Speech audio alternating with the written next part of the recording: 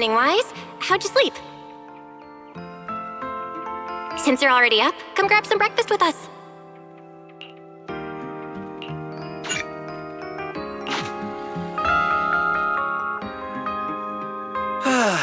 Having breakfast together with you guys every morning like this, I don't know, it just feels like it makes even my daily maintenance feel more like a special ritual, you know? Yeah, ever since we moved into Amber Hall, Wise and I have gotten into a much healthier routine. Hey, Wise, how come you got 2 fried eggs? Hand one over.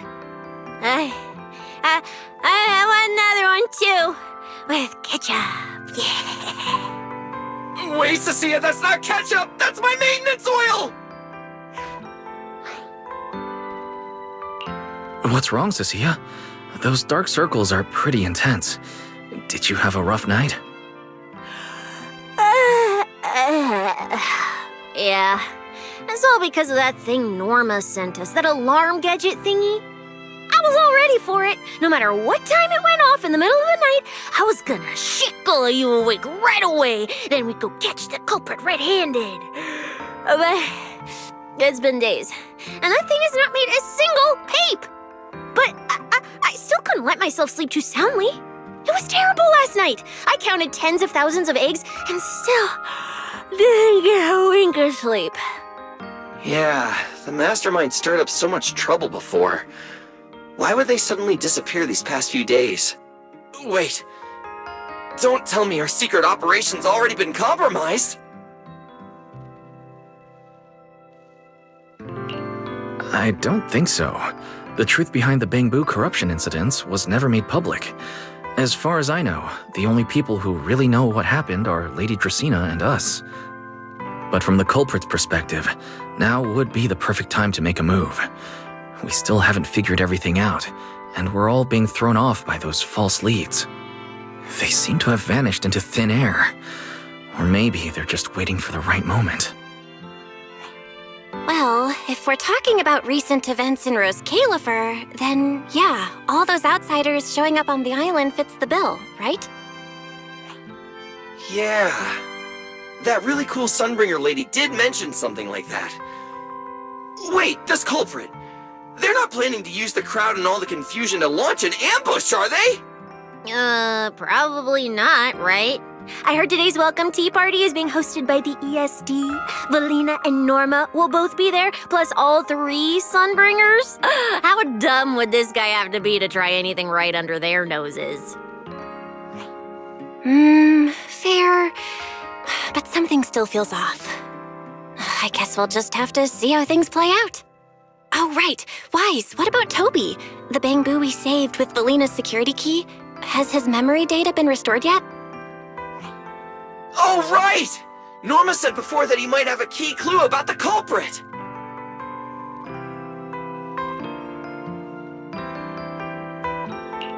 I haven't heard anything either. All I know is that ever since the vaccine plugin was completed, Norma's been completely swamped. She hasn't replied to any of my messages these past few days. Aw, man. She's already that busy, and Valina still called her to the tea party to help with the guests. Sheesh, poor Norma. Why do I get the feeling any guest who ends up dealing with a certain super cranky chief technician is gonna have it even worse? Well, breakfast is just about done.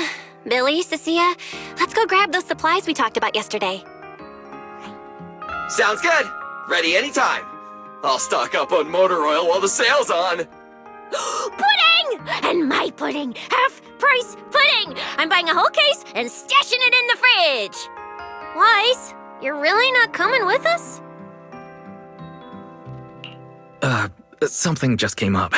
There's been a bit of an issue with the HDD, and I'll need some time to deal with it. You guys go on ahead. Yeah, Wise already gave me his shopping list. Let's go ahead without him this time. Well then, I'll leave things on that end to you, Wise. Why do I get the feeling you two are hiding something from us? You're totally overthinking it. More importantly, if we don't hurry, your pudding might sell out. Huh? Right! I almost forgot. Let's go! Any later and we really won't make it!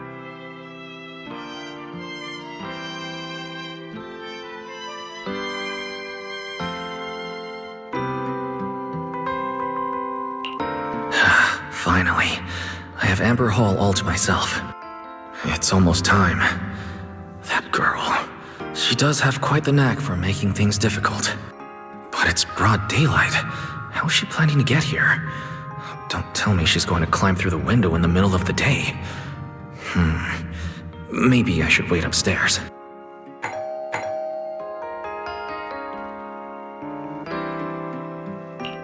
Huh? Someone's here? Who could it be?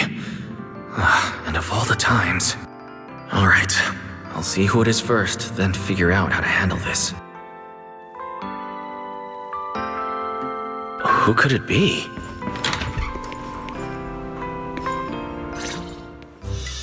Hello! Your food delivery is here! Rawr! Food delivery? We weren't expecting any... Oh, wait. That voice. It's you? Oh my! You recognized my voice right away. And I could have sworn I sounded pretty convincing. Come on, don't just stand there in silence. Give me a hand. A hand? What do you need help with? So, the head is a little smaller on the inside than it looks, which means, Alright, I accidentally got stuck in it. Could you help me?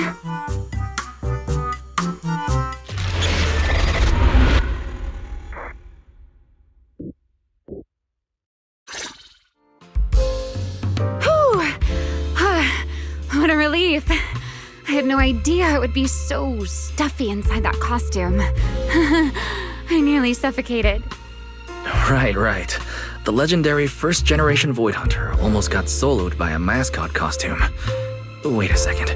Where'd you even get it? Where's the real Mr. Roar? Him? Probably still wandering somewhere in a hollow as we speak.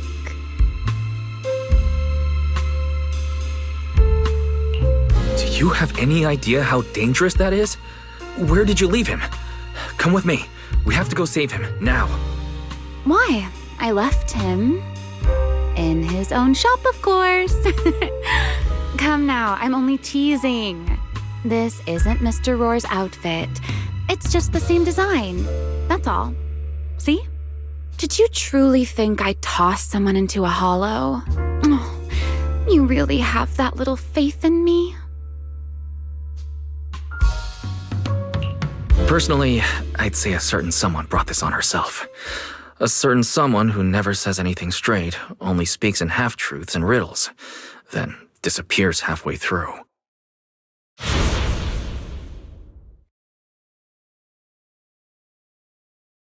Think about your understanding. Everything you know. Have you ever heard of the word enchainer? Enchainer? Doesn't ring a bell. What is it? Just as I thought. Helios never tells you anything that truly matters. But your teacher... Never mind. Let me think. Where should I begin? To put it simply, think of them as emissaries of the Creator. Or rather, the true rulers of the Great Hollows.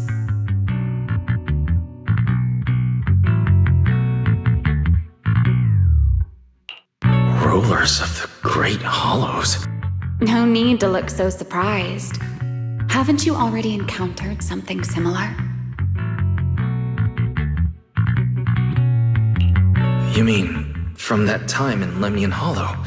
The Creator's vessel? Bingo. You got it. Still, while it bore some resemblance to an enchainer, it still had quite a long way to go before it could truly become one. Of course, had you not stopped it back then and instead let it fully absorb the Qingming Sword's power, it likely would have fully evolved into the enchainer of Lemnian Hollow.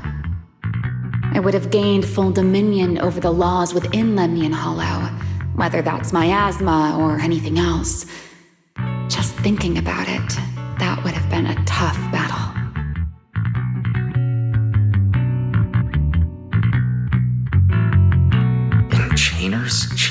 sword. Hold on. How did we get this far off topic? Weren't we discussing Gerta Blulu? We are, aren't we? This is a topic related to Gerta Blulu.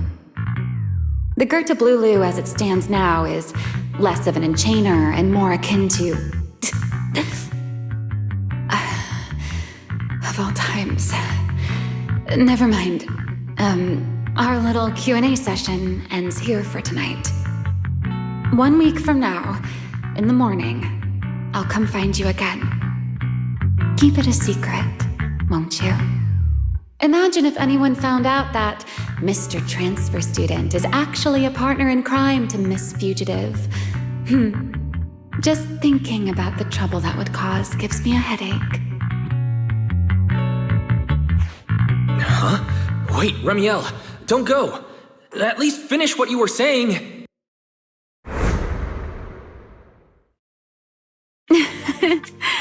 I never took you for the type to keep score. It's already been a whole week. I'll admit, I can hold a grudge. You made me wait a whole week, leaving me with a half-finished riddle. Care to finally explain, Miss Fugitive? Oh, don't be such a sourpuss, little grudge holder. Keep digging into every little thing, and people might start thinking you're terribly controlling, you know. Let's return to the topic we left unfinished that night. What exactly are Gerta Blulu and Bashmu? The answer is quite simple. They're both enchainer larvae. Beings with the potential to become enchainers, but have yet to do so.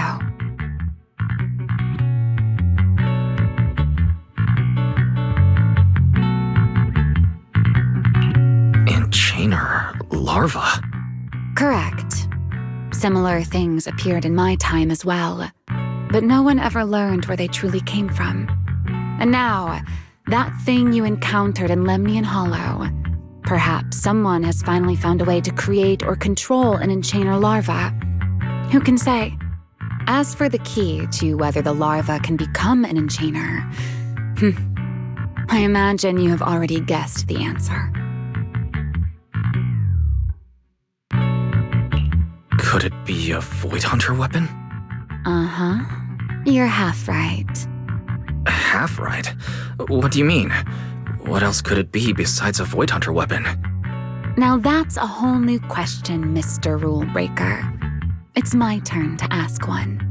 That ability you tapped into when you faced Gerta Blulu, the one that lets you interfere with singularity leakage, how has that been progressing? Can you use it reliably now?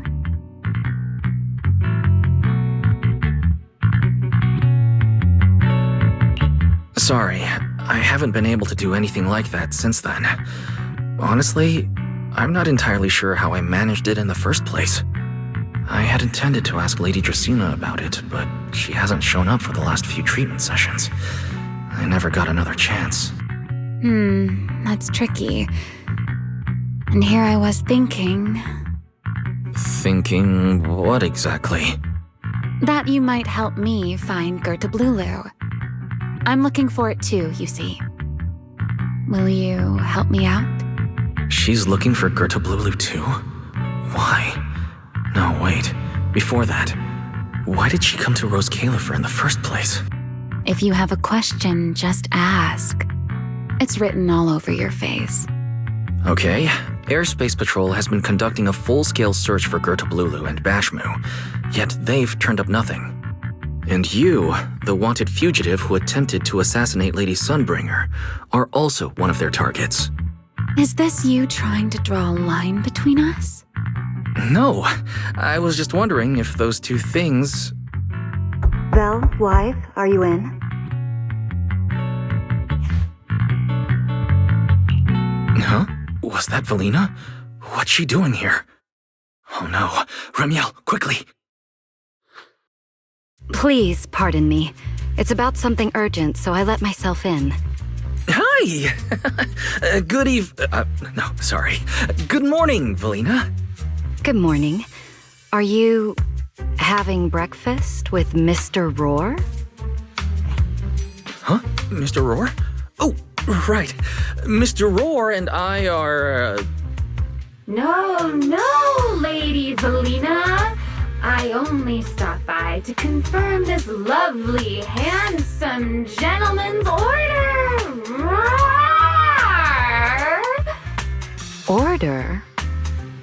Right. Cecia's birthday is coming up, so I wanted to order a cake for her. But this absent-minded gentleman forgot to choose a flavor. That's why I'm here to confirm it with him. Rawr. Looks like you two have serious business to handle, so I won't keep you any longer. Rawr.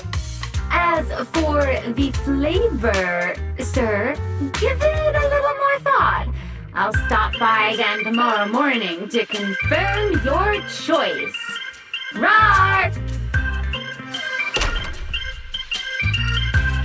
Mr. Roar seems somewhat different from usual today. Maybe a little.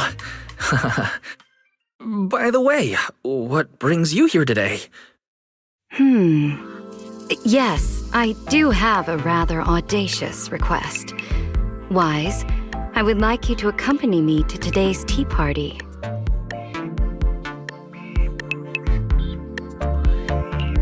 You'd like me to accompany you to a tea party? Yes, you must have heard already. Guests from New Eridu will be arriving today. I have reserved Cup a Moment and prepared a welcome tea party for everyone. Originally, Norma was supposed to attend as the technical expert, but Toby's memory restoration has reached a critical stage, and she simply can't step away right now. So, if I'm understanding correctly, you'd like me to attend in Norma's place? Not quite like that. Wise, I would like you and Belle to attend with me as the collaborators recommended by Mayor Mayflower. On top of that, since you arrived on our island a little earlier, I believe sharing your experience here with the guests at the tea party would help everyone settle in a bit faster.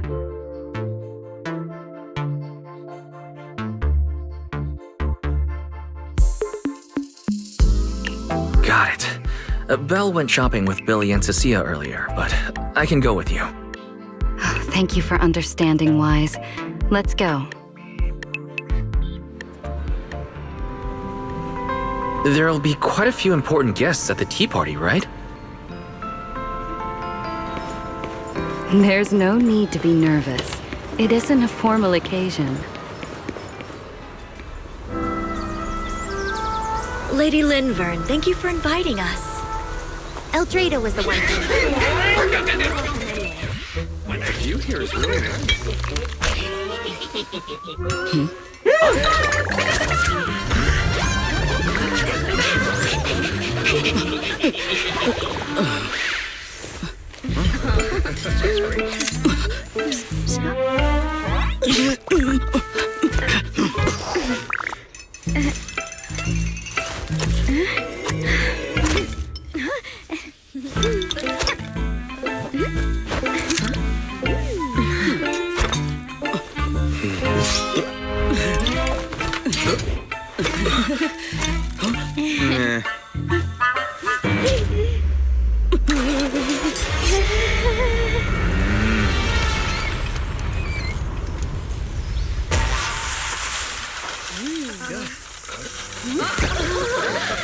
Oh, sure is lively.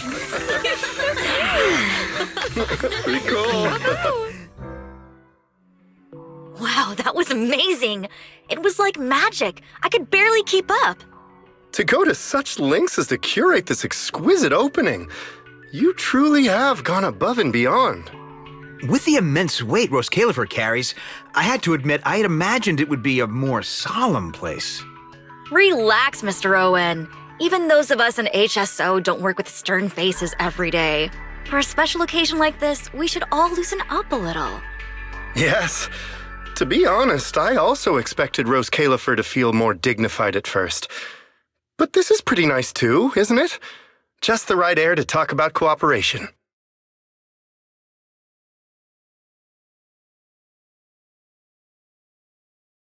Oh, thank goodness we were spared any major complications. What happened just now?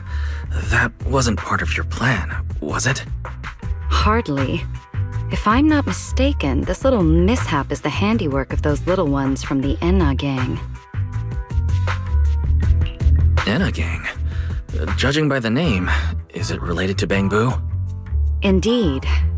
In Rose Califer, many small groups form spontaneously among Bangbu, almost like clubs. The Enna gang is one of them. As for the Bangbu there, they always say they're acting in the interest of Rose Califer and all Bangbu, but to everyone else, what they do looks more like pranks. For example, a few days before your arrival, the huge pile of bananas in front of Aurelia Academy was also their doing. It was their way of voicing their grievances against the newest logic cores. I heard they originally planned to lay out banana peels, but Bangbu do not eat bananas, and they did not want to waste food, so they simply stacked the bananas instead. As it turned out, the students thought they were a special courtesy arranged by the ESD, and they were quite delighted for a while.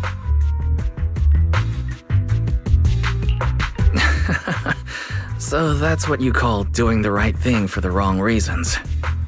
At the same time, they don't have bad intentions. What harm could those Bangbu possibly mean? They're only a little uneasy about recent changes on the island. It's fine, it's fine. Indulging their wild ideas once in a while can count as a little break from work, I'd say. Not everyone can handle their antics as effortlessly as you do, Lady Lindvern.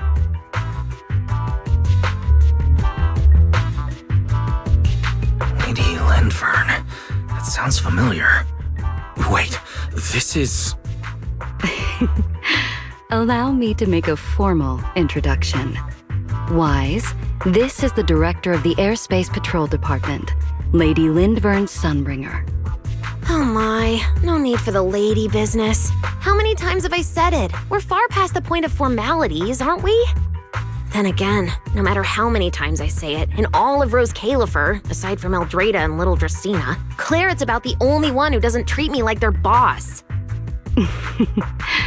After all, not just anyone can be like Miss Claret and end up becoming Lady Lindvern's creditor. All right. Allow me to introduce myself. Hello, Wise. I am Lindvern, Director of Airspace Patrol. I've already heard a bit about you from Dracy and Sigrid. I didn't expect you to uncover an important clue about the Bangbu corruption incidents right after arriving. That's quite impressive.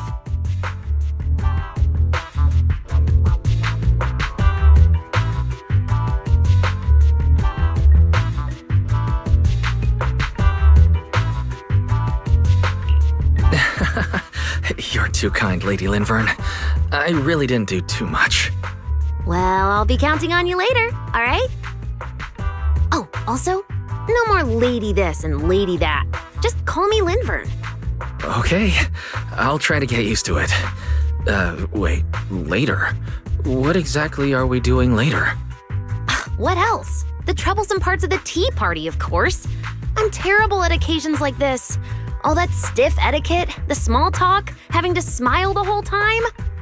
Eldrada or Dracy should have attended, but Eldrada's been busy with who knows what lately, and Dracy's tied up with the CCD's singularity leakage, so I had no choice but to make an appearance. Dealing with all that formality, just thinking about it is exhausting. So, I spoke with Valina. Well, actually, Lady Lindvern was the one who insisted on asking you to come. So you haven't told him yet, Valina? Oh well, no matter. You look like the type who's good at socializing. I'll leave it to you, all right?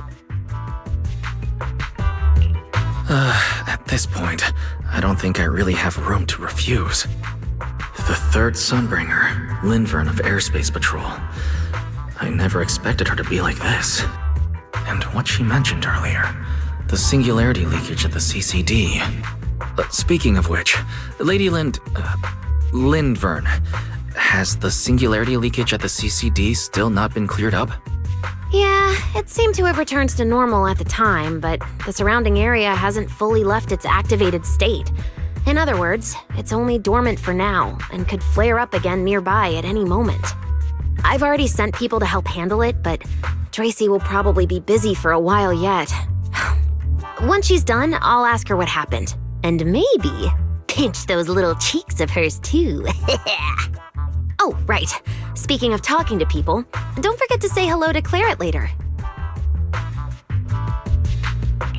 Claret? That girl over there. See her? The blonde one with the expression that says, "You owe me 200 million dennies, so pay up before you even talk." She's the director of Flint Workshop and the current heir to the Flint family.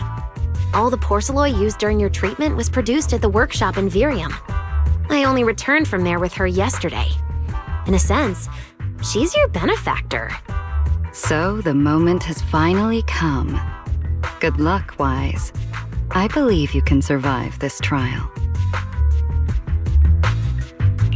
Wait, why do I feel like this is getting more dangerous by the second?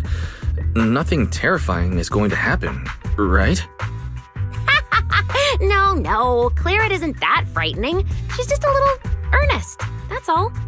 If you're really worried, I'll teach you a little trick. Compliment her. Anything will do. Flattery does wonders.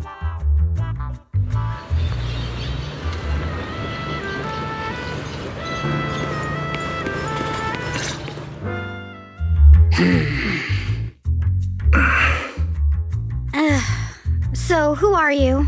Another outsider? You've been staring at me for quite a while. Got something to say? Or is this some kind of new Eridu etiquette? My apologies, Miss Claret. I was just considering how best to express my gratitude to you. Gratitude? Are you sure you've got the right person? Did I help you with something? Oh, wait, I get it. So you're the one Dracaena and the others were trying to save. Yes, that's me. Thank you very much for your help during my treatment. Oh, I forgot to introduce myself. My name is Wise. Nice to meet you, Miss Claret. Help? Funny, I don't remember doing anything like that.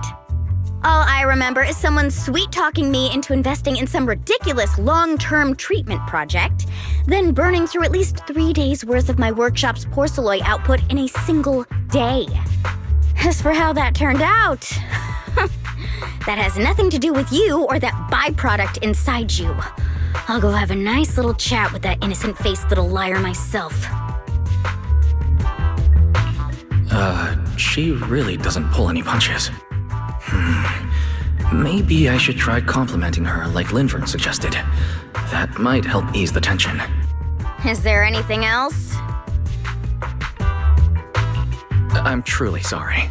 I never imagined my treatment would require so much porcelain. I know this is an exceptionally rare material that only Flint Workshop can produce. I'm deeply grateful for your generosity, and I won't forget it. Good.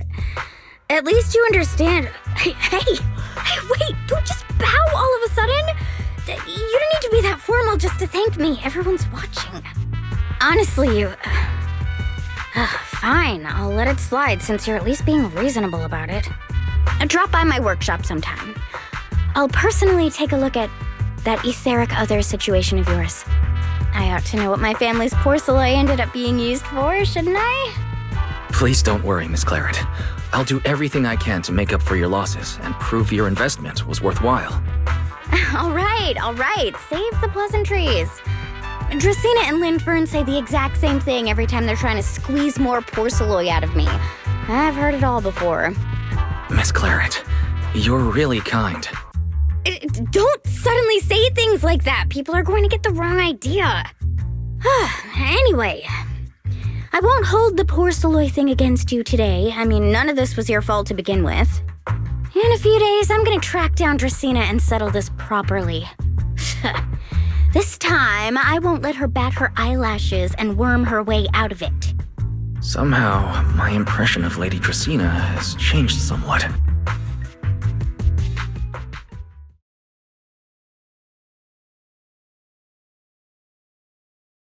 Valina, Sigrid, what's wrong?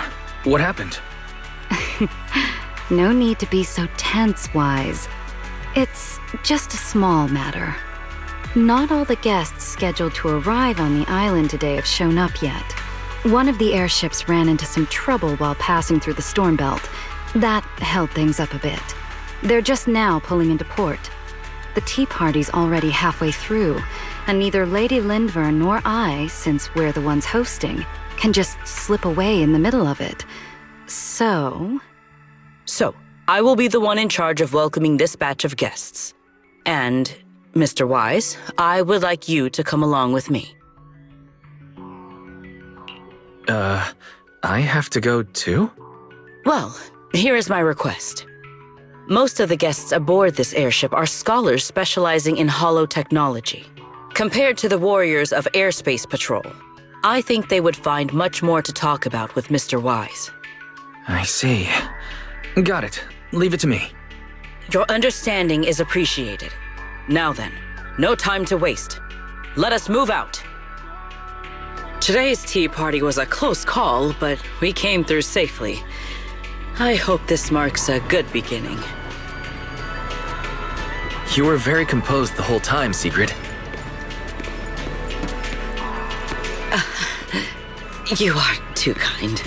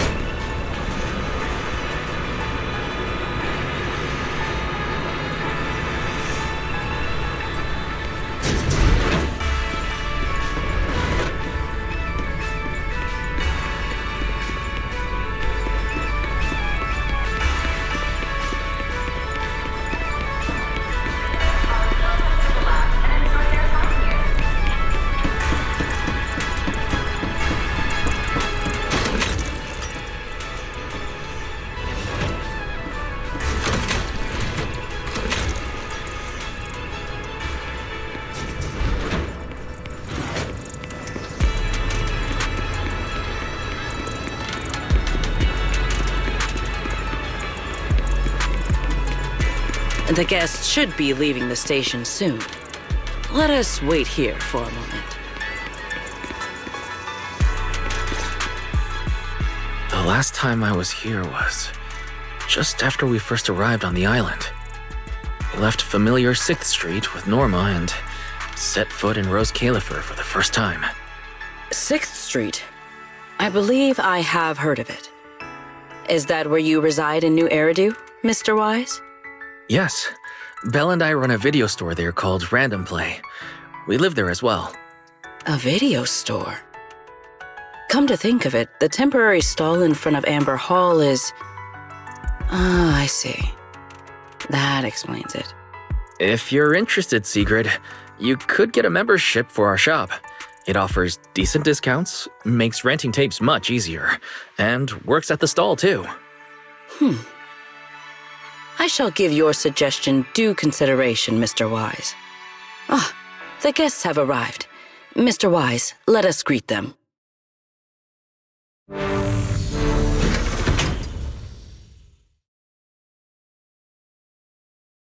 Honored guests, you have come a long way. I am Sigrid de Lazure, Deputy Director of the Rose Califer Airspace Patrol Department. On behalf of Rose Califer, I extend my sincerest welcome to you all. This is Mr. Wise, a holo navigation specialist referred to us by New Eridu City Administration. He has previously worked with the External Strategy Department and the Central Computing Department. You're too kind. I only arrived a few days before everyone else, but I hope I can offer a few useful pointers for your time in Rose Califer. Greetings. I am Salvi, the interim leader of this expedition and a member of the White Star Institute. My research mainly focuses on ethereal ecology. Please allow me to introduce the other guests traveling with me. This is Professor Oakley from Metis Academy. And this is Miss Lawton, a peer of mine at the White Star Institute. Both are scholars who have spent years studying the fundamental properties of hollows. And this is Miss Truvia, daughter of Mr. Mossient, the head of High Ambitions Corp. Like you, she is also a specialist in hollow navigation. What? It can't be. It's really her. What did I tell ya? We were always gonna win this one. Icarus 2 points, Phaethon 0. That's only twice. Nothing to brag about. Not satisfied? Fine then. Let's run it back tomorrow. Bring it on! We've got all the time in the world. I could go head-to-head with you for a lifetime. Looks like someone's gonna be losing for the rest of their life, huh? Truvia, you... What did you just say? I'm saying, what's that got to do with me? Truvia, you... Why? You could have easily... Truvia I know would never say something so cruel. Cruel? How do you have the nerve to call me cruel? You two... You're the ones who are...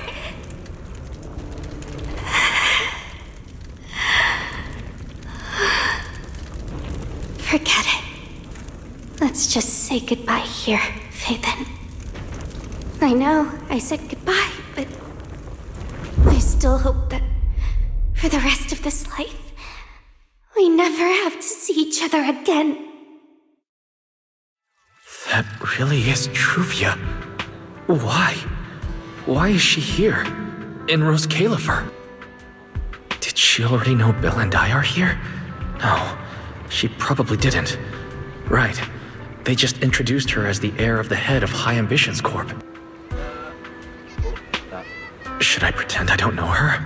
Or, no, she seems to have noticed me too. Should I go say hi? No, never mind, when it comes down to it. Wise. Mr. Wise. Yes? Yes. Mr. Wise, Mr. Salvi just mentioned that since both you and Miss Truvia here are experts in hollow navigation, you should have quite a few topics in common. Well, I'm not really an expert or anything. When it comes to specialized knowledge and technical skills, you'd really want to consult Miss Truvia for that. You give me too much credit.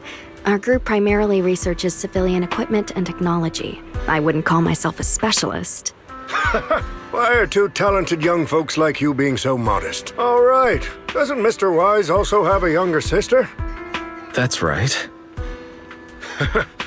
Then it seems I recognize you correctly.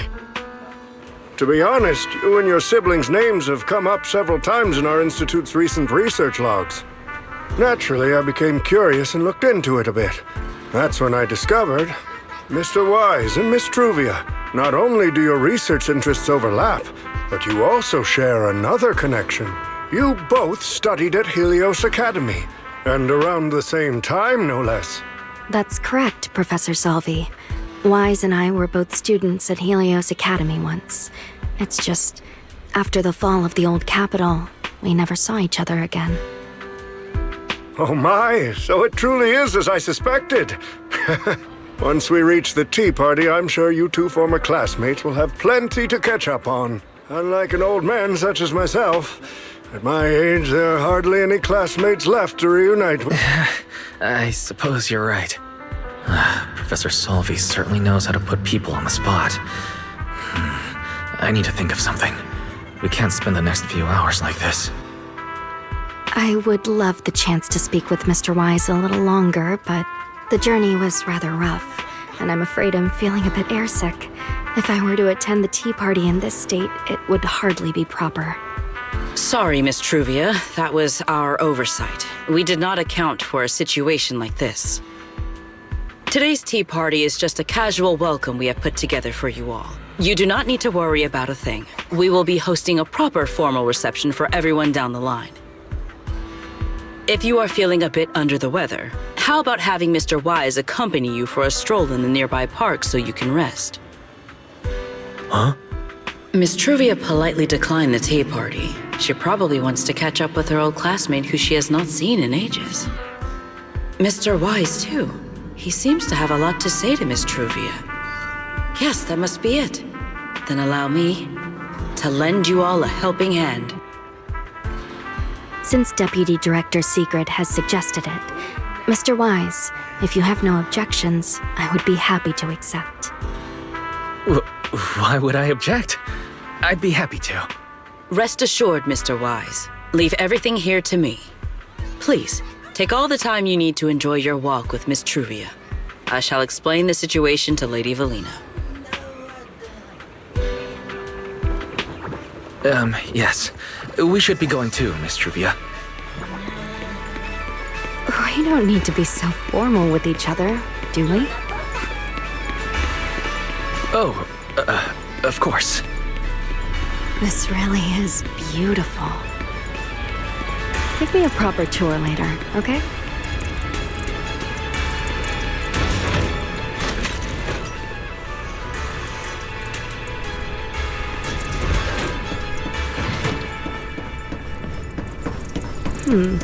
That silver tree. It's not made of porcelain, is it?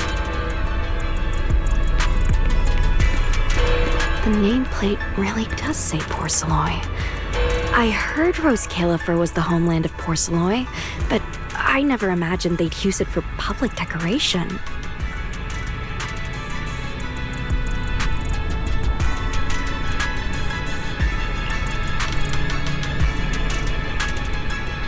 I see. Wise, you keep saying you aren't that familiar with this place, but you always seem to have an answer for all my questions. I've heard the porcelain veins in Buastrum are also essential to the computation of Rosetta data. How much do you know about the connection between the two? Really? Or could it be that this touches on Rose Califer's secrets you can't exactly share with someone from Tops like me?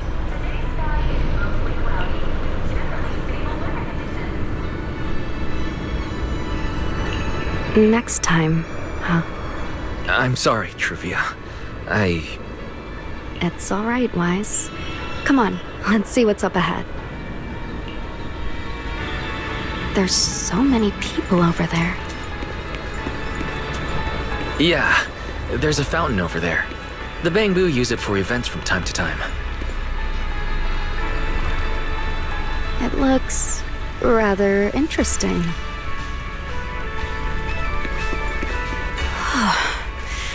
It's so cool here, and the breeze is nice.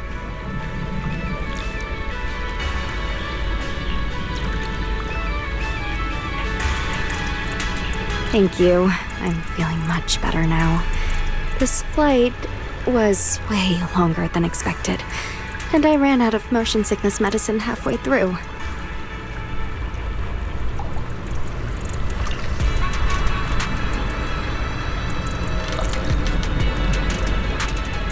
It's much better than it was back then.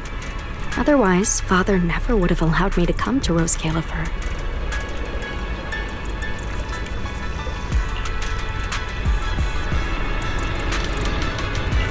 Thank you for your concern. My father may be getting on in years, but he's in good health. He still handles many matters personally. That wasn't really what I meant. Mossiant has always had high expectations for Truvia and the others, but he's also strict. Especially after that incident. If I remember correctly, that was around the time Truvia started to. I wonder whether things between her and her father have improved since then. What's wrong, Wise? What's got you thinking so hard? All right, then. Let's keep going. There seems to be a large structure up ahead. Is that a chessboard?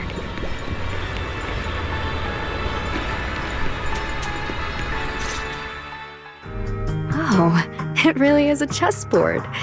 I feel like It's been ages since I last played a game of chess. Same here. I still remember. Back then, Belle and I were both really into chess. Whenever exams weren't looming over us, we'd always be going head-to-head on the board. She and I were both pretty clueless back then. She was always setting you off, and I just stood there watching most of the time, rarely stepping in to stop her. It's okay, Wise. It's all in the past now. How have you been after all these years? Oh, and what about Belle? Is she doing all right? We're both doing fine. Belle, she's still the same as ever. Gets hyped about something for like 3 minutes, then she's over it. She can't sit still for the life of her. A few years back, we opened a video store called Random Play on 6th Street in Janus Quarter. Business has been, decent enough, I guess. Even though we're supposed to be running that place together, Belle only ever gets serious when it comes to stocking horror films. The rest of the time, she also struggles to get the books balanced. If you've got time later, Truvia, feel free to swing by. I'll let Belle know to set you up with our highest tier membership card.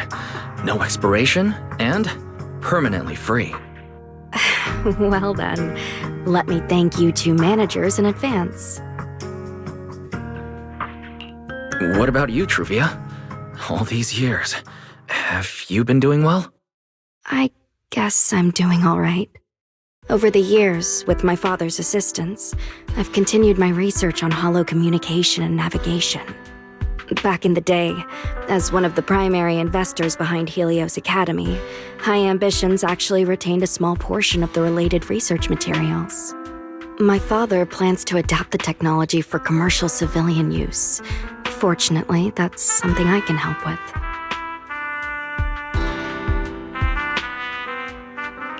What Truvia means is High Ambitions Corp. They've been conducting research related to the HDD this whole time? Does she go in and out of hollows as much as I do? If so, what's the condition of her ocular implants?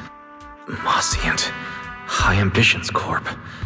Do they even know that Helios never resolved the hidden dangers behind this power? No. I need to make things clear with Truvia. Even if it means... Truvia, are you... Truvia, are you still using the ocular implants Helios Academy put in us? As fellow holo navigation specialists, I think we both already know the answer to that question, don't we? Of course, I'm not trying to point fingers, and I have no intention of judging the choices you've made. But for me, I don't want this power to go to waste, and I don't want the memories tied to it to be forgotten along with it.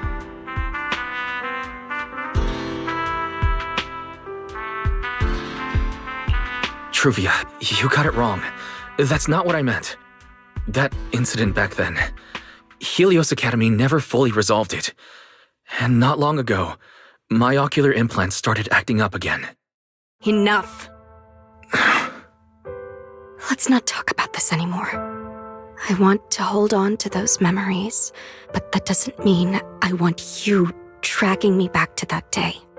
I don't want today, this day of our reunion, to become the continuation of that day. Sorry. It's okay. That's all in the past now. Didn't you say it yourself? We were just kids back then. We didn't know any better. And childhood, it's nothing more than the briefest chapter in our long, drawn-out lives. Compared to the present and the future, it's insignificant, and not really worth you and me bringing up over and over again.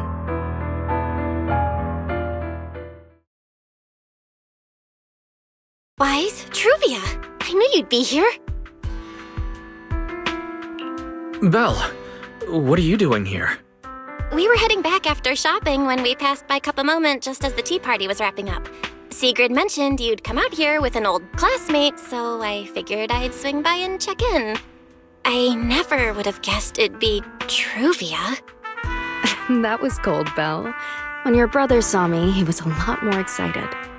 I'd love to stick around and chat longer, but I'd rather not put myself through trying to keep up with you two chatterboxes at the same time.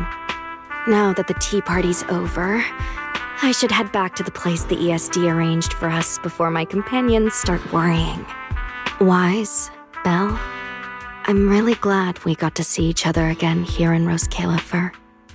Maybe next time, if we get the chance, we can sit down and catch up properly. No need to walk me back. I've checked the map, so I should be able to find my way. Besides, I'd like some time to myself. I'll see you around.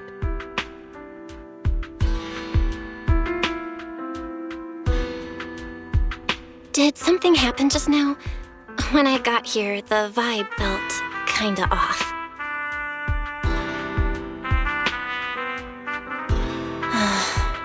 I didn't expect things to turn out like this. Sorry, Belle. I got ahead of myself. I should have thought it through before bringing up the ocular implants with her. It's okay. You meant well. Don't overthink it. The power inside us. We don't know how much Truvia understands it. But if anything goes wrong, we're going to have a serious problem. But there's no way to talk about any of this without bringing up Serpico. We need to find the right way to tell her.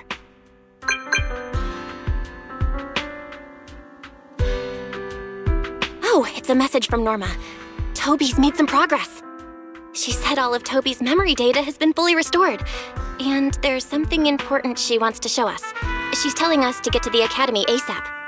All right, let's head over there now.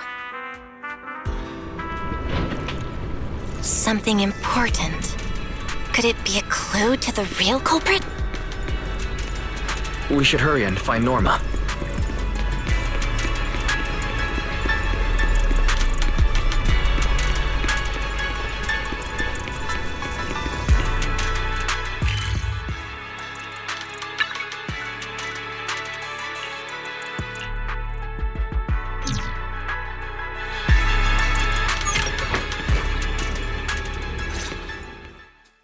Belle, Wise! What took you two so long?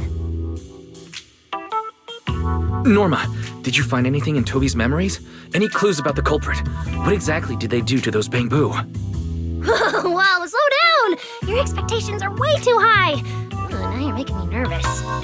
Anyway, just like I said in the message I sent you, Toby's memory restoration work is done.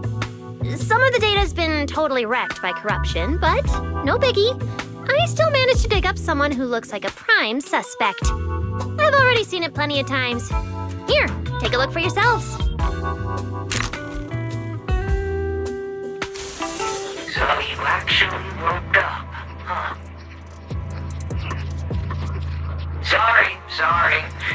If you'd just been a little more cooperative, it wouldn't have had to come to this. Poor thing. In a moment, you're gonna get in that machine, nice and quiet. Shh. Don't be scared. Soon, you won't remember a thing. You've been entrusted with a very important mission. Don't forget that. This guy, who is he? Based on what he said, he's gotta be the culprit. Exactly. That's what I think too. Unfortunately, though, Toby had already completely lost the ability to move by that point. He never got a look at the culprit's face. Even though we've confirmed there's a culprit, we don't have a lot of clues beyond that. Wait, the culprit mentioned something about getting Toby into some kind of machine. If we can find that machine, we might be able to track him down. You may be onto something, Belle. If we can locate that machine, we may be able to trace it back to the culprit. The question is, where do we start looking? Norma, over there, on the wall. Looks like there's something there. Can you zoom in on it? You got it! It looks like graffiti, but it doesn't feel random. It's more like some kind of symbol. Wait, Isn't that the symbol of the Enna gang? The Enna gang? I didn't expect this to be Enna gang turf. Wise, Belle, do you know anything about them? I ran into them at the welcome tea party today. Thankfully, it was just a few harmless pranks. Nothing serious. Oh, again? Those little guys sure have energy to burn. But how did they end up getting involved with the culprit? It's also possible that the culprit just happened to be on Enna gang turf. I've heard the Enna gang is an organization that really cares about Bangbu rights. They shouldn't be colluding with humans who intend to harm Bangbu. Looks like the only way to find out is to check out the Enna gang's turf ourselves. Norma, do you know where we should start looking? I don't know the exact location. I just heard they sometimes meet up near the Clink Market on Gear Street to swap bottle caps they've scavenged. Clink Market? Bottle caps? Mm-hmm. The Bangbu have their own little market, right on Gear Street. Oh, right, they've been doing road work around there for a while. Probably haven't been there yet, huh? Gear Street is where the Bangbu hang out. It's packed with facilities catering specifically to them, and Bangbu loves settling down there. Some people even call it Bangbu Street. Same place, different names. As for bottle caps, I don't know if you've noticed, but the Bangbu in Rose Califer are absolutely obsessed with collecting all kinds of bottle caps. They've basically become hard currency at this point. More useful than Denny's even. So basically, if we want to go collect intelligence from the Bangbu, we'll need to have some bottle caps ready. Oh, I just got an idea!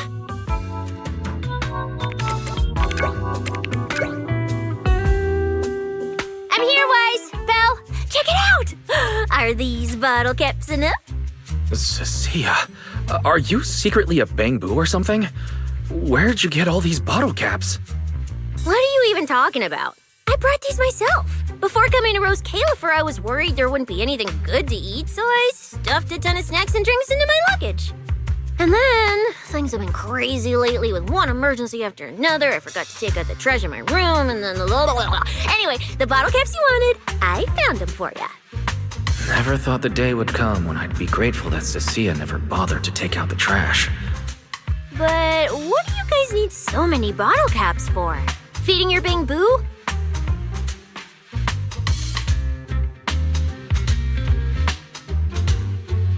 Oh, I see. Now what are we waiting for? Let's get moving. I'll sit this one out.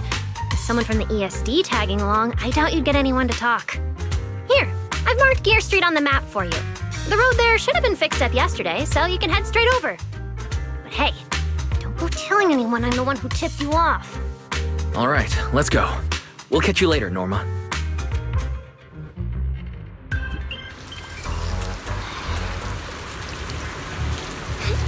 It seems Clink Market is located on Gear Street.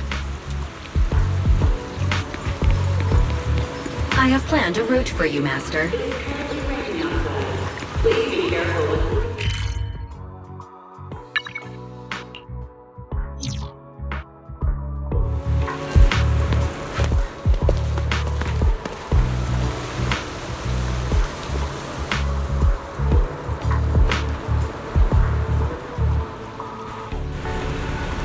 Master, we have arrived at the target location, Gear Street. So this is Gear Street. There really are Bangbu everywhere, just like Norma said. Our target is Clink Market. Huh. Is there anything around here that looks like a market? Well, based on my extensive experience solving cases as a public security officer, over there! That red mailbox, that one. The little door next to it looks extremely suspicious.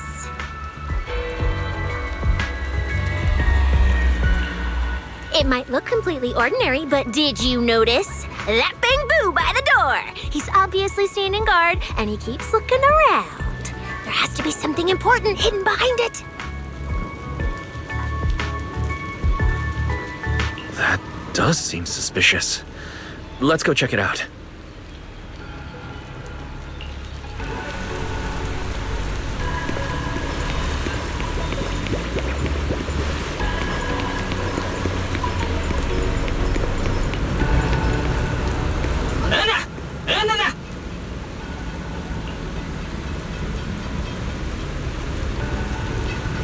I want to visit Clink Market and pick up something for my bamboo back home.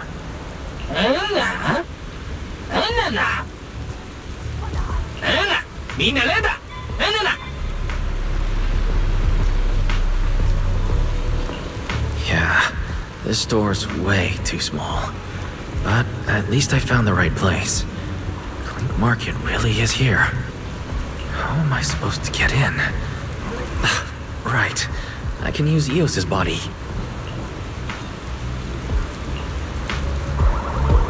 Alright, everything should be set. We should go in and take a look.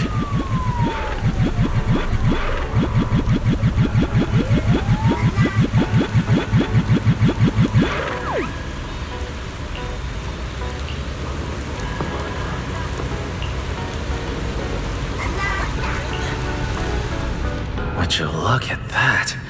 There really is a whole other world behind this door. Now, who around here might know about the Enna gang?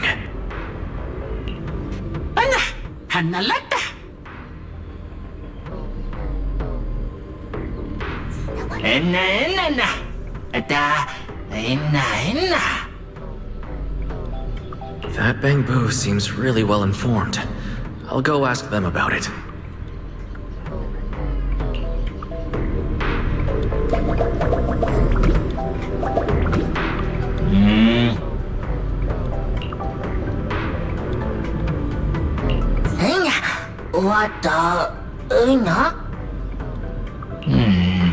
No response.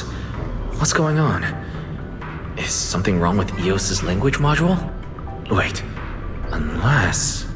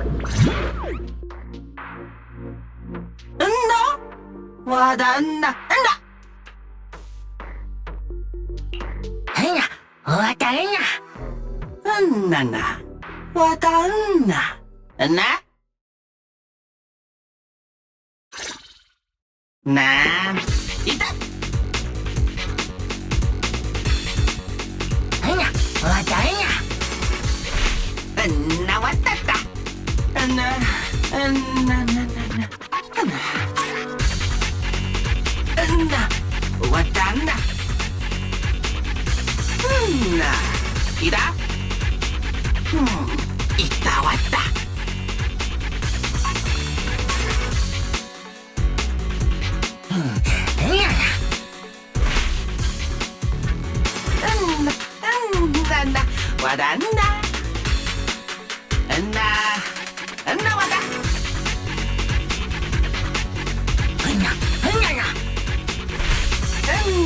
Lota. Wadanda. Ita wada. Wada. Na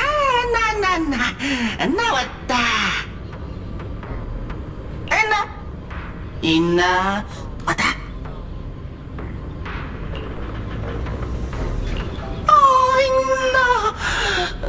Na wada.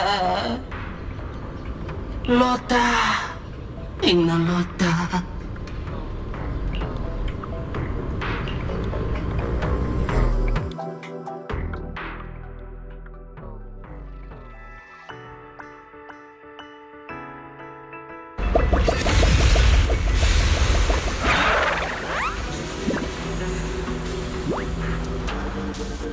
Whoa. I never expected such a huge space beneath Buastrom.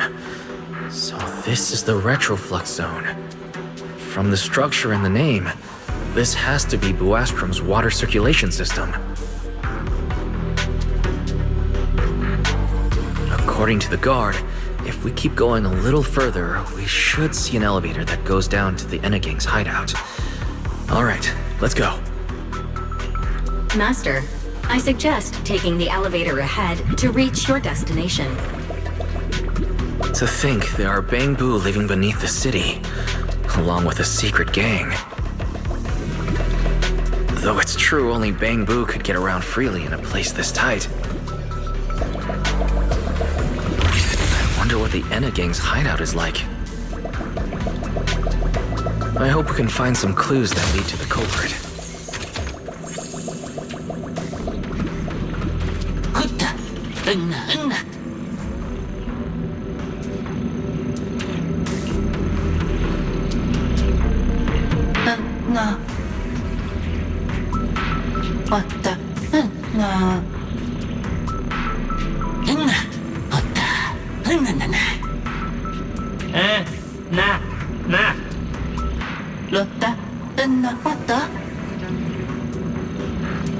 Wait, why are they looking at me now?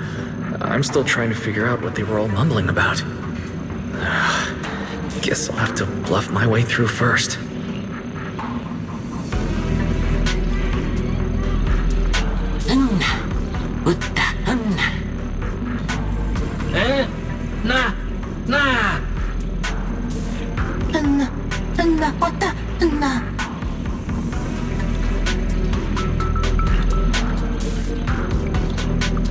The elevator's broken. Let's look around. Maybe there's another way to reach the Enegang's hideout.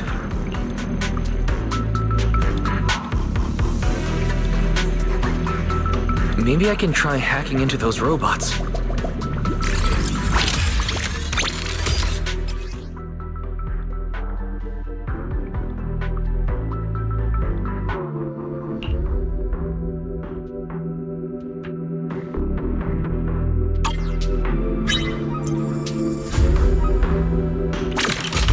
Worked. Just as I thought. Let's take this side path and see where it leads. I don't see a switch for the drawbridge. Maybe I can try ramming it.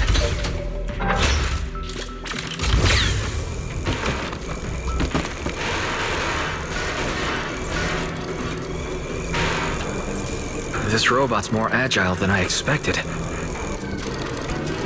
There are so many narrow pipes. So this is how the Bangbu from the Enegang usually get around?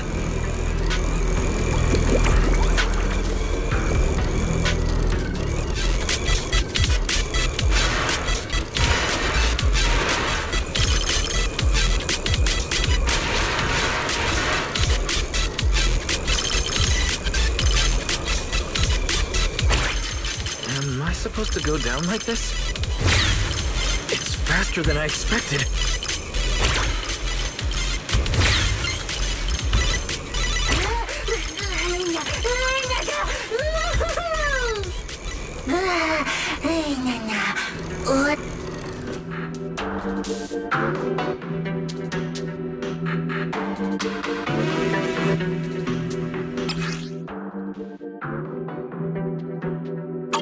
It should open if I hit that.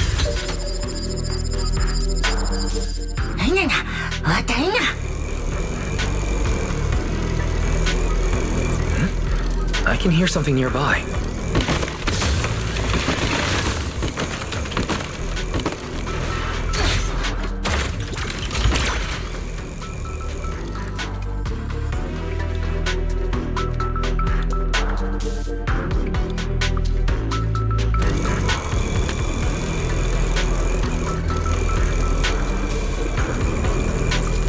This circuit box is gonna catch fire if no one fixes it. No wonder the elevator broke down. Let's try fixing it. We might need to come back later, and I really don't want to crawl through the pipes again.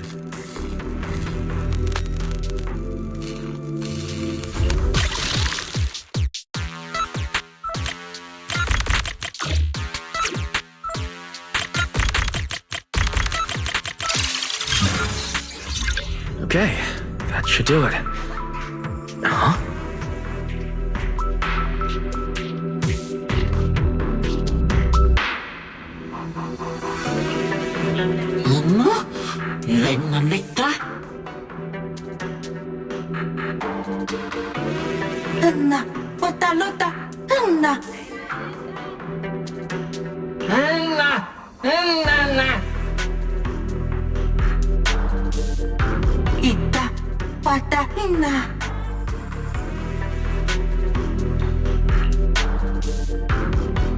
The Enna Gang's Bangbu keep mentioning this revelation. It's been bothering me for a while. What a new Eridu is it?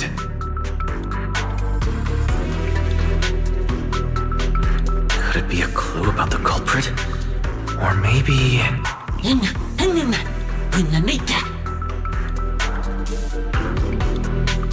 What is the connection between the revelation and the culprit? It's still bothering me.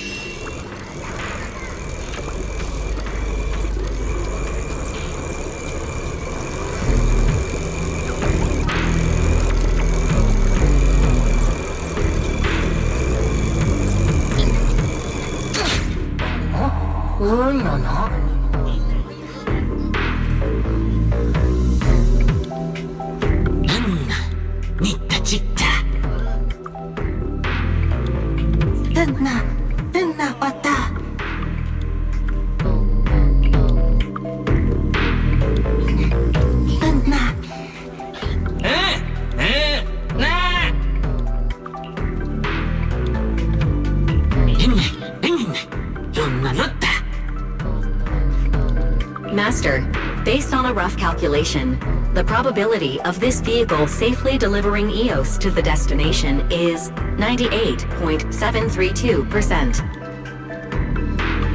I don't even know where to start. That this can even be called a vehicle, or that absurdly precise probability. Forget it. There's no other way. Let's just try it.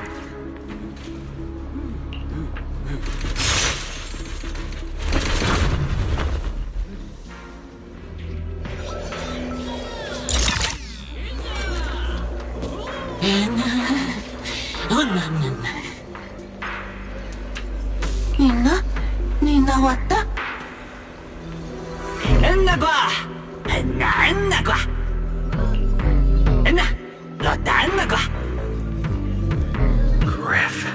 So he's the boss of the Enna Gang. Maybe he knows something about the culprit. Come to think of it, this place really does resemble what we saw in Toby's memories. Also, something's really strange. Almost all the Bangbu here seem to be Databu. Why is that?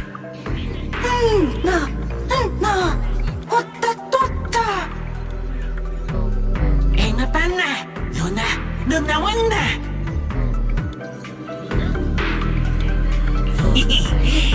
Nagwa. Na? Nanlota. Nagwa. Wata?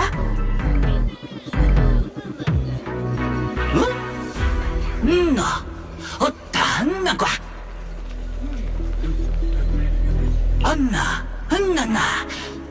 Leta kwa.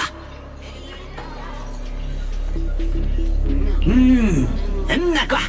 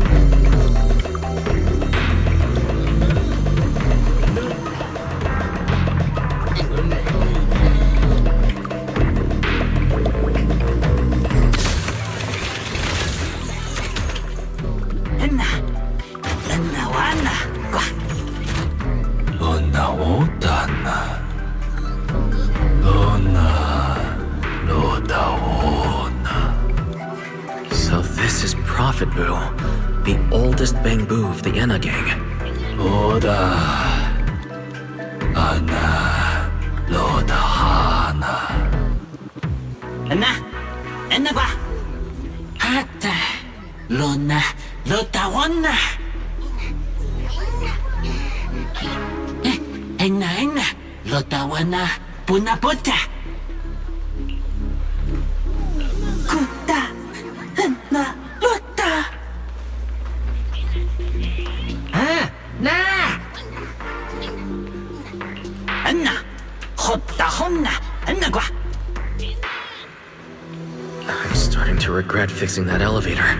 I didn't expect things to end up like this. This revelation thing. I don't even know what it is. What am I supposed to say? Apologies, Master. No relevant data found regarding the Enna Gang's revelation. Suggestion: respond vaguely and attempt to bluff your way through.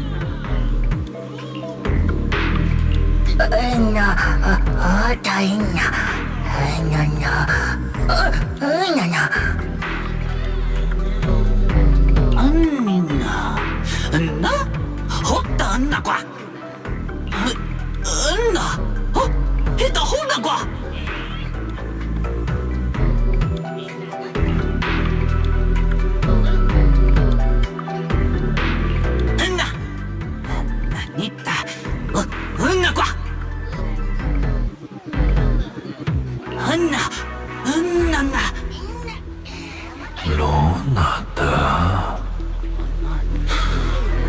Oda Hada Lona Hanawada Ina Ona Hanada Oda Hana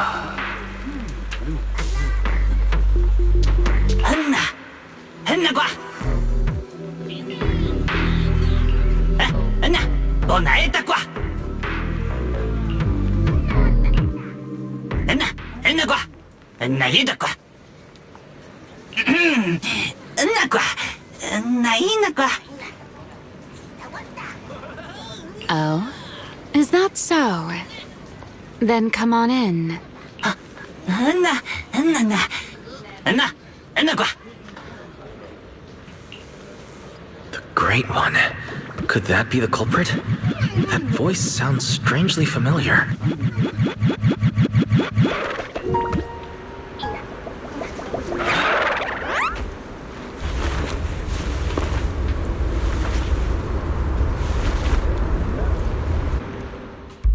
Ramiel? What are you doing here? Oh yeah, he's up to no good. He is the partner in crime of a fugitive like me, after all. Answer me, Remiel. Why are you here? And what are you doing with the Enna gang? Oh my, that is a curious question. Barging into someone else's home uninvited, then starting with, "Why are you here?" How terribly rude. Oh, wait. I suppose I did something similar myself not long ago. Never mind. Not important. Yes? Haven't I mentioned before? This is the proxy from the External Strategy Department.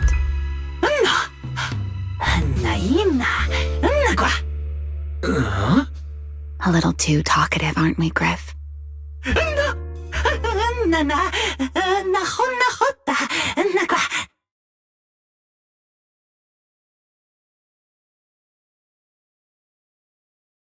Well then, it's just the two of us now, my charming little Bang Boo.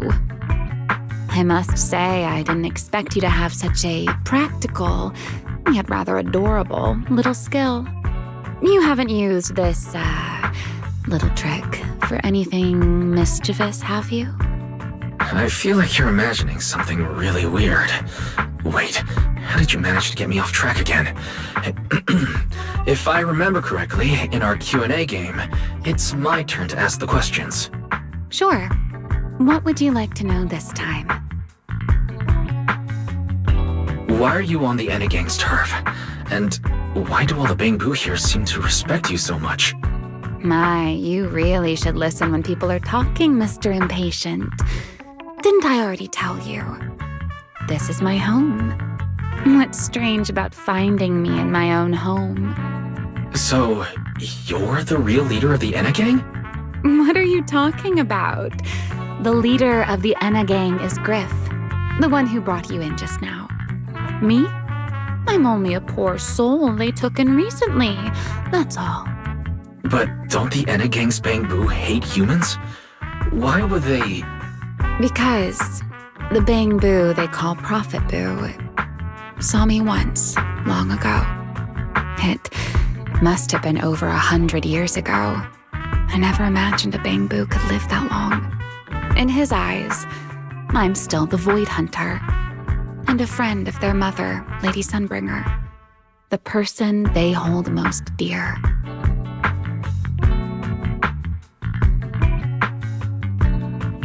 But that makes even less sense.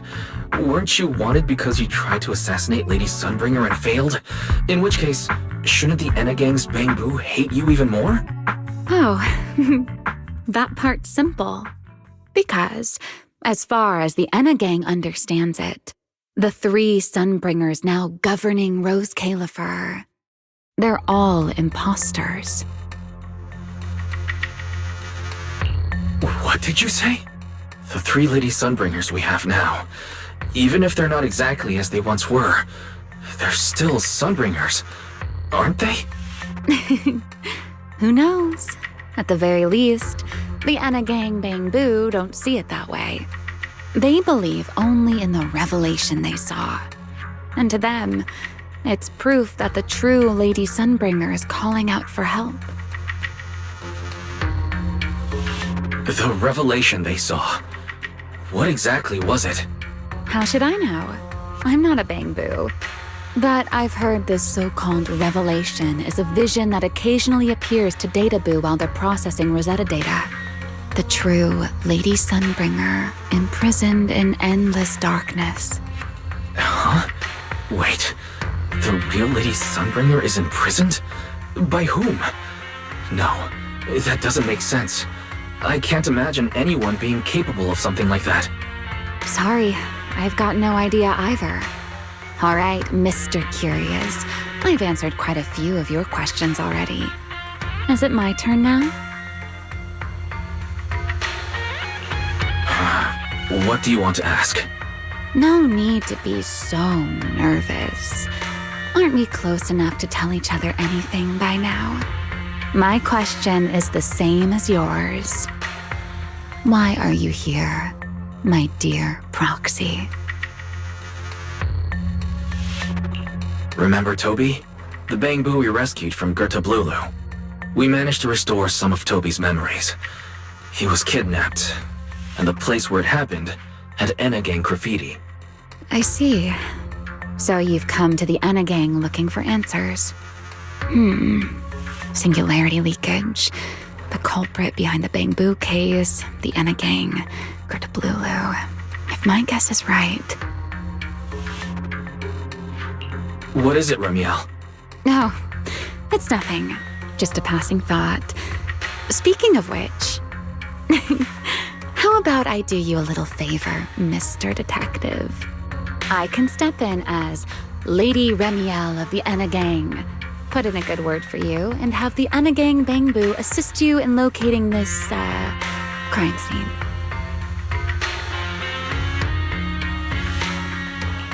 Really? That would be a huge help. Thank you. Wait. This doesn't come with some extra condition, does it? No. Knowing you, of course it does. Out with it. What are you scheming this time? Oh my, Mr. Detective. Isn't that a little much? I told you my condition ages ago. Help me investigate Gerta Blulu. And, if I'm not mistaken, Gerta Blulu and the culprit you're after may end up being connected.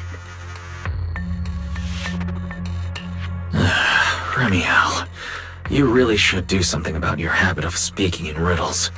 Very well. I'll try to restrain myself. Though, I am rather fond of riddles. A riddle keeps the uninvolved safely in their garden of ignorance, while guiding those who seek the truth one step at a time toward the heart of the mystery. In the end, a riddle is simply what truth looks like when the people involved don't all have the same information. But enough philosophy. Let's ask Griff about the place you're searching for.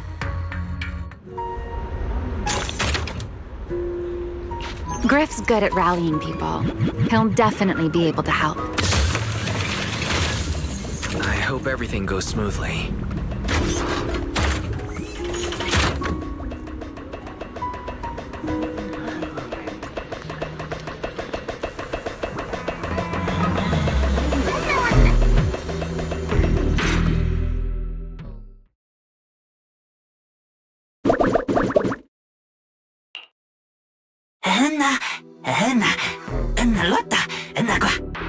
Just as I'd expect from you, Griff. Quick and efficient.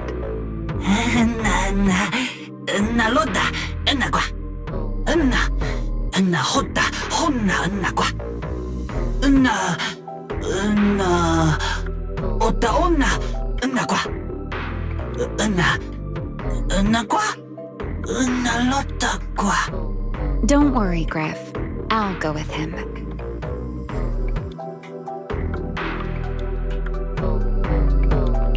Huh? You're coming with me, Remiel? Wasn't that our agreement?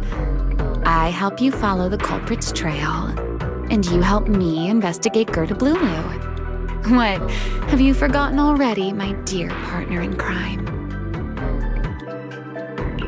I can't shake the feeling that you just maneuvered me into this again. This is one of those moments when overthinking won't do you any favors, Mr. Detective. Besides, rather than concern yourself with such trivial details, my adorable little Bangbu, before we officially set out, could you change back into your proxy form for me? Those short little arms and legs won't be much help after all.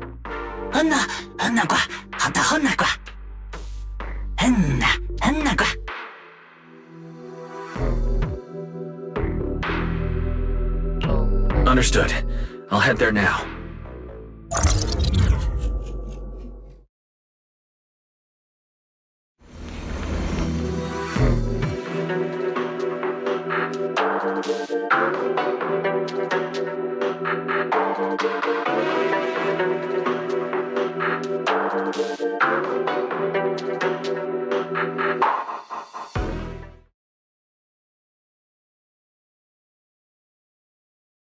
So the place where Toby was kidnapped really is at the very bottom of the retroflux zone. But I still feel like Remiel's keeping something from us. Just like she said in her little Q&A game. You're not allowed to lie, but that doesn't mean you have to tell everything. And we still have no idea why she tried to assassinate Lady Sunbringer in the first place, or what she's actually after.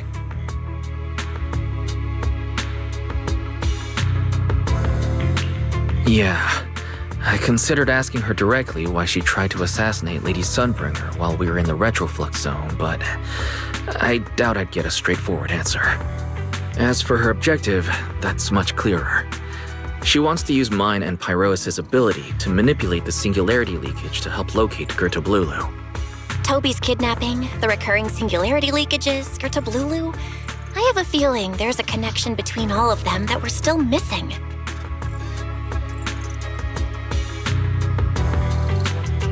Yeah, Remiel hinted at something similar as well.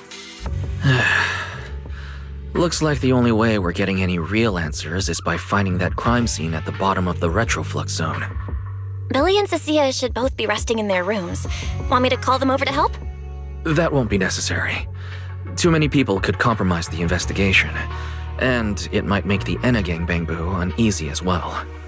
Besides, with Pyrois and Remiel accompanying me, I think we'll be all right. Okay, stay alert. Fairy and I will support you remotely. Target located. Optimal route planned. All right, we should get going.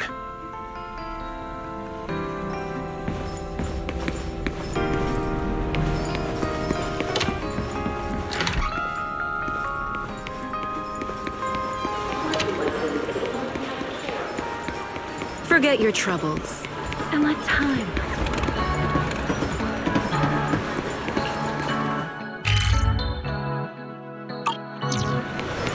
Approaching the target location. Navigation complete.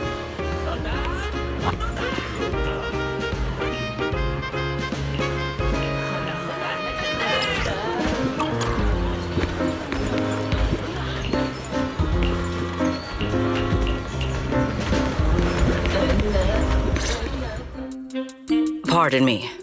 Is something troubling you? You have been circling this phone booth for quite some time now.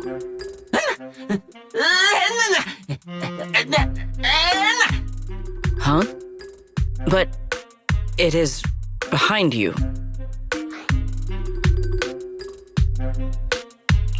Secret? I wasn't expecting to see you here. What's going on? Greetings, Mr. Wise. While on patrol, I came across this Bangbu citizen. He appeared to be in some distress, so I stopped to inquire about his situation.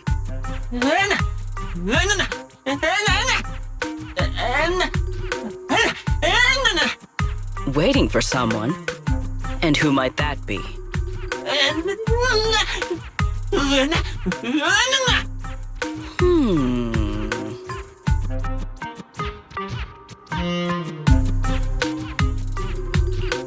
This Bangbu. Is he the one Griff mentioned that's guarding the phone booth? He's way too nervous. Sigrid's starting to get suspicious. I need to come up with something before he gives himself away. Sigrid, actually. The person he's waiting for is... I see. Citizen, the one you await is Mr. Gabu. Is that right?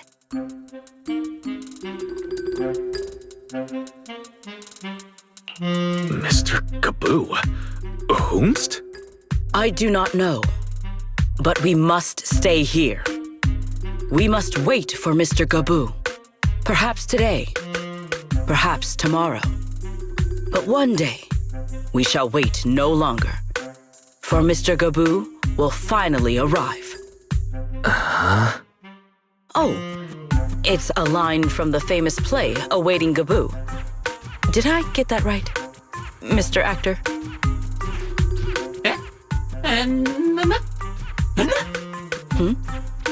Are you not an actor from Spotlight Theater?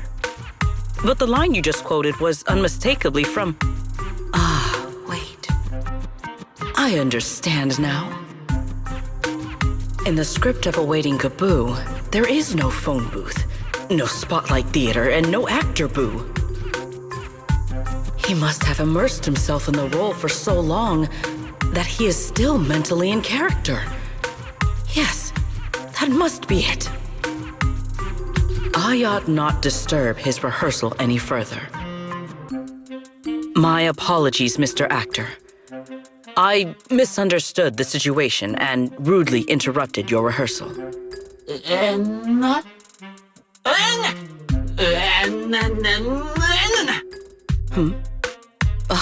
Indeed. Only by holding fast to courage and conviction can we fulfill our duty to protect Rose Califer. These two. How are they even having a conversation right now? They're not talking about the same thing at all. Oh well. At least Sigrid doesn't seem to suspect anything.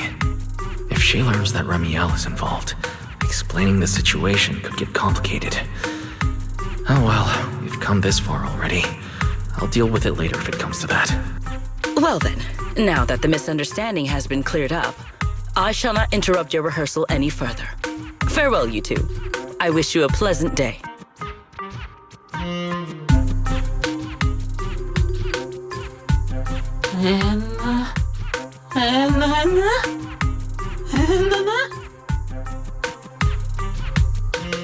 No, absolutely not.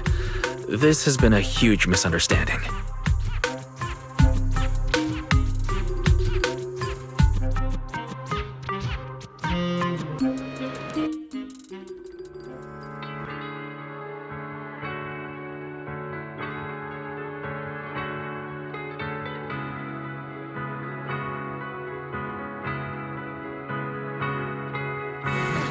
Well, it's about time you showed up. Amber Hall isn't that far. What kept you?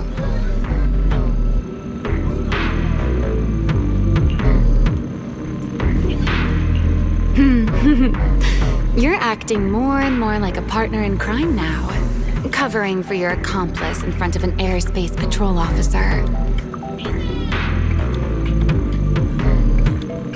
Still, I have some understanding of what kind of person Sigrid is.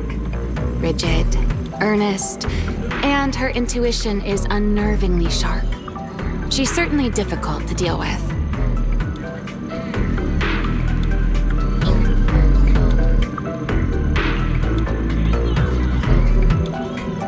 Fair enough. That's the nature of intuition. Sometimes it's right, sometimes it isn't.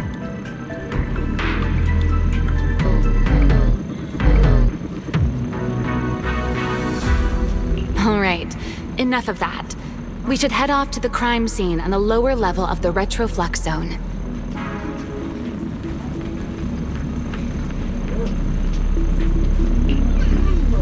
The entrance is this way.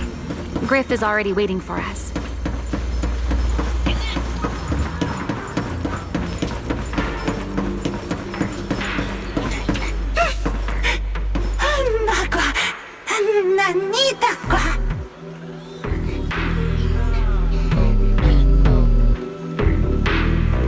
All right, Griff. That's enough flattery. The sky will get dark soon, so we should get moving.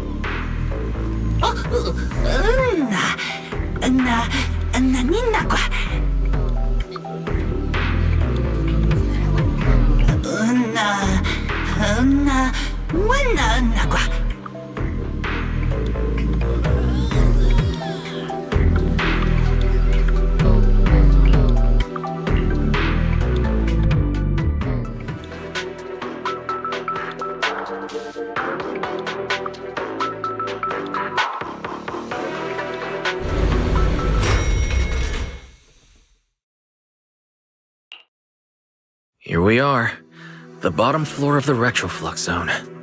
The lingering ether here isn't normal, similar to the energy hub.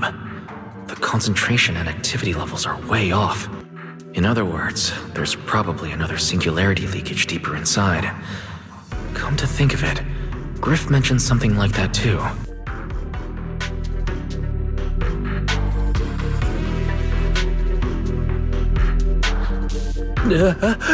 Oh, that tickles. Remiel, what are you doing? Why, to bring a certain someone back from his own little world, of course. Now then, Mr. Detective, what new clue have you uncovered?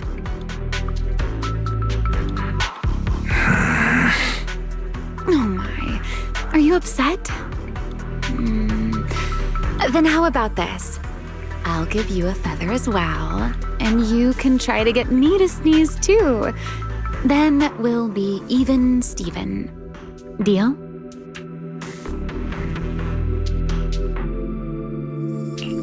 Nope, forget it.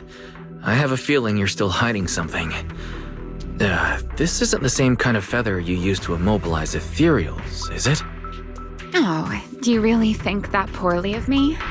Still, if you'd rather pass up the opportunity, so be it. Now come on, tell me, what exactly did you discover? The lingering ether in this area. Its concentration and activity aren't normal. It's a lot like the energy hub. In other words, the deeper we go, the higher the chances of encountering a singularity leakage.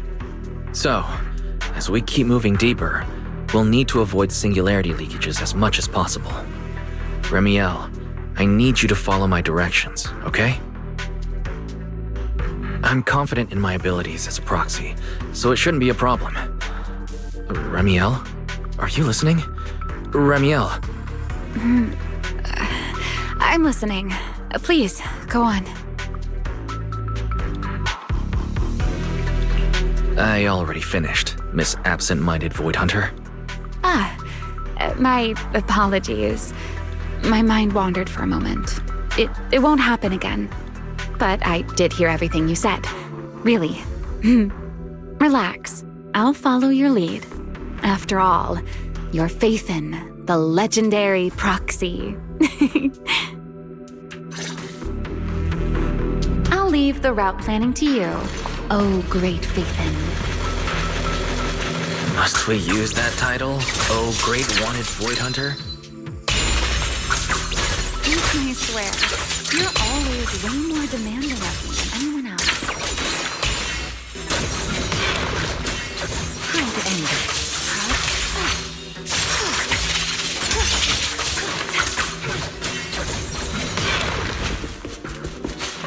Watch me closely. Ta-da!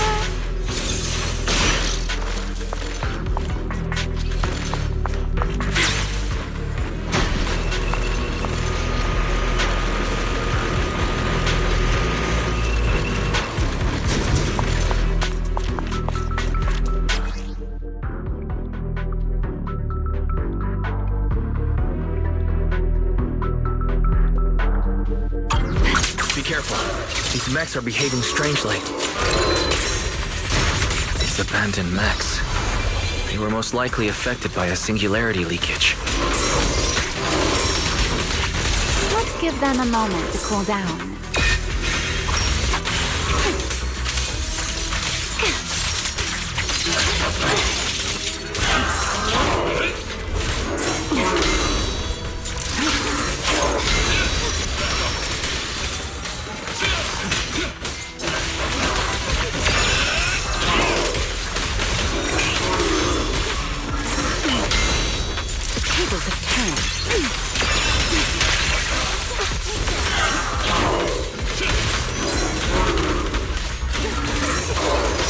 That aside. Attack! Let the stage be even more dazzling.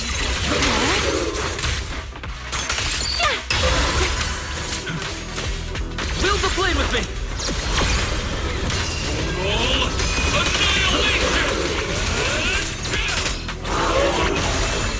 Done. Let's keep moving.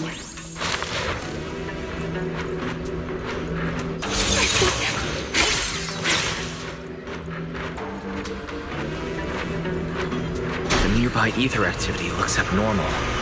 Could it be a singularity leakage?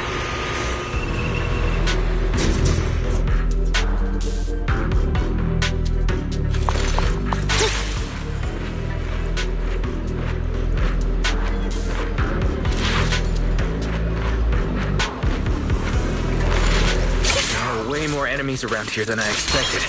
Ramiel, how's it going on your end?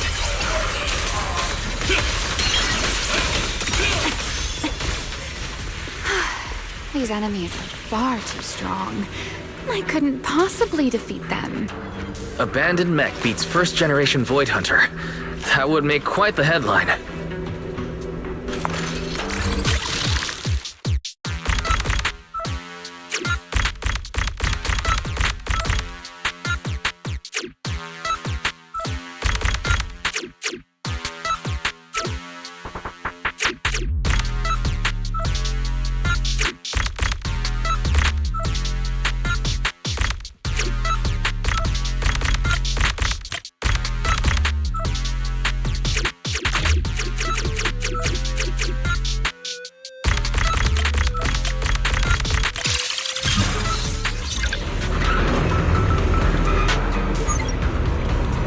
We should slow down a bit. The area's data still hasn't fully synced.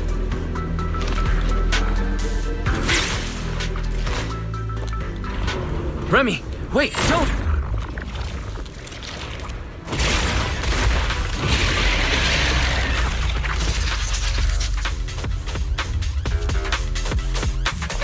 We still ended up entering the singularity leakage.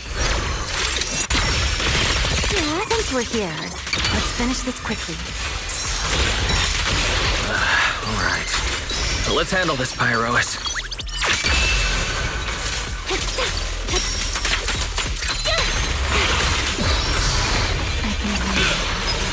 Torching Sun! Strike down!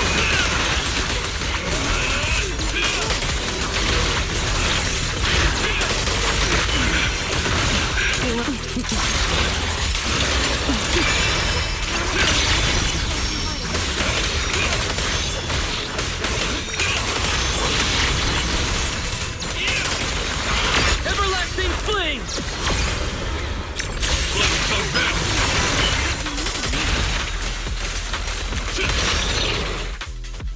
All right.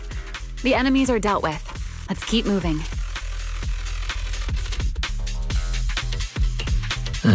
After all that, we still ended up entering the singularity leakage. Ramiel, didn't we agree? Follow my directions and avoid singularity leakages whenever possible. Sorry. That was my bad. It won't happen again. I'm not like you, Ramiel. You were right. When it comes to combat skills, I really haven't improved much. I've mostly just been relying on Pyrois' power. That's why I've been trying to stay away from those dangerous singularity leakages. At the very least, I don't want us getting dragged into a fight where I'd only hold you back. If you ask me, you're being far too hard on yourself, Mr. Proxy. The proxies I've known, well, there haven't been many, but among them, the only ones capable of entering a hollow and fighting in person are you and Joyous. What was it you all ended up calling him again? Ah, right. The predecessor of proxies. I'd love to see the look on his face if he ever heard that title. Look at it this way. You're already enough of a legend to stand shoulder to shoulder with the predecessor of proxies. Does that make you feel a little better?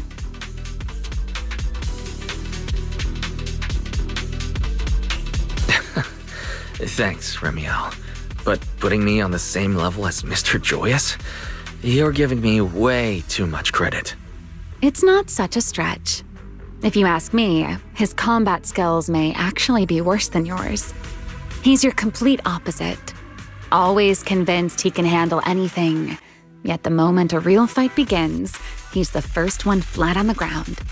And you're the sort of person who's already doing well, yet still quietly tells themselves it isn't enough. For a beginner, your combat skills have improved remarkably quickly.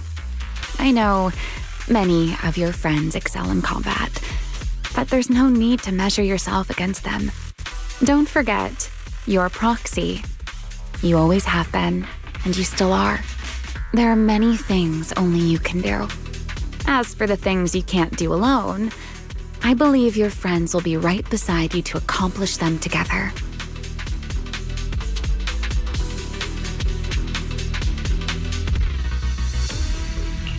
Remiel, where did all that come from? And no riddles? Did your chronic riddler syndrome finally clear up? Oh my, I thought you'd at least thank me first. Thank you for dragging us into a singularity leakage? For sharing a bit of old gossip about Joyous, of course. There aren't many people in this world who still remember what happened back then. Remiel. Now that you're feeling a little better, it's time we kept moving. The crime scene you're looking for should be just below us. As for finding a way through the singularity leakage, I'll leave that to you, my stubborn Mr. Proxy. Hey, I'm not the one being difficult here, Remiel. Yes, of course.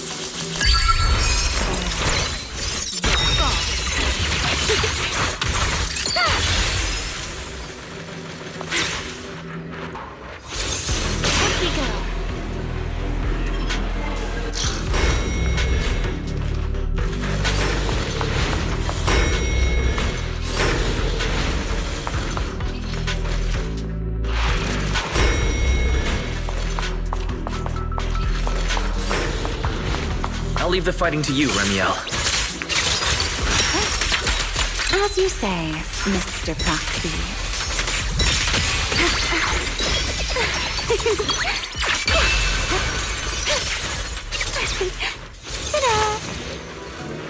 Are the enemies in this area actually increasing in number? This hardly counts as a warning.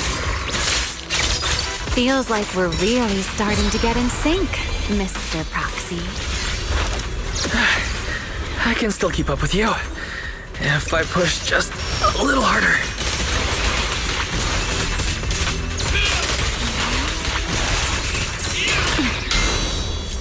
The wind scatters the path, and you're next.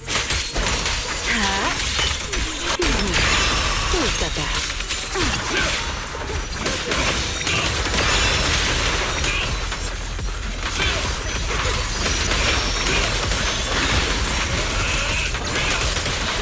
Torching Sun!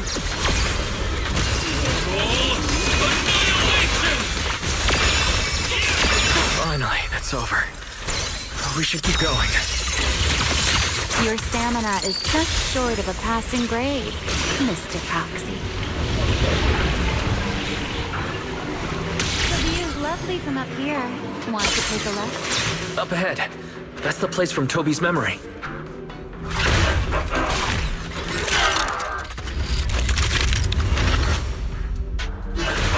That's a strong ether activity reaction. Master, I'm picking up ether activity similar to that of Toby. In other words, the culprit used this mech to hurt Toby. Remiel, don't completely destroy it. It has clues connected to the culprit. That's asking a great deal. Fine. Understood. The wind rises.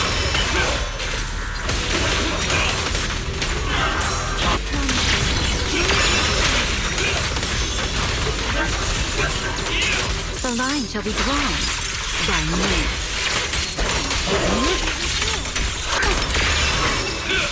Let the stage be even more dazzling.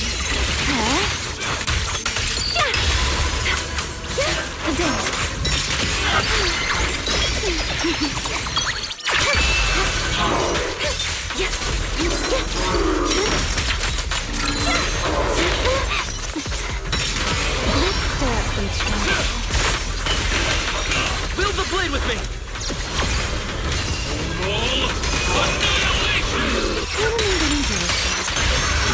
Don't disappoint me. Now!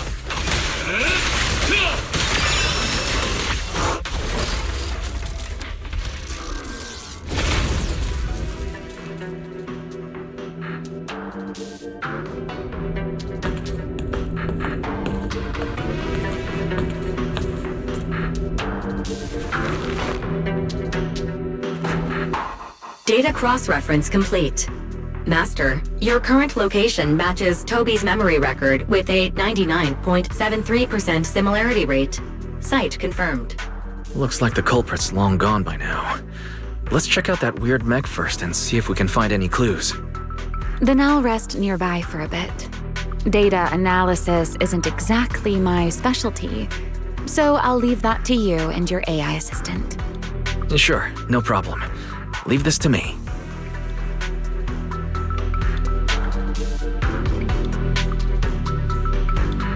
Just as I thought.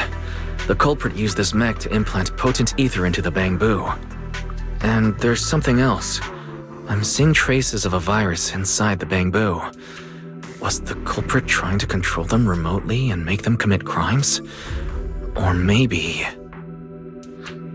Best be quick, Mr. Proxy.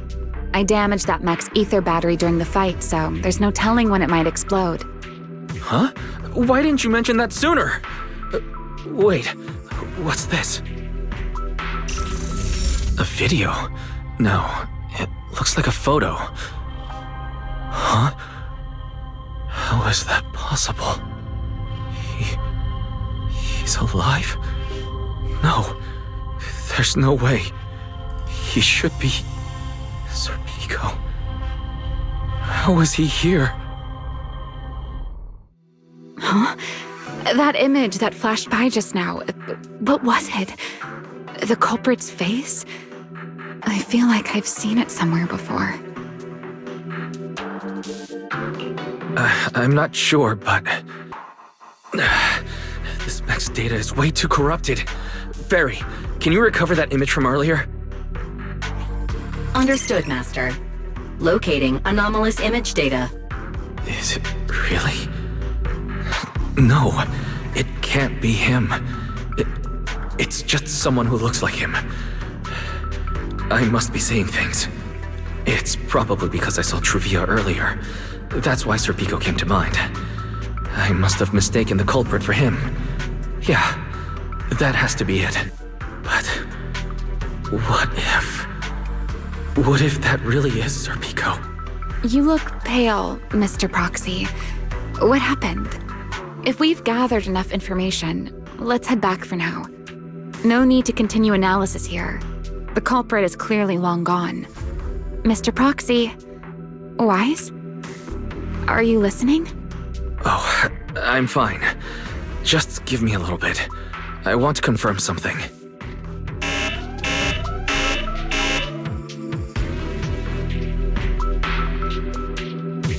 Wise, stay away from that mech. The explosive device is Close. I need to figure this out. Wait! The clue! What did you do? What did you do? You have a death wish or something? Are you trying to get yourself killed?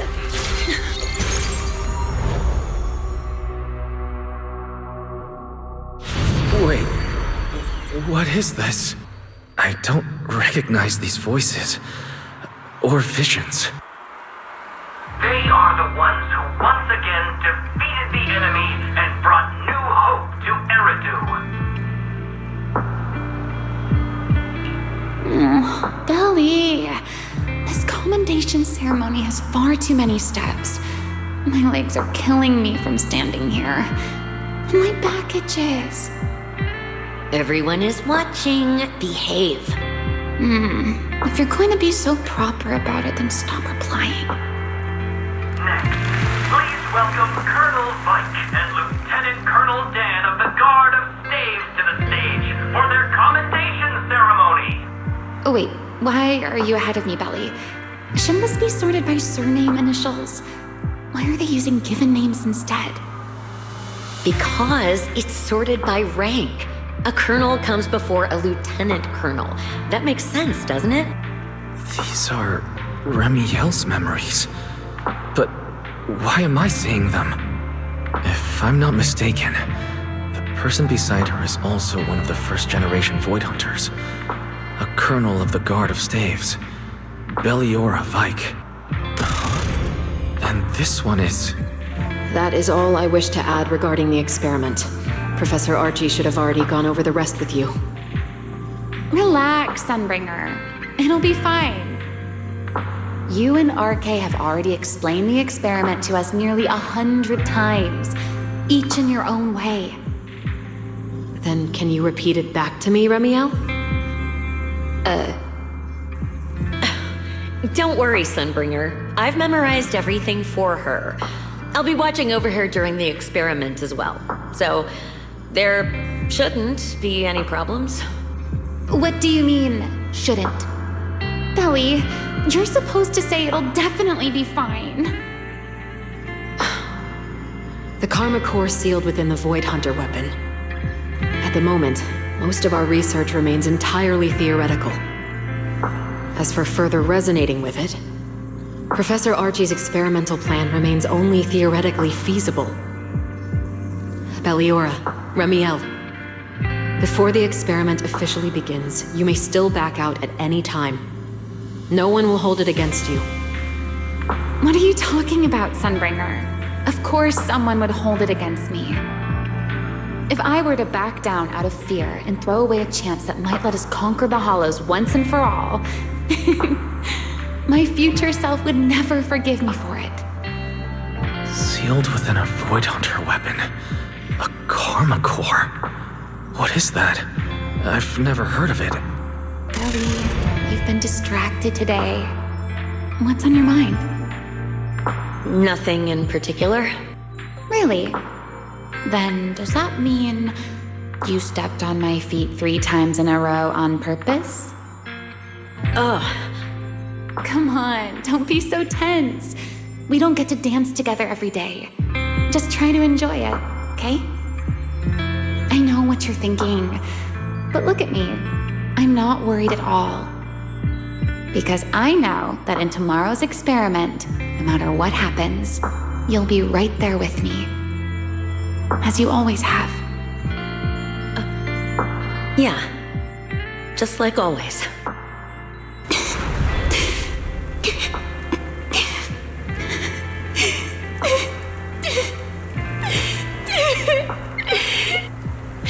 I'm sorry. I should have noticed sooner. Good night, Ellie.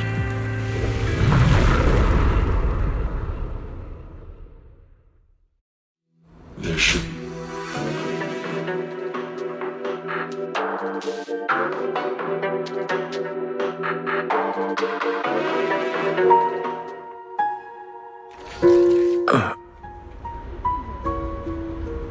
Where am I? You're in someone else's home, sleeping in someone else's bed. Please tell me you don't drool in your sleep. Remiel? Wait, is this the Enna Gang's hideout? Correct. It looks like you're still in good shape. That whole ordeal didn't scramble your brain after all. Tell me, what did you see? Now, don't go quiet on me, Mr. Proxy. Unless, are you perhaps a little too bashful to speak up? Worried you might be mistaken for a peeping Tom? I'll go first then. I saw you, your sister, and those 2 classmates of yours. What were their names again? Truvia and... Sir Pico. Oh, right, Sir Pico. So that's what happened between you all. No wonder you were so shaken. Why? Why were we able to see each other's memories? That is not a question I can answer for you. After all, I have only experienced it twice myself. Twice? Mm-hmm. The previous time was when I retrieved Thaumiel from within you. I was really caught off guard, too. I had no idea what was happening. It felt like a flood of memories that weren't my own poured into my mind all at once. Though it seems you have no recollection of it whatsoever. Maybe you were already on the verge of losing consciousness then, and felt nothing at all. All right. It seems I am the one who'll be mistaken for a voyeur. For the record, I didn't mean to pry. So, can you tell me now? What exactly did you see? I saw you, Colonel Vike, and Lady Sunbringer. You were talking about something called Karma Core. And after that? Not long after that, Belly died. I killed her with my own hands. Ramiel. I'm sorry, Wise. I know I was the one who brought this up, but I'd rather not talk about it anymore. It's getting late. You should head back to Amber Hall.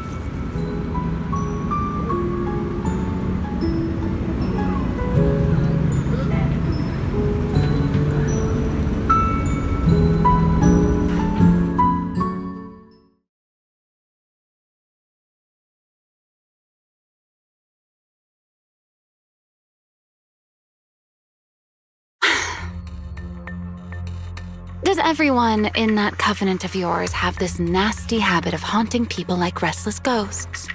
I'm simply concerned about your mental state, Ramiel.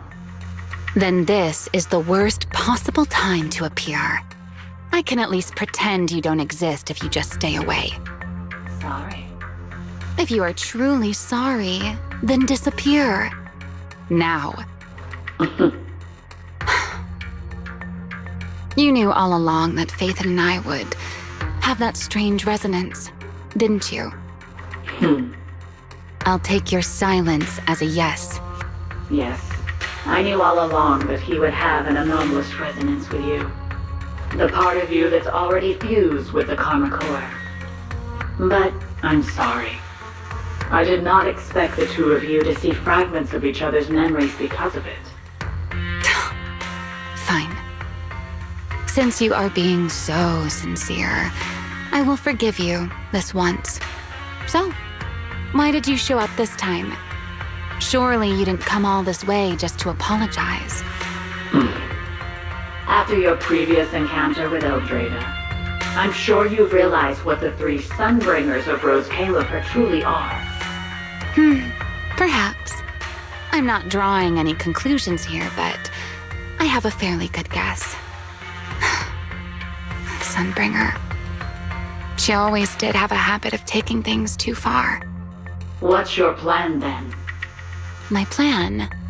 Well, how about a short summer vacation here in Rose Califer for now? Ramiel, I'd hate to remind you again, but time is running out.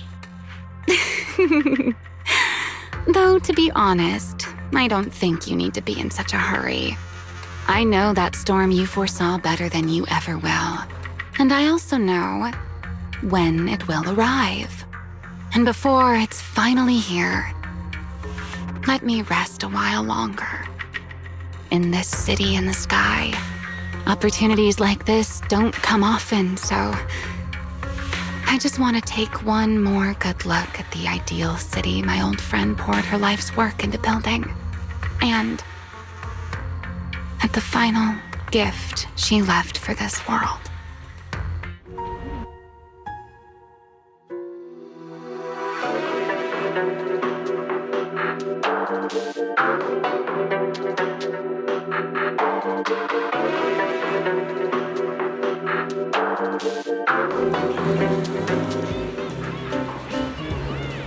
I've never seen Ramiel look that sad before. What exactly happened between Ramiel, Colonel Vike, and Lady Sunbringer? Forget it. I shouldn't be dwelling on that. I've got to head back to Amber Hall first and review the data we collected. Forget your troubles and let time.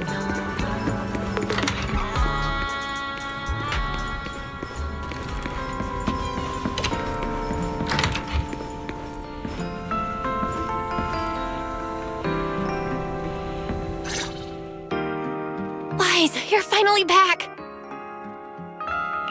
Huh? Belle, what's wrong? Why do you look so tense? How could I not be? You suddenly lost contact with Fairy down at the bottom of the Retroflux zone. If Ramiel hadn't used your phone to let me know you were safe, I was about to grab Billy and Cecilia and come looking for you. Sorry. That's my fault. I should have let you know. Wait, how did Ramiel know my phone password? Did she learn it back then?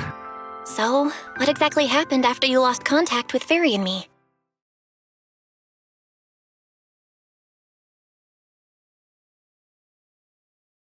You shared each other's memories.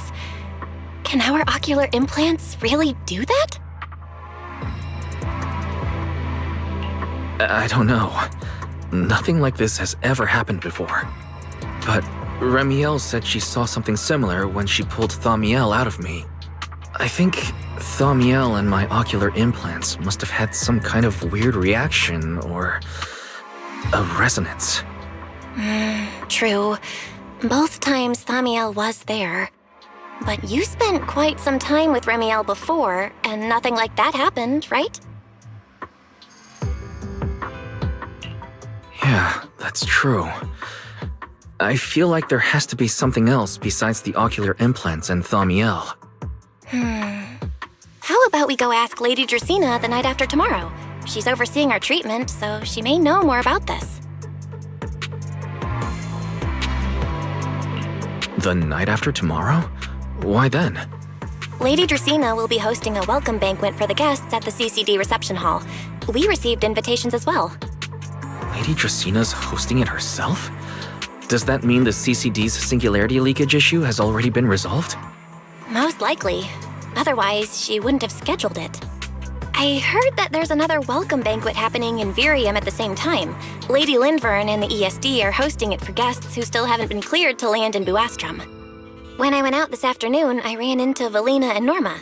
It looked like they were already heading to Virium to make preparations. So there are still guests stuck in Virium. Do you think that person who looked like Sir Pico could really have been... No, Wise. There's no way that was Sir Pico. You know he already... Yeah. Wise, I get it. Seeing Truvia again was bound to bring back a lot of memories. But that's all in the past now. Sir Pico, Helios Academy, they're gone. Hey, Belle, why do you look even more upset than I do? Anyway, let's leave the past where it belongs for the night. We should both get some sleep. We worked hard to get our schedule back on track. You wouldn't want to ruin it now. Yeah, you too. Don't stay up late. And no scrolling under the covers. I'll be keeping an eye on you.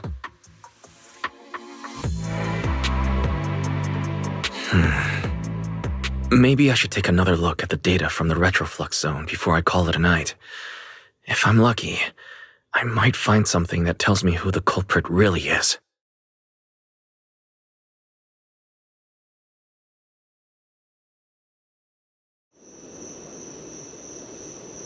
Wise? Your light's still on. Still working. Wise?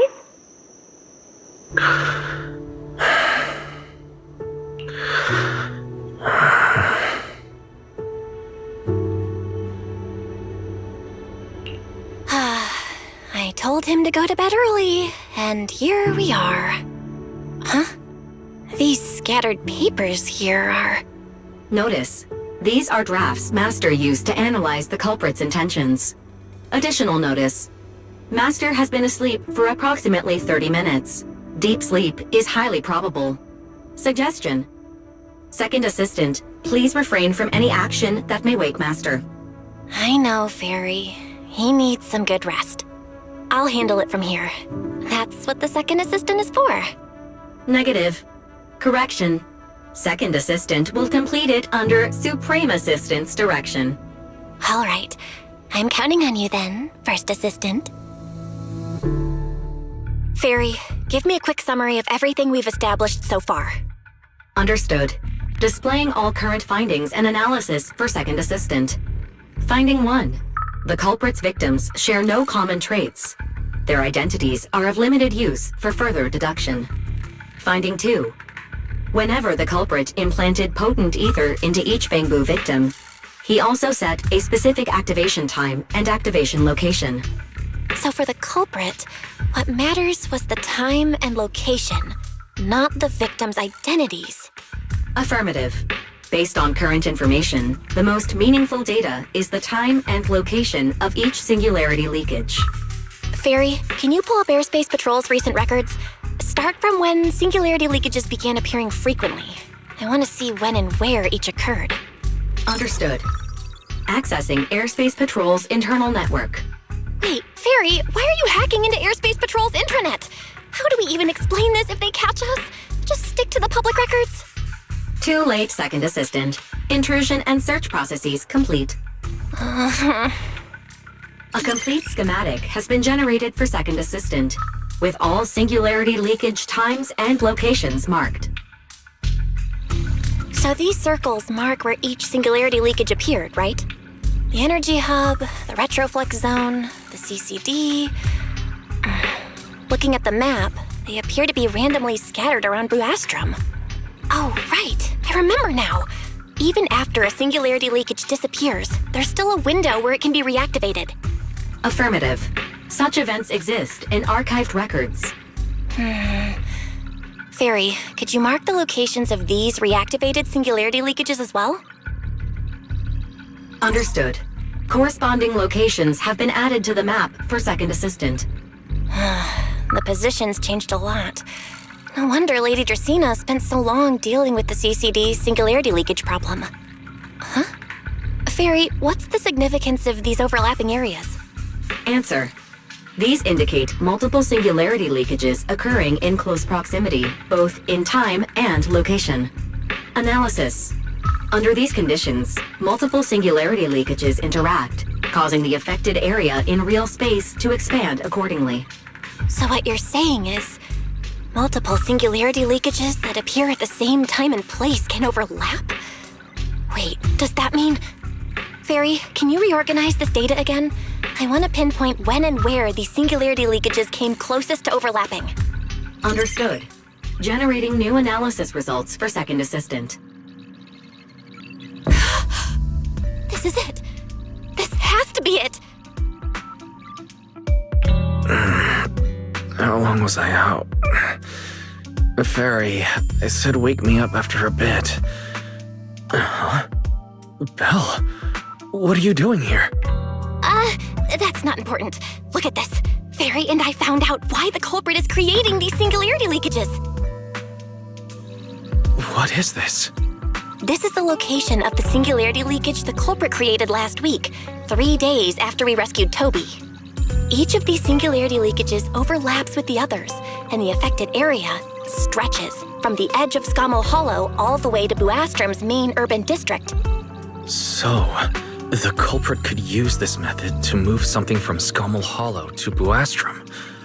Wait, it couldn't be. Gertablulu? Yeah, I think so too. The culprit's real objective is likely to move Gertablulu into Buastrom's urban district. When you encountered it before, it already showed a clear tendency to be attracted to singularity leakages.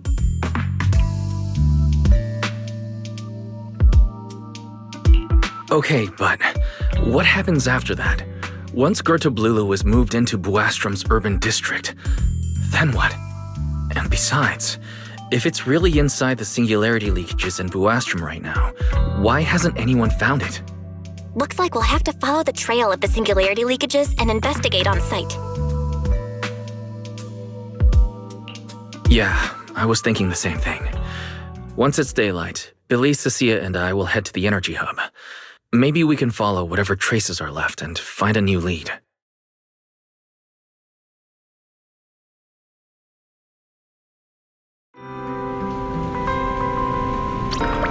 I slept pretty badly last night. Oh well. I should head downstairs and find Billy and the others first.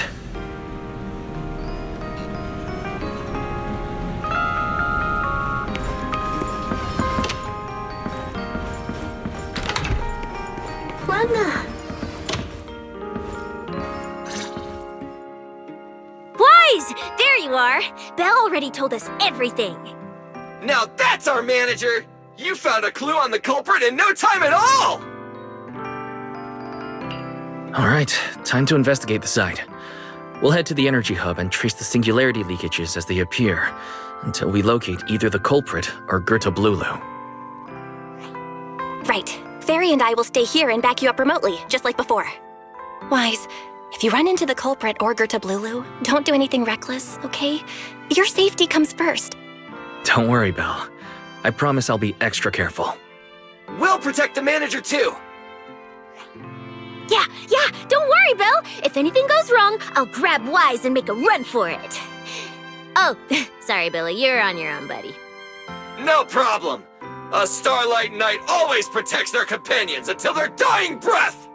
Wow, seriously? Come on, don't say stuff like that, it's bad luck.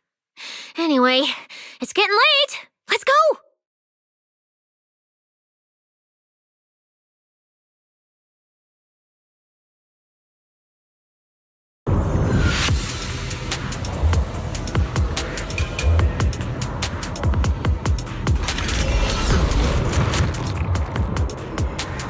Wise, we're here.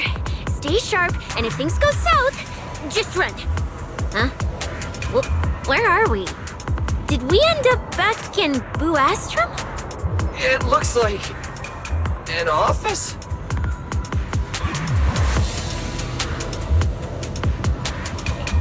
This place feels really familiar.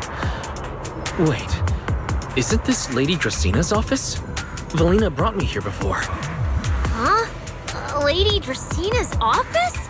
So Gertablulu came all the way here just to walk straight into a trap? But Lady Dracina never mentioned anything like that. Strange. We expected the trail of singularity leakages to lead into Buastrum, but why would it end at Lady Dracina's office? Wait! Footsteps outside! Hide! Now!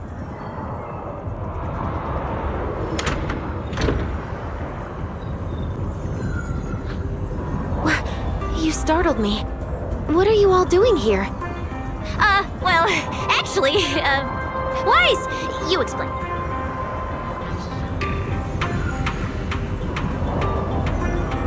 I see. A path formed by singularity leakages? I really hadn't considered that possibility before. If your speculation is correct, then Gertablulu is most likely hiding among the singularity leakages in Buastrum right now. And if that's the case, then it all makes sense.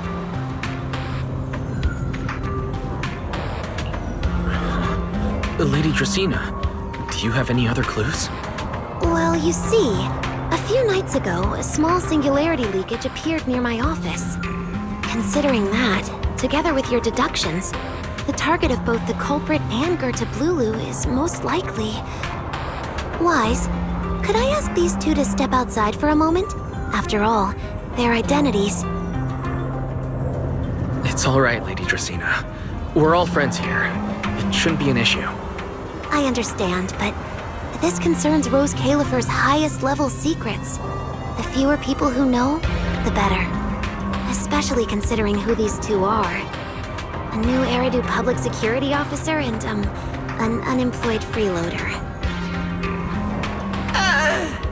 An unemployed freeloader is a little harsh, Lady Dracina. Oh, I get it. It's the kind of top secret stuff where knowing too much means trouble, right? Maybe even getting silenced permanently?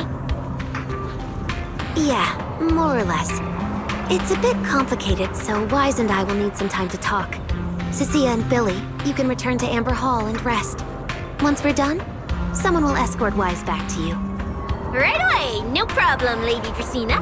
Me and this robot vacuum will disappear right now. We already stopped listening.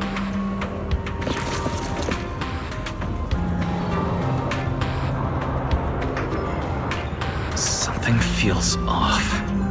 Why am I treated differently from Cecilia and Billy? Is it something about my identity? Why would Lady Dracina send them away like that? Should I call them back here? What is it, Wise? Something on your mind? It's nothing, Lady Dracina. Come here, Wise. I'll tell you what happened that night. That night, I had just returned to my office when I sensed an unusually strong ether presence in the air. The source seems to be somewhere around here. Now that you mention it, there still is a faint trace of ether in this room. aside from the residual ether. These documents were scattered across the floor at the time. Lady Dracaena, are these documents connected to the incident? Compare them with what you have found. Once you read them, you will understand. CCD facility renovation plans, personnel transfer records, Rosetta Data daily reports. They don't seem to have much in common. What's going on? My eyes just... Wait, that ethereal broke in several days ago. So why is there still ether residue? And the ether isn't coming from in front of me. It feels more like... behind me.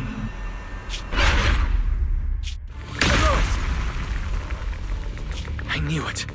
You're not Lady Dracaena. What exactly are you? Lady Dracaena. I'm Truvia from High Ambitions Corp. I'm here for our appointment. Truvia, run! Huh? Truvia. No. No. Move, now.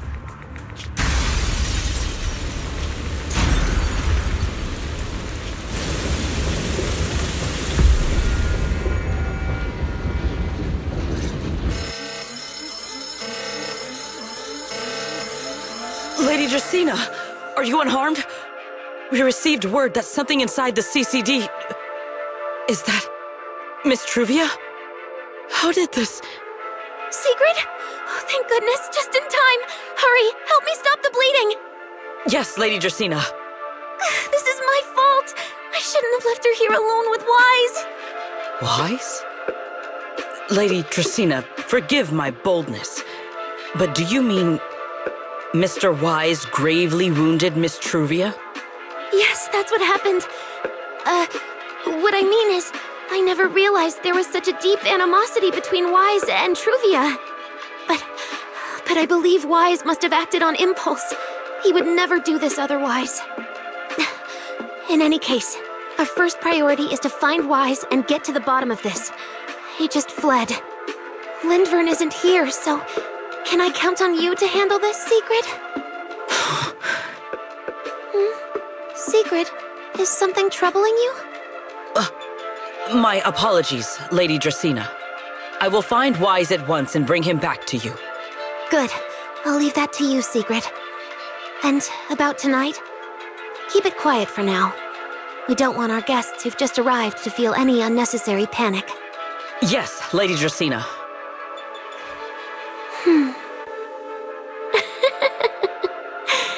Go, Sigrid. Go fulfill your duty. Find him, arrest him, and then bring him back to me.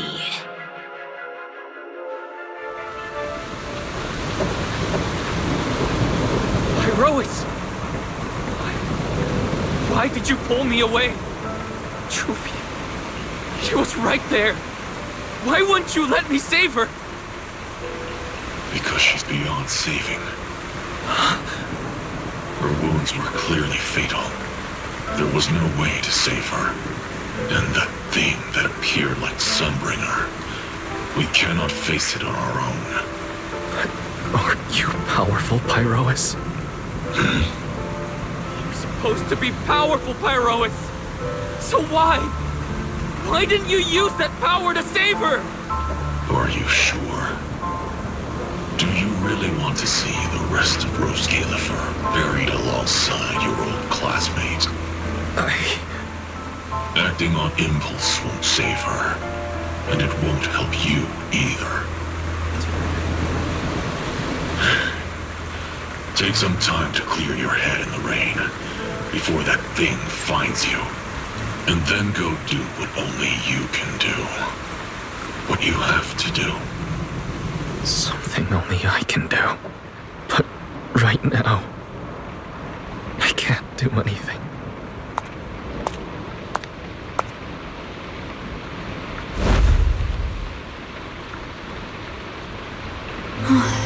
You sure look like a mess. It's only been one day. How did you end up like this? Ramiel, why are you here? The airspace patrol alarms have been going off non-stop, so I had to check, didn't I? They could be looking for their fugitive. So, how did you manage to end up in such a mess? All right. If you don't want to talk, fine. But don't stand out here in the rain, okay? You'll catch a cold. And if you don't want to go home... Oh, right. Amber Hall's already surrounded by the airspace patrol. Going back now would be walking straight into a trap. In that case, why not come to my place for a while? At least I can give you somewhere to sleep. If you don't answer, then I'll take your silence as a yes.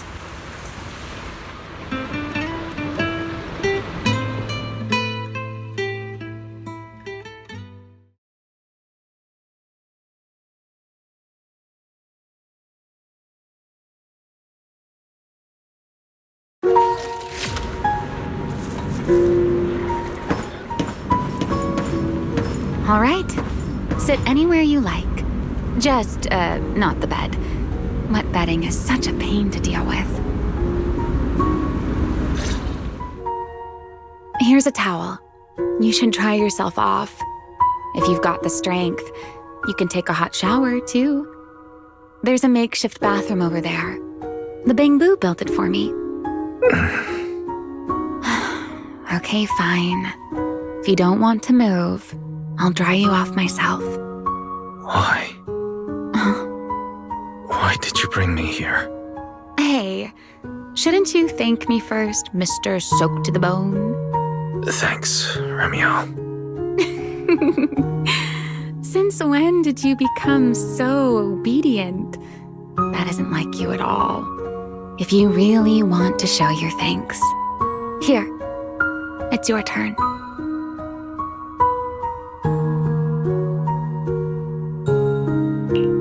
My turn? To do what? Your turn to dry my wings for me, of course. There are spots I can't reach on my own. Hey, what's with that look? I've already dried you off. Now it's your turn to return the favor. All right.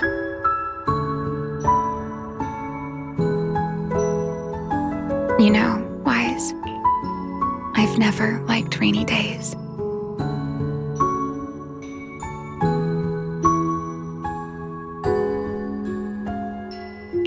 The rain always leaves my wings soaked and heavy. Shake as I might, I can never quite dry them. The same goes for taking a shower, though at least I can manage to keep my wings from getting too wet. Wet wings must feel really uncomfortable, huh? Yes, honestly, it's miserable and such a hassle to manage. A hairdryer is useless, too hot and I start shedding, too cold and I catch a chill. But I can't just wait for them to air dry. It takes forever, and I'm way too impatient for that. Besides, it leaves this strange smell that I can never wash out. So, the best solution is a slow towel dry like this. But with wings this large, there are always spots I can't reach. Before, if I got caught in the rain, I'd sneak onto Belly's bed and roll around, drying my wings on her sheets. Huh? Wait, why would you crawl into someone else's bed? Wouldn't that make her upset? It was fine as long as I didn't get caught. Though, of course, whenever Belly did notice me, she was absolutely furious. And no matter how angry she was, in the end, she'd always do just what you're doing now. Slowly drying the spots that were still damp. Wise, do you know what New Eridu's records say about what became of Belly and me? I remember something about an operation called the Day of Silence. You and Colonel Vike were involved in an accident, and then both died in the line of duty. Yes, died in the line of duty. Such a noble, dignified phrase. Though, in a sense, it isn't entirely wrong. After all, for us Void Hunters, our first and only duty was to suppress the Karma Core inside our weapons. The Karma Core inside the Void Hunter's weapons? That's right. Remember the Enchainer I mentioned before? What truly sets them apart from ordinary ethereals is a special core known as a Karma Core, found only within an Enchainer. According to RK, a Karma Core differs from an ordinary ether core. It doesn't form naturally. It is something made directly by the Creator. The Creator made the Karma Cores, a power capable of rewriting the laws within Hollows, and used them as the cores to create the Enchainers of the Great Hollows. That's the gist of it, at least. Back then, after a long and bitter struggle, we finally were able to bring down one of the Enchainers. But the Karma Core itself could not be destroyed. RK and Sunbringer, they wanted to eliminate the threat posed by the Karma Core once and for all, while allowing humanity to harness the power within it. In the end, they found a way to seal the Karma Core within Porceloy. And from that, they forged the Void Hunter weapons. So, the power inside Void Hunter weapons ultimately comes from the Creator? Yes, which is exactly why there are so many side effects. At the time, we were naive enough to believe that if we could truly master that power, humanity might finally overcome the Hollows once and for all. So, when RK and Sunbringer proposed the plan, we never doubted it for a moment. Lady Sunbringer and Professor RK's plan? Yes. Project Sunseeker.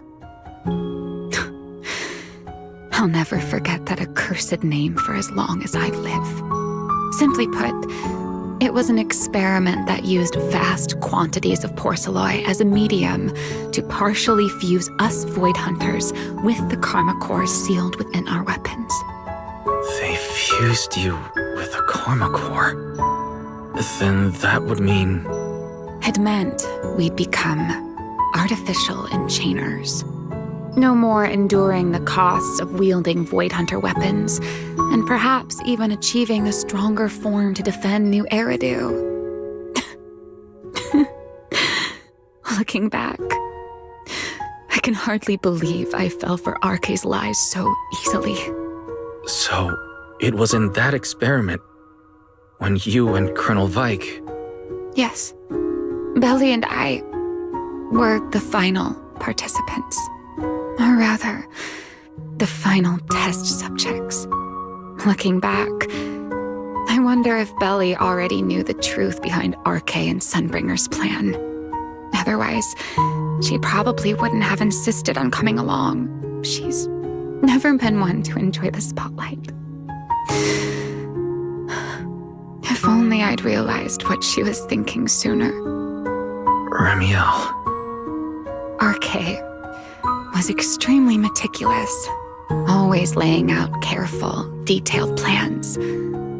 So, I can't say if the Karma Core losing control during the experiment was truly an accident, or if it was his cleverly disguised plan all along. But whatever the truth, it ended with the Karma Core spiraling out of control and Belly becoming a new Enchainer. As for me, I partially fused with the Karma Core inside Damiao, becoming what I am now. A monster. Half human, half Enchainer. Maybe, deep down, I'm just not ready to give up my life so easily.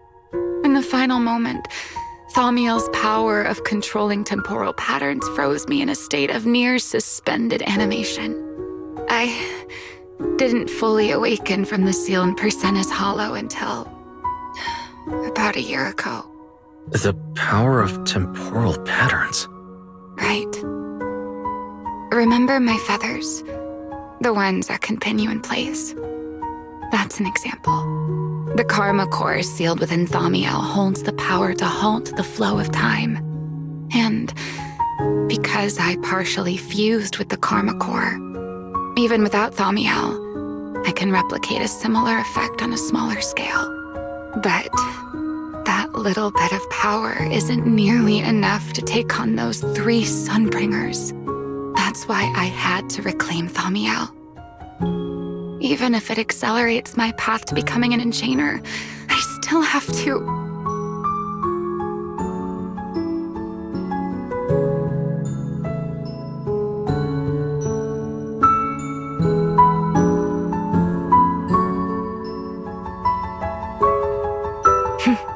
Never mind.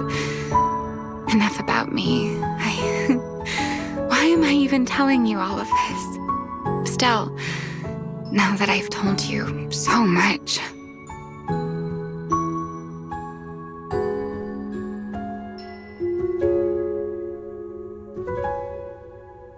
It's your turn. Huh? My turn again? For what exactly? To tell me your story, of course. Let's call it another round of our little Q&A game.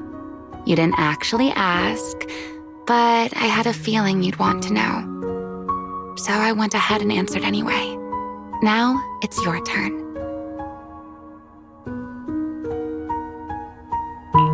I wasn't actually going to ask you anything. You simply started explaining it on your own. Fair enough. But once you say certain things out loud, they don't weigh on you quite as much anymore. Or perhaps you'd like a little help getting started? Let me think.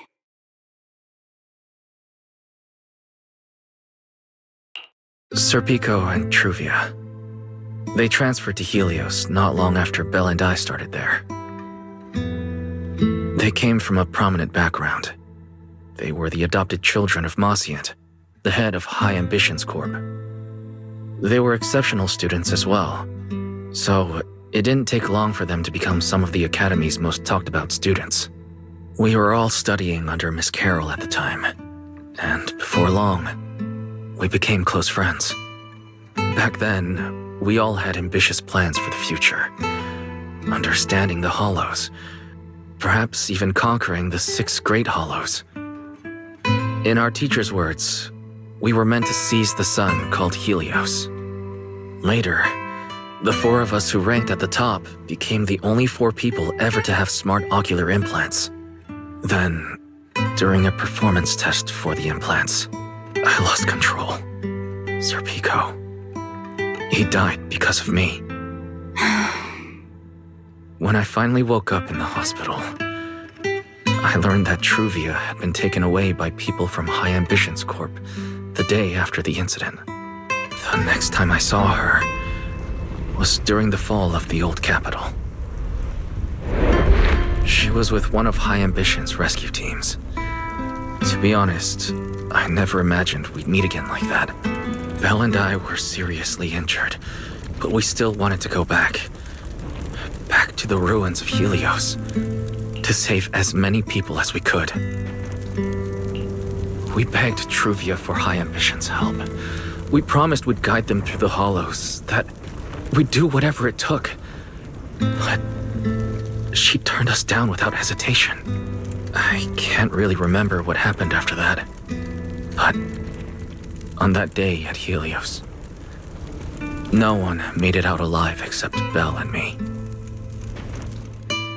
Then in Rose Califer, I met Truvia again. We talked about the past, but the way she spoke about it felt as though she were talking about someone else's life. I didn't know how to face her.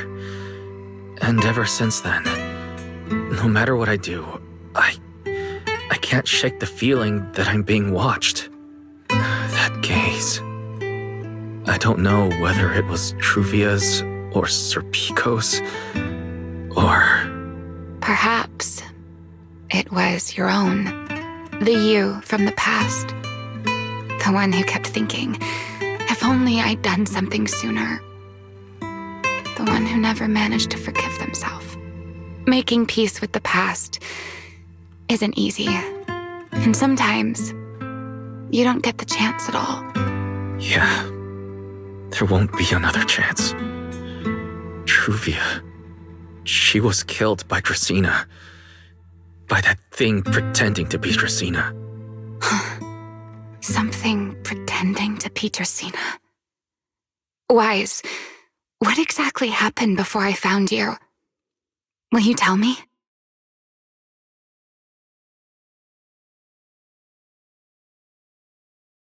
I see.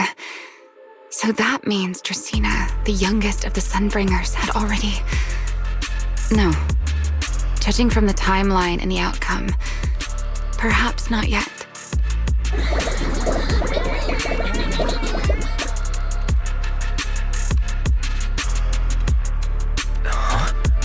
What's happening outside? I'm not sure. Let's go find out.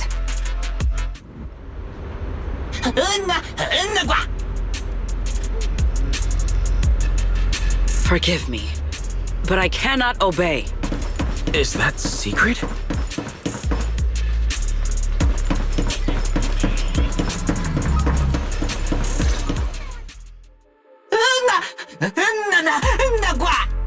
I am afraid I cannot comply.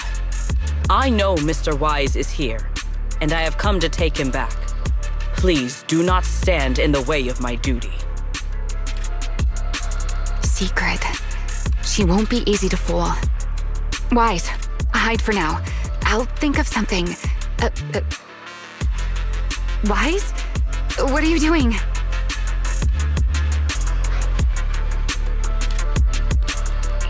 Sigrid, there's no need to pressure them. I'm right here. Thank you for your understanding and cooperation, Mr. Wise. But... I'm sorry. I can't go back with you.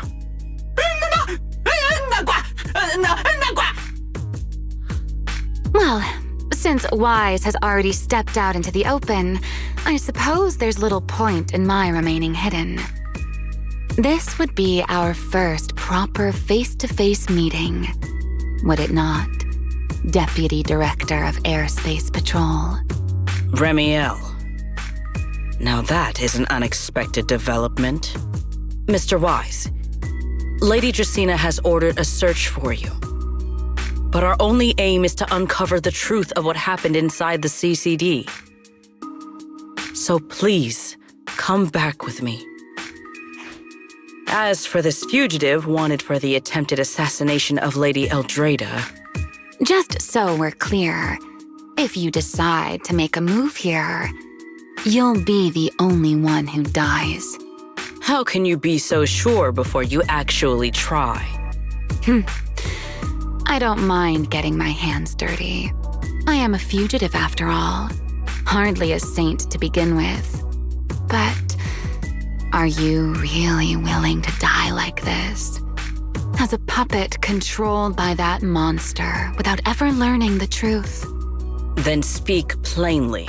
I have no patience for riddles. Very well. You really do take all the fun out of it, don't you? Then I'll tell you outright.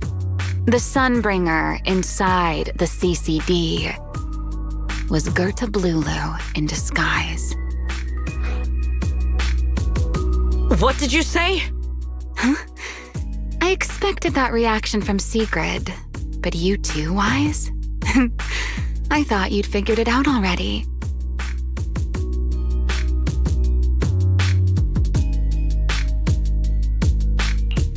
That's quite a leap. I know that definitely wasn't Lady Dracena, but... Gerta Blulu? How is that even possible? That is quite a story you've come up with, Remiel. Oh? I was expecting something more along the lines of, "How dare you slander Lady Dracena?"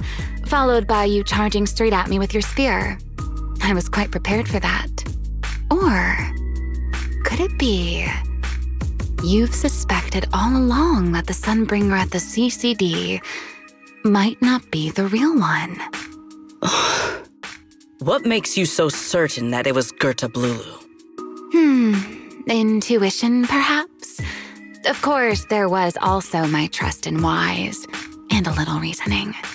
According to Wise's account, they followed the trail of singularity leakage through the energy hub, yet somehow ended up in Dracina's office.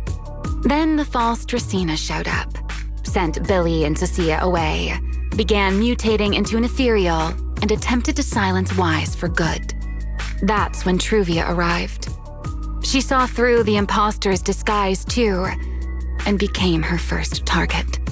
After that, Sigrid, Dracina ordered you to bring Wise back to the CCD and uncover the truth. Have I got that right? Yeah.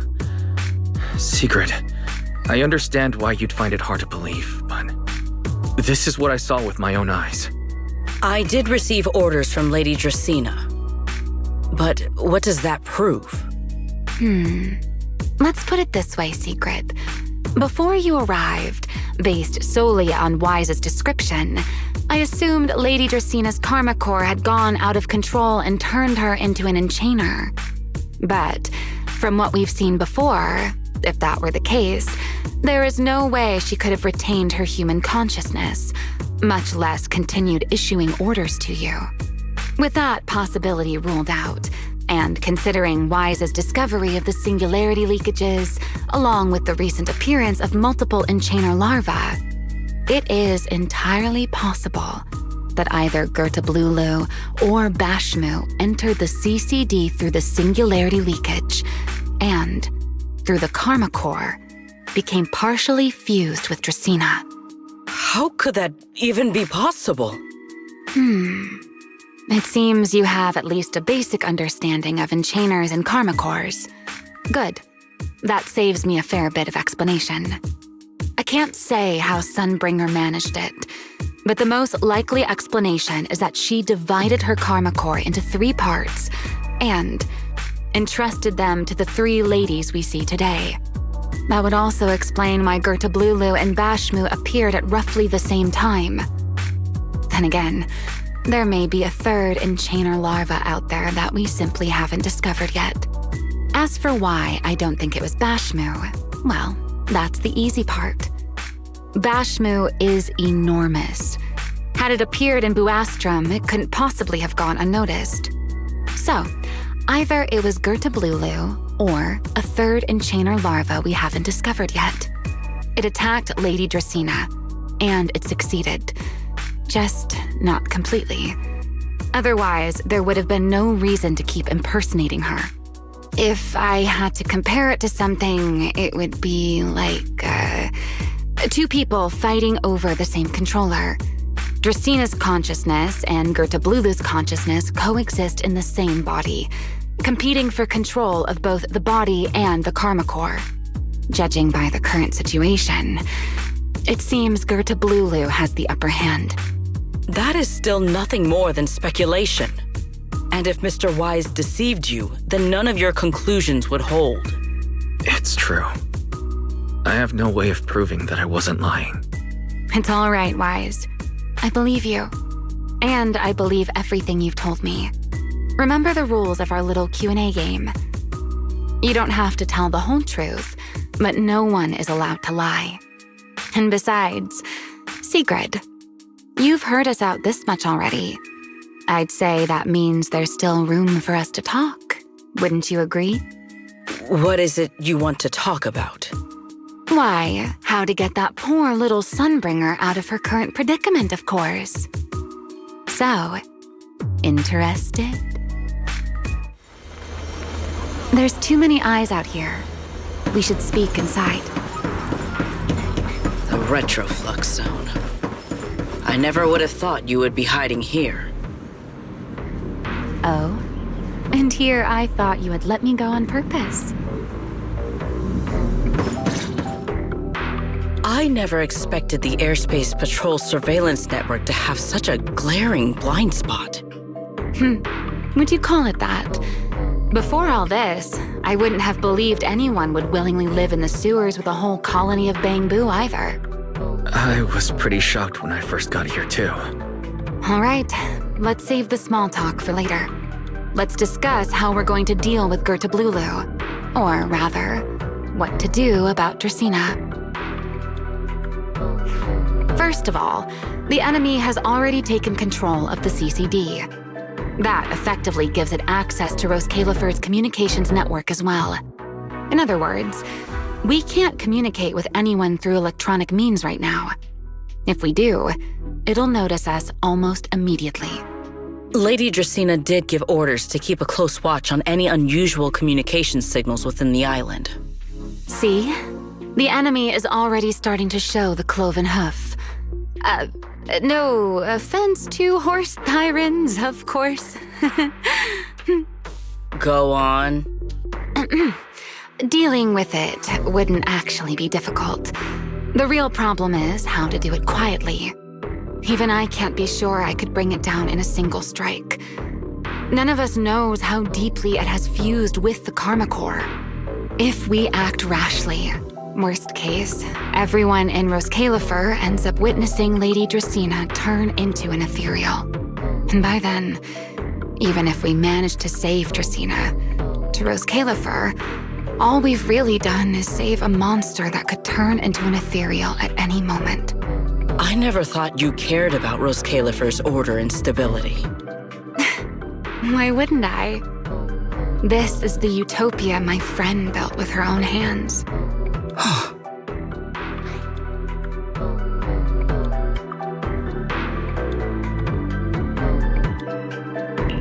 Remiel's right. We need a way to keep the imposter contained without drawing any attention. Sneaking back into the CCD again probably won't work. Even if Sigrid helped us and cleared out all the guards, the imposter would notice the moment she did anything out of the ordinary. Unless we could somehow lure the imposter out of the CCD and into somewhere isolated. Somewhere no one would notice. Wait. Remiel, Sigrid, I know how we can deal with the imposter without drawing anyone's attention. Oh? Please, go on. Tomorrow evening, the CCD will be holding a welcoming banquet for the island's guests in its reception hall. Lady Dracaena is scheduled to host it herself, which means she'll have to appear in person. That does sound promising. We could go in as guests instead of forcing our way into the CCD. That would save us a great deal of trouble. But, Mr. Wise, with so many guests around, how do you plan to stay unnoticed?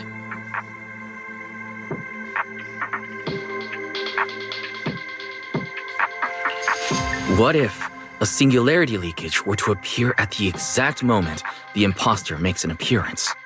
Or rather, a passage formed by multiple singularity leakages. That's how it was transferred to Buastrom in the first place. So naturally, we can use the same method to send it back. And if there are no airspace patrol soldiers near the hollow at the time, then it shouldn't attract any attention, right? I am starting to lose track of what you mean, Mr. Wise. How are you going to make a singularity leakage appear in the CCD reception hall at that exact time? Yesterday, Remiel and I found the culprit's crime scene at the bottom of the retroflux zone. We also figured out how those singularity leakages are being created. I think I can make something similar. As long as we keep it under control, nobody at the banquet should be in any danger. Fighting fire with fire, are we? Yeah. As long as we have stable hollow observation data to run the calculations. Oh, wait. No. I don't have the HDD with me. And I can't contact Belle or Ferry either. So, how am I supposed to get stable hollow observation data? Uh-oh. That look on your face tells me something's wrong, Wise. If you are concerned about obtaining stable hollow observation data, while I am not an expert in that field, I should still be able to offer some assistance. There is a derelict area known as Rosewick within the Scommel Hollow. During patrols, we discovered equipment there that is similar to what the CCD uses to process Rosetta data. However, due to their excessive size, they were left abandoned on site and never retrieved. If the equipment is still operational, we should be able to make use of it. But without Databoo to handle the calculations, that would probably take... Oh, the Enna Gang's Bangbu. Most of the Enna Gang's Bangbu used to be CCD Databoo. If they're willing to help us. Don't you remember, Wise? In their eyes, those 3 Sunbringers are all imposters. Anyway, leave this to me. At the very least, Prophet Boo should be willing to do me this favor. That leaves one final question. How are we supposed to get into Scommel Hollow without tipping off the imposter?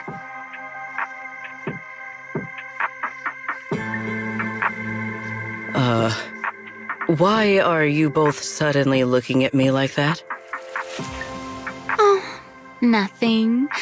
I simply thought a certain Airspace Patrol Deputy Director might be able to get us into Scommel Hollow. At first light tomorrow, I will return here and find a way to get you to Rosewick. I can also pretend I never saw you tonight. That is all the assistance I can offer. And if I discover that everything you have told me is false, I will personally answer for tonight's decision, whatever the cost. Before I leave, there is one final matter I would like to confirm with you, Remiel. Mm-hmm. You once attempted to assassinate Lady Eldrada. Why, then, are you going to such lengths to save Lady Dracena? Because none of them are the Sunbringer I'm looking for. To me, they're no different from this city in the sky. They're all gifts Sunbringer left behind for the world. I simply don't want to stand by and watch the things my friend cherished be destroyed by monsters from who knows where.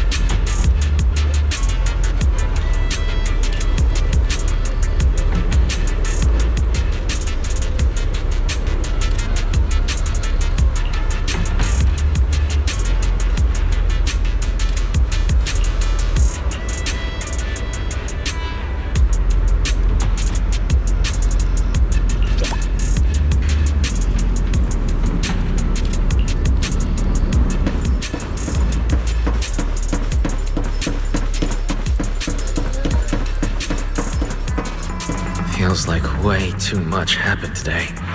My brain can barely keep up. There's no way I'm making it back to Amber Hall. I guess I'll have to stay here for the night. I hope Bella and the others won't worry. No, of course they will.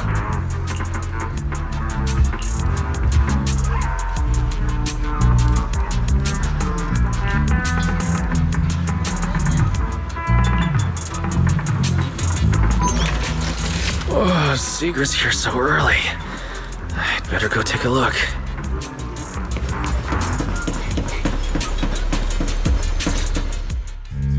Good morning. I have secured a carrot for the Rosewick area. As promised, I will escort you there. How do you intend to get us there? Surely not under the pretense of transporting newly captured fugitives. Of course not. I brought this. That hesitation was very telling. She really did consider taking us there as prisoners. So, what's inside? Costumes and props. They should allow you to accompany me openly into Scommel Hollow. I see. Airspace patrol uniforms. Not a bad idea. Right.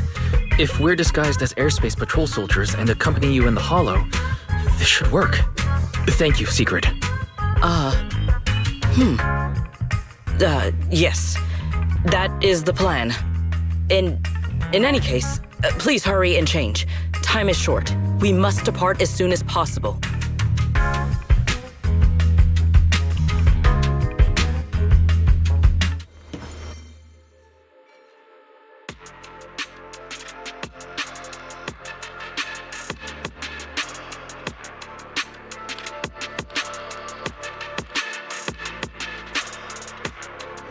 Hey, look! What's that? Wait a second. There are two Mr. Roars?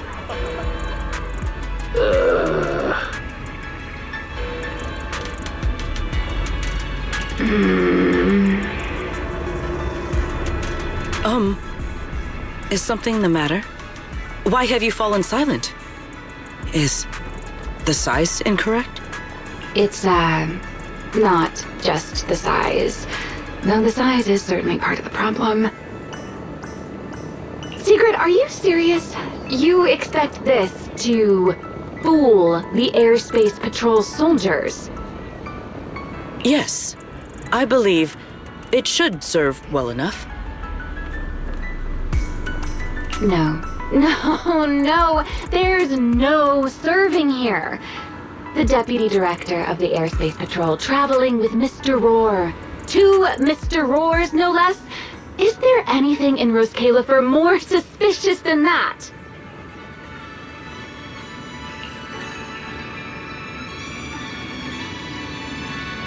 Remiel, calm down. I'm sure Sigrid has her reasons for this.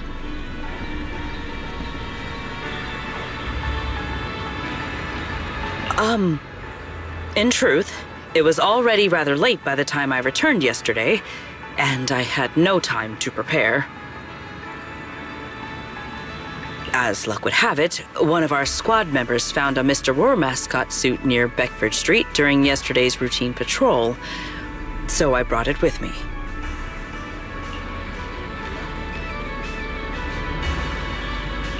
Beckford Street. Remiel, is this the one you left there the day before yesterday?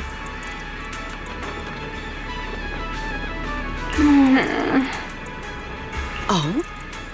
So you are fond of Mr. Roar too, Remiel? I am not. How did you even arrive at that conclusion? Wait. There are 2 mascot suits here. Don't tell me. The other one is mine.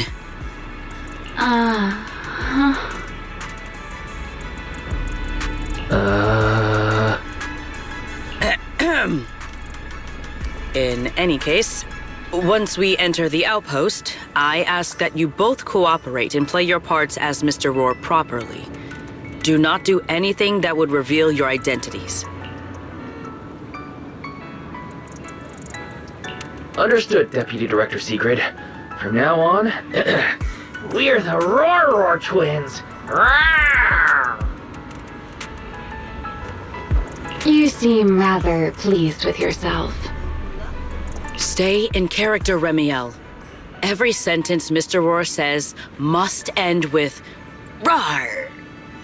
Understood, Deputy Director Sigrid. Roar! Very well. Since you are both prepared, let us move out.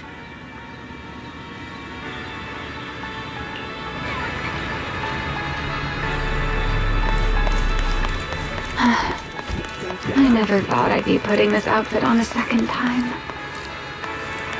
Looked to me like you were enjoying yourself last time. You two, do not forget to add "rawr" to the end of your sentences.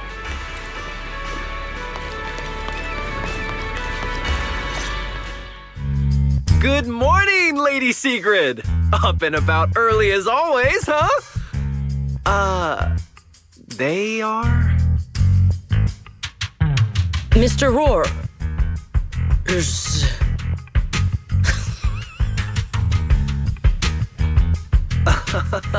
I know it's Mr. Roar, but, why plural? Obviously, Mr. Roar has a twin. Huh. Since when did that become part of his backstory? I've never heard of that before. Did you really think Rose Califer's massive pancake demand could be handled by a single Mr. Roar? Mr. Roars, please tell my subordinate the truth. I'm the Mr. Roar who works on Mondays, Wednesdays, Fridays, and Sundays. Rawr! I'm the Mr. Roar for the Tuesday, Thursday, and Saturday shifts. Rawr! That signature catchphrase.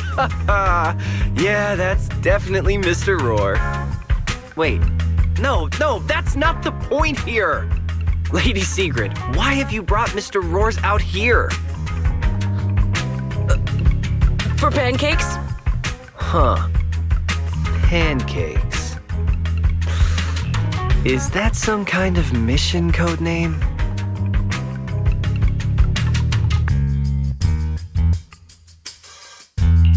Oh no, he's definitely suspicious.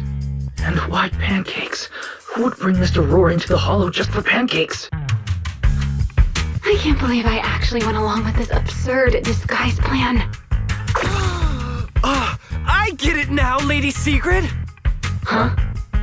The pancake ingredients were lost in the hollow, weren't they? That's why you rushed two Mr. Roars in to help search for them. I understand completely!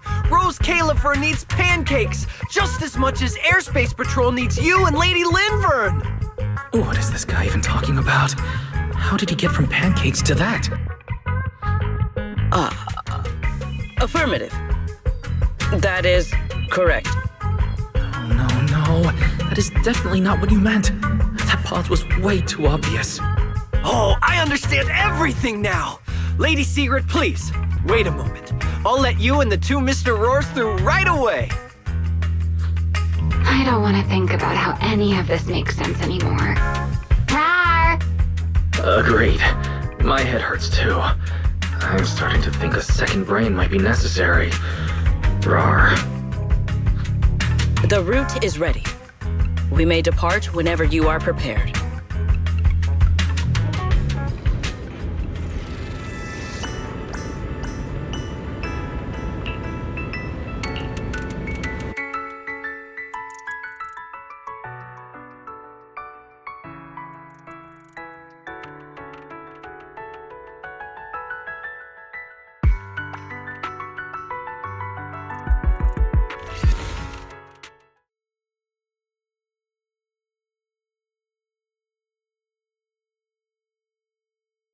All right.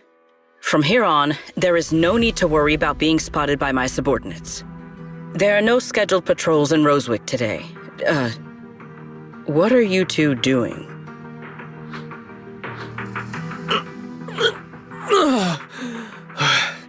Finally got this headpiece off. I was beginning to wonder how much longer I could last in there. See? I told you. This costume is way too tight and stuffy. Getting stuck in it the other day was definitely not my fault. It's not very polite to stare, Miss Deputy Director. Or is there something on my face? No, nothing like that. I merely thought you seemed somewhat more lively than I had expected. Your Quite different from the Remiel described in the records of the first-generation Void Hunters. Let me guess. In those records, we all come across as rather stern and proper, don't we? Well, I suppose that can't be helped. We were Void Hunters, after all. We had to look the part, especially the sort of Void Hunter people expected to see. The head of the Hoshimi family gets lost at the drop of a hat. Sunbringer is a bit socially awkward. And Joyous spends every other day nursing a hangover. You wouldn't expect any of that to make it into the official records, would you? Indeed. But that was who they really were. Nothing like the people described in those records.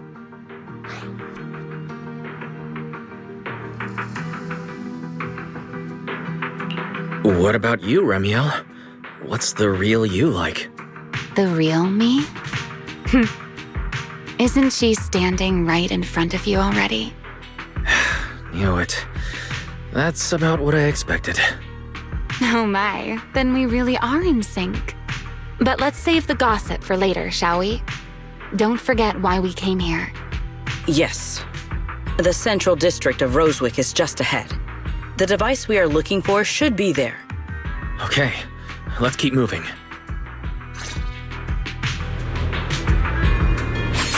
Let us pass through this tunnel first. Rosewick should be just ahead.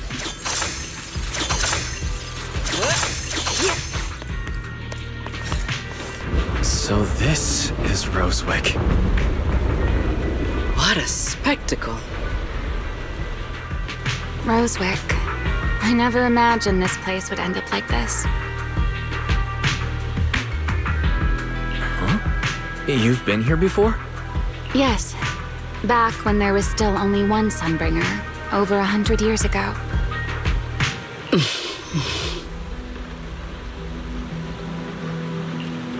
That enormous building in the distance is called Meridian Hall.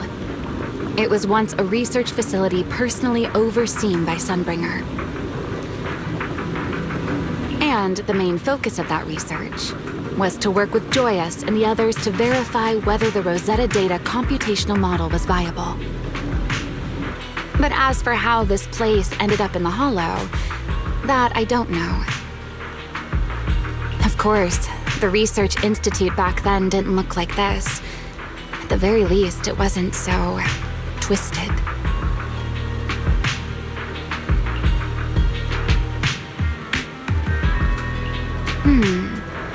It should be fine. Many of the facilities inside Meridian Hall were made of porcelain, so they should be pretty ether-resistant. As for the spatial structure, we'll have to rely on the back door that Sunbringer left behind.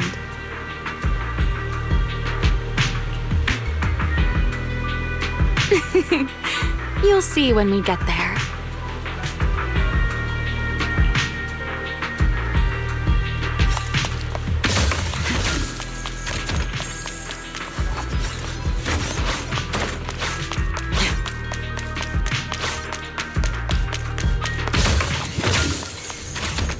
Time to shine, my partner in crime.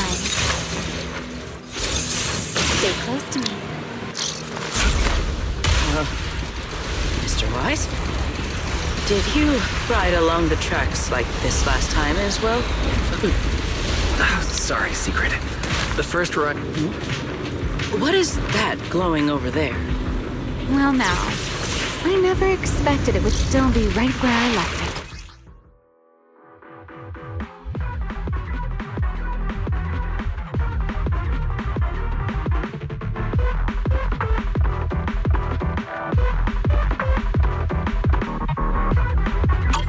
Looks like the nearby ethereals spotted us. They are starting to gather. Call me anytime you need my help. There's no need. This is barely even a warm-up.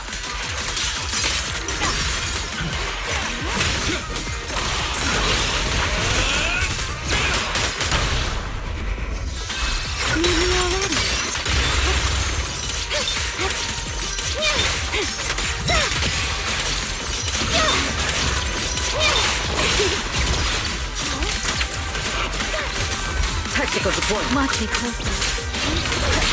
Hold the line.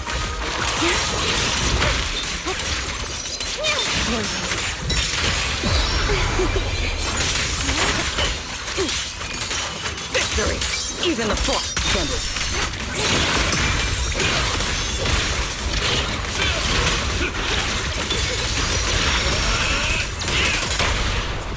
We charge together. Me take the lead. Dealt with, for now. Let us go see what that glowing object is. This object bears a strong resemblance to certain devices within the CCD. Yes, both are Sunbringer's creations after all.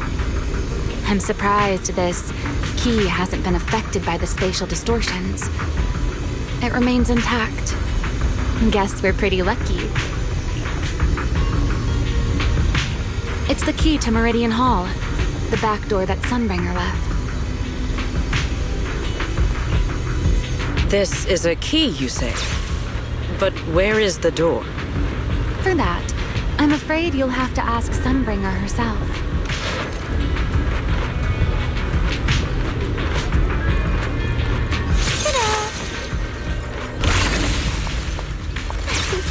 Up we go. Aside from Meridian Hall, most of the buildings here were residences and other facilities prepared for the researchers who worked here. In other words, even if they were swallowed by the Hollow, it wouldn't matter. There was nothing important inside them to begin with. But Meridian Hall is different. The prototype used to verify Rosetta data is stored inside. Sunbringer, she always believed these instruments might still serve a purpose someday. So she designed a dedicated emergency restoration system for the entirety of Meridian Hall. That's the back door I mentioned.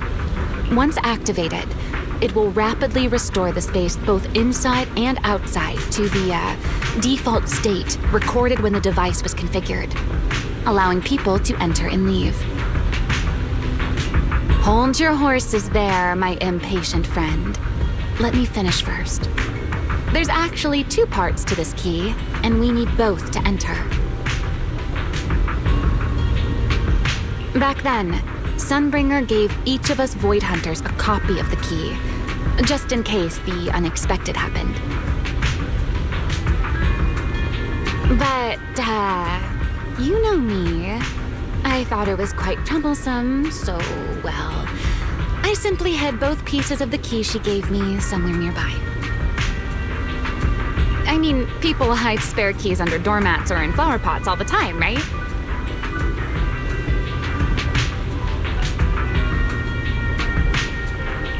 At least it worked out, right? If I had taken it with me back then, we'd be at a loss now. As for the other part of the key, if memory serves, I hid it somewhere rather high up, I think.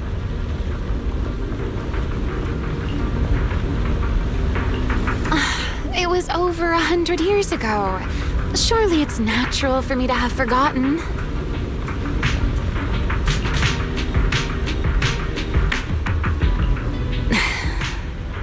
You sure are sharp. But careful there, Detective Wise. Or someone may just turn you into a static background asset with all RGB values set to 255. You two, let us cut the chatter. Since this part is still here, it stands to reason that the nearby spatial structure has not changed too drastically. Let us check the high ground nearby first. Perhaps we will find other clues. Okay, but before that, let's put this part of the key into the device.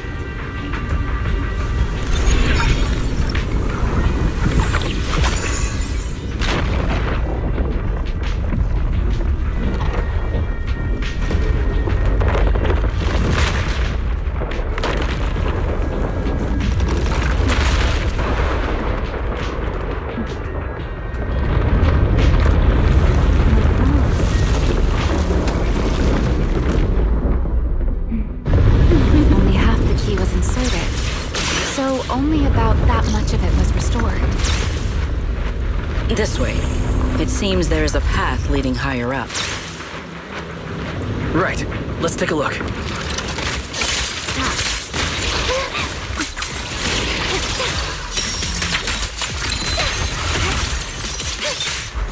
single moment.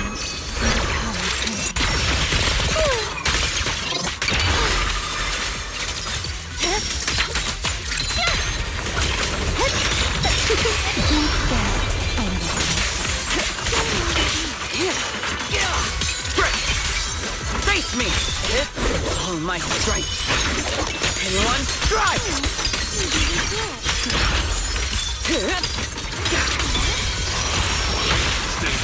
Everlasting flame! Strike down!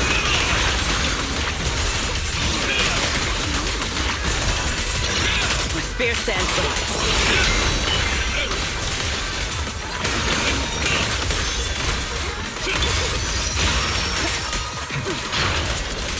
Tactical deployment.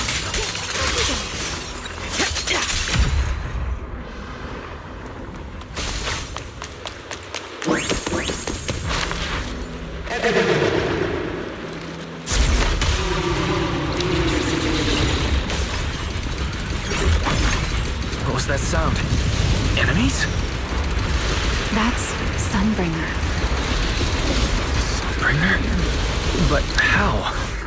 It's not so unusual. Hollows are full of echoes of the past. A voice with no visible source. That isn't common, is it?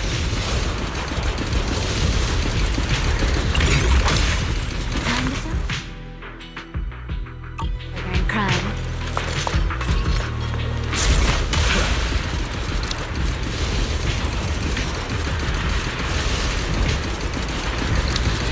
And here.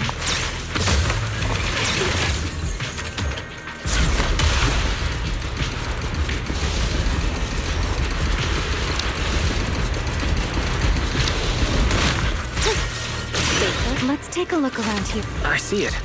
The other half of the key is over there. See? I told you it was hidden somewhere high nearby. I should be able to unlock this path if I hack the robot. I did not realize you were capable of such things. I've dealt with all sorts of things on the island, but anyway, this isn't all that difficult.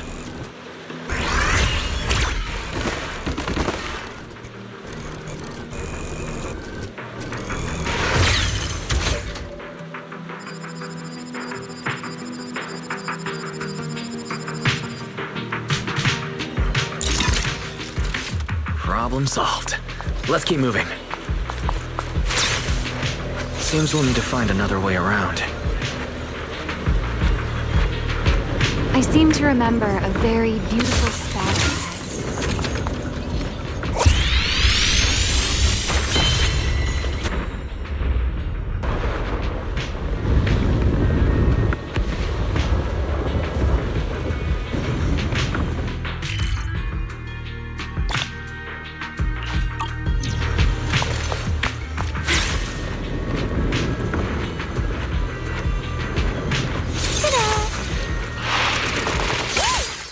Pretty intimidating. Sting! Watch out! Surprise attack!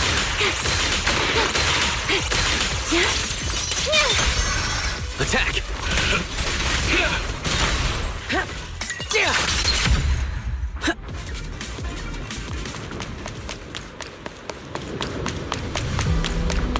If we hack the drone, the path should open.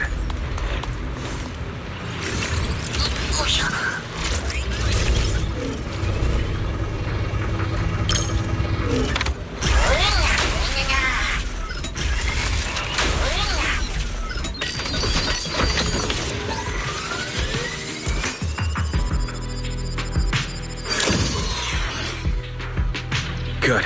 We're almost at the target. That's quite the emotion. The experiment. That voice. That's Joyous. He's likely been dead for a very long time.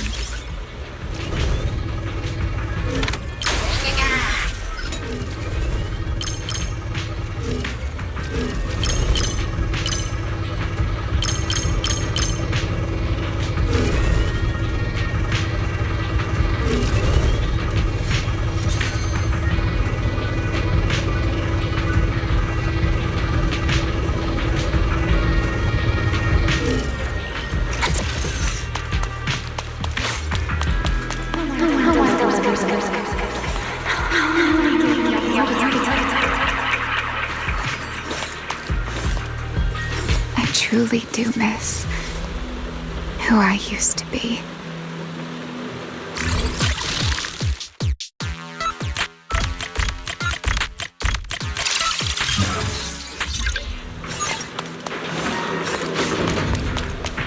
The ethereals in this area are gathering again.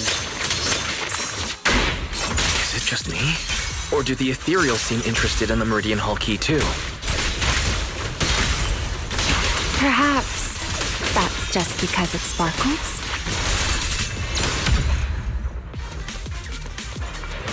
Go and take the key. You've been left here all this time. Poor thing. Now, I'll take you to fulfill your purpose. This the Rosetta data. I know. A moment like this does call for celebration. Just as it did back then. Ramiel, that voice. Is that... Yes. That's Belly. All right, we have the key. Let's head back. Goodbye, my old friends.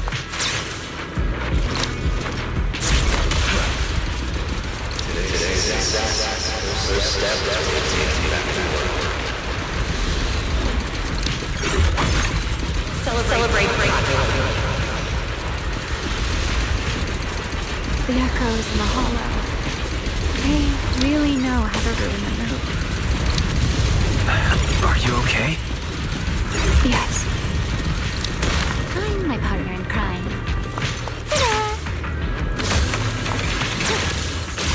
Ta-da!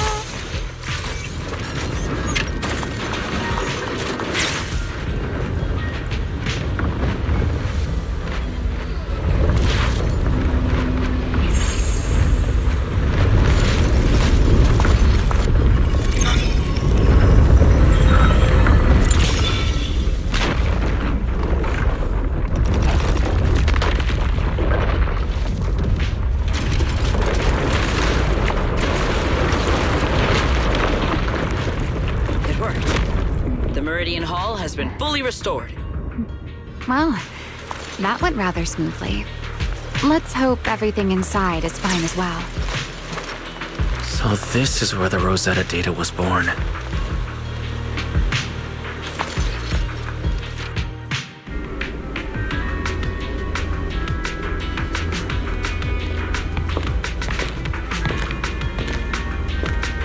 The space here is still shifting.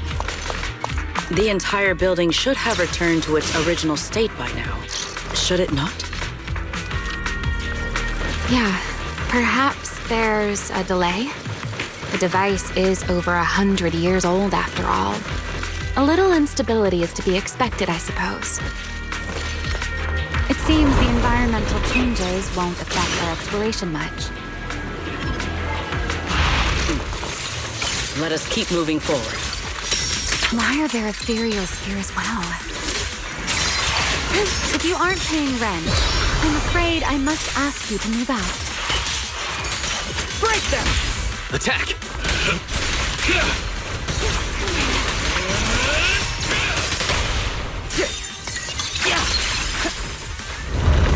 The space was hidden. No wonder so many ethereals gathered here. Sharp as ice! Shatter! Leave nothing standing! Is this the last one? I was expecting something a little tougher. Blade! Wield the blade with me! Annihilation!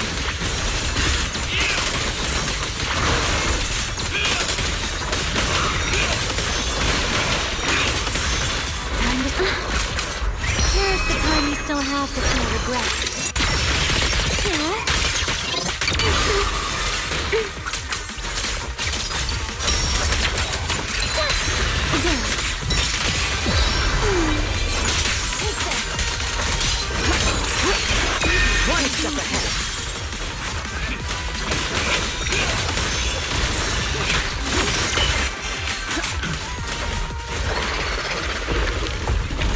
There it is, the device we're after.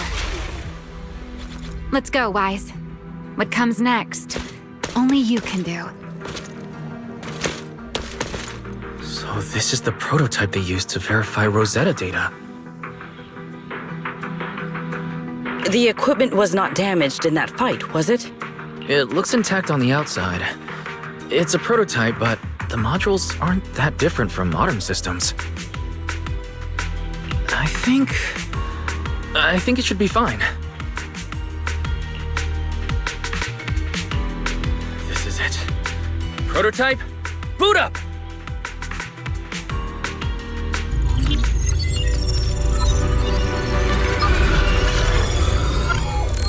We did it! Seeing these screens light up again after all this time feels strange. Well, can you work with it? Anything unclear?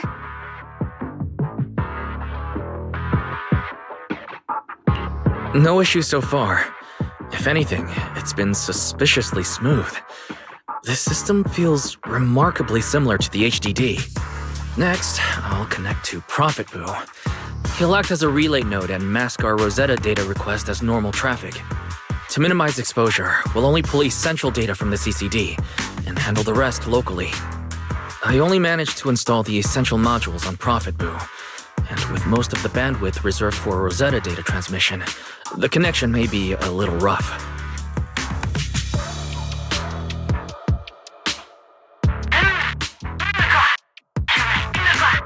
Oh, that's Griff. Looks like it worked. Need anything from us, Wise? Thanks, but not right now. I've got this. Understood. We will keep watch for any ethereals and keep the area secure. Link bandwidth stable. Traffic disguise deployed. Target side response seems normal. Starting designated path prediction calculations. As expected of a holo specialist, the aura is completely different.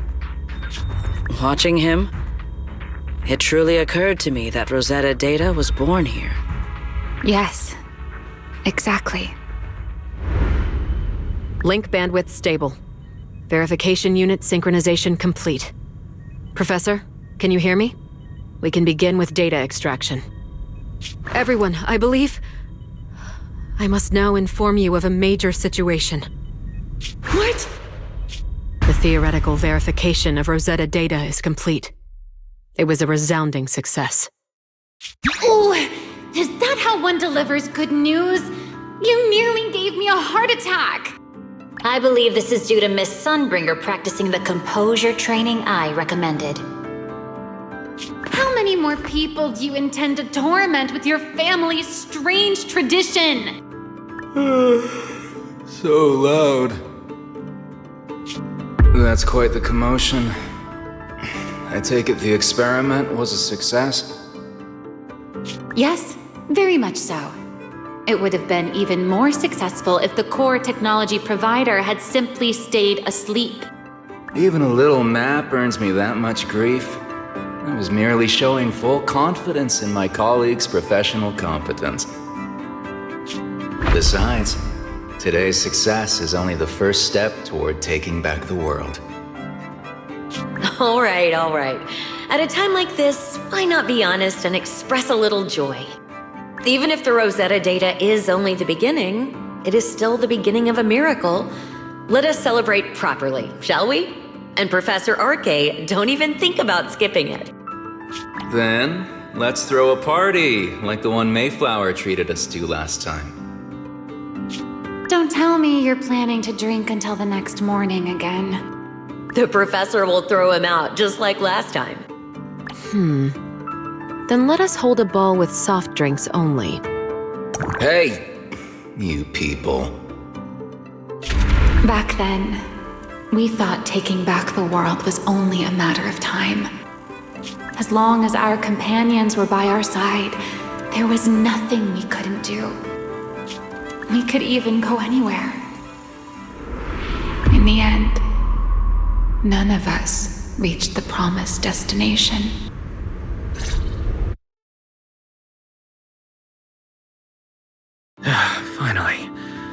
That should take care of it. Mr. Wise, how did it go? Everything went smoothly. Now all that's left is to use this data to... Ramiel, is something wrong? Are you alright? No, I'm all right. I simply, wanted a little more time to look around. This place brings back memories of some old friends. Are you sure you're okay, Ramiel? I'm perfectly fine, really. Now that the calculations are done, let's head back. If we stay much longer, we'll miss tonight's banquet.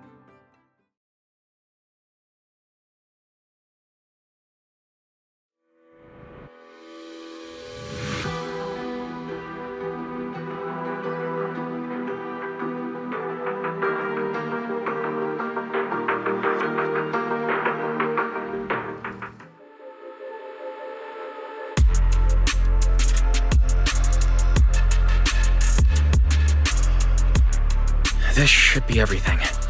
Here, Secret. You got my instructions earlier, right? Yes, Mr. Wise. I simply need to place these devices at your designated locations, correct? Yeah. Once the imposter appears, I'll activate the devices and create a small singularity leakage at the venue. Meanwhile, I'll use Thaumiel's power to immobilize both it and everyone at the venue.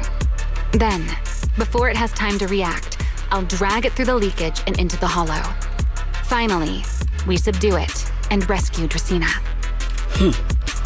Very well. Understood. I will do everything in my power to help you enter the venue unnoticed.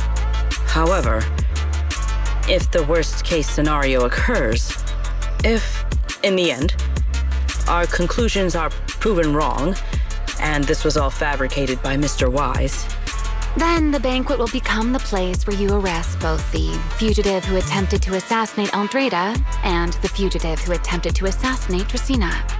I imagine Wise would have no objections to that, would you? No, I promise. Then, may none of us betray the trust we have placed in each other. There is a balcony outside the banquet hall. The door to that balcony will be locked today, so you two can stay there until the banquet begins. When the music begins, that signals the start of the banquet. The guests will share the first dance. Once that happens, you can head directly above the hall and prepare to act. Got it.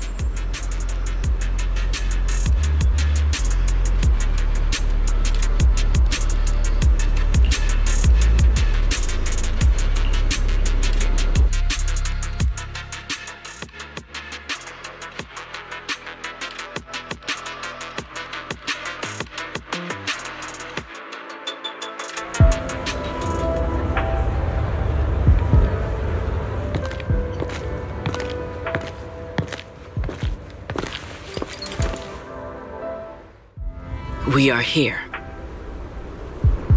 Next, I will head in and set up the device.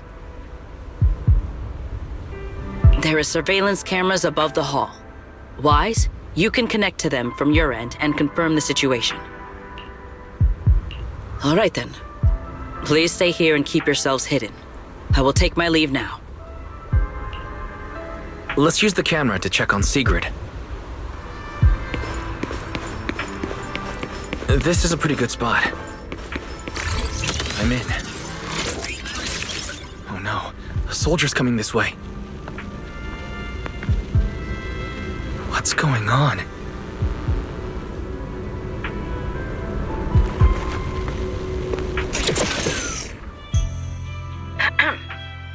Can you two hear me fine? All devices are in position. Mr. Wise, you have the exact locations in sight, yes? Yes, I see them. But what happened just now? Ah, you mean the soldier who came to speak to me. He asked me what was inside, and I said, this was specially prepared for Lady Dracaena. He then said, oh, I see. A heart-to-heart over dessert. On the floor, no doubt. I can hardly wait. And left. Can't believe I've grown used to the strange things that happen around her. The welcome banquet is about to begin, so I must take my leave now. I wish you two luck. Honored guests,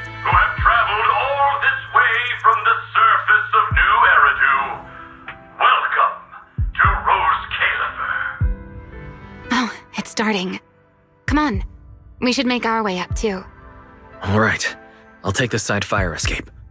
Why go through all that trouble? Oh, wait! Now let us follow the music and dance with our partners. May we all have a wonderful evening. Everyone down there is dancing. Once the music ends, Greta Blulu will show up. Okay, I'm ready. Hey, what's on your mind? Ramiel, stay down. What if someone sees you? Why would they? On such a beautiful night with lovely music, surely everyone's eyes are on their dance partner. And you? You were so calm a moment ago. Why so nervous now, Mr. Honor Student? No matter how we frame it, what we're about to do could be considered an assassination. To the unsuspecting crowd below, we must look like a pair of unforgivable criminals. Relax. I've witnessed spectacles far grander than this. Oh, right. The music won't end for a while yet. So, to settle those nerves, shall we share a dance of our own? Huh? Dancing? Right here, right now? Is this really the time for that? You're already my partner in crime. It's a little late to worry about propriety. For the record, I've never really danced before. If I step on your foot, please don't blame me.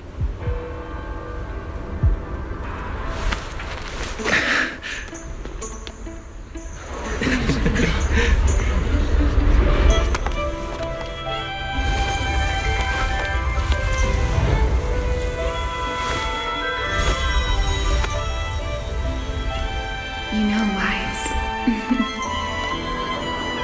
I've actually been keeping something from you. And you're definitely gonna be mad once you know the truth. But what can you do when your partner turns out to be a liar? Lady Dracaena is here! Everyone stay right where you are. It's time for her speech. After you, Lady Dracaena.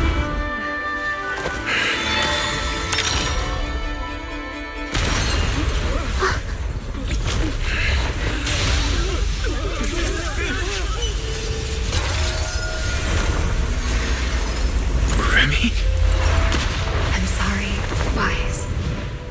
As this dance draws to a close, it's time for us to say goodbye.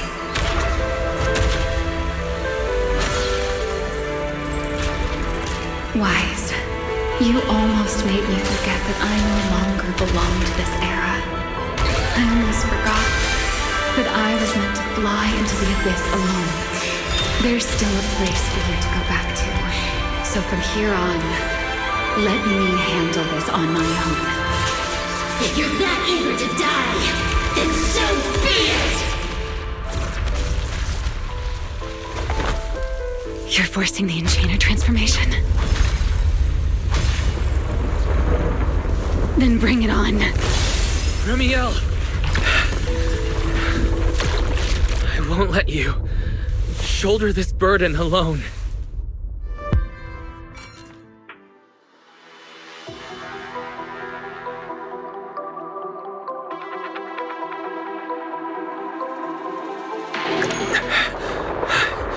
Ramiel, if you ever freeze me with those feathers again, I'm plucking you like a chicken. Wise, why are you here? Didn't I? You're the one who said we were partners in crime. Who leaves their partner behind like that? Sorry. You can apologize after this is over. What just happened? And what's that huge ether glow over there? That's Greta Blulu's cocoon. Since we ruined its plans, it's trying to absorb nearby ether to make up for the energy deficit and force its fusion with the Karma Core. And completely devour Dracaena. I can't be certain how much longer she can hold on. Is there any way to stop it? Do you see those new ether growths nearby? Greta Blulu created them. They're basically doing the equivalent of a blood transfusion, gathering ether from the air and feeding it into the rapidly growing cocoon. In other words, if we cut off those growths, we can stop the cocoon from growing any further. Are there any main arteries among those blood vessels? Sharp as ever. Good. I found 2 in total. Sever them both, and the energy supply across this entire area will fail. Then we can destroy the cocoon.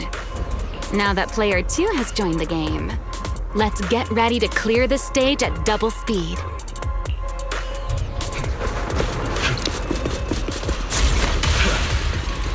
The space here is unstable. Watch your step. I'll watch the tracks. Wait for me at the end. Wise, the cocoon's doing something. Watch out! The cocoon is sending out blasts at intervals. When they explode, get to the nearest cover immediately.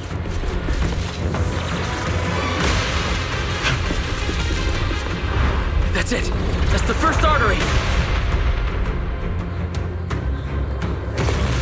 The frequency of the blasts is increasing.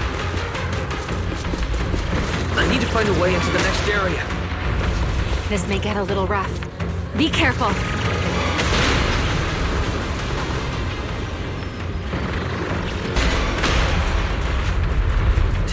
Its activity level is still climbing. Don't panic. Whatever happens, stay clear of the blast. Understood. Remiel, how are things on your side? I've seen plenty work. The target growth is just ahead. I'll leave it to you, Wise.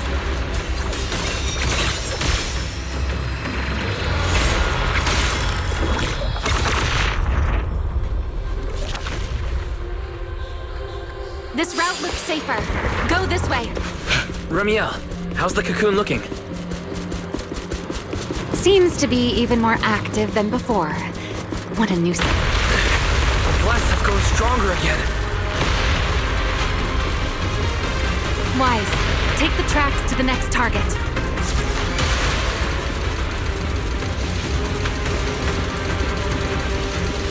Not good! I'll think of something. Using the rail car as cover. I'm impressed. We're approaching the second target. Destroy it, and the cocoon's growth should stop completely.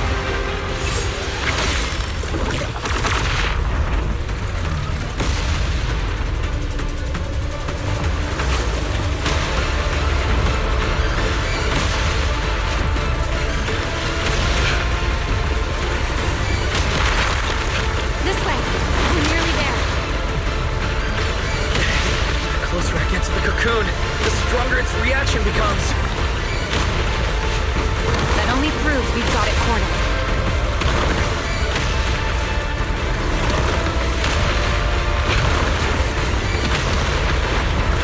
Move in during the gaps between explosions. Wise, ready to punch right through it? Ready. Match my rhythm. Now!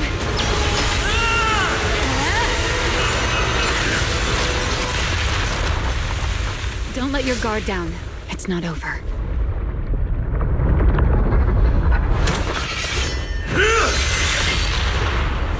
Too late. Evolution complete.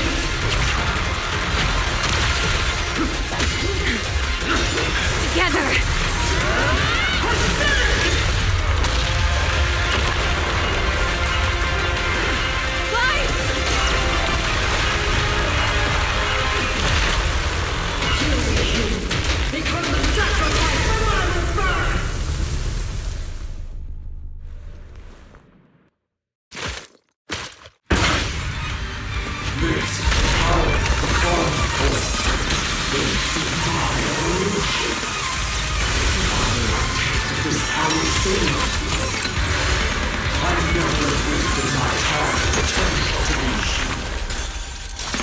I had no idea ethereals could be so talkative.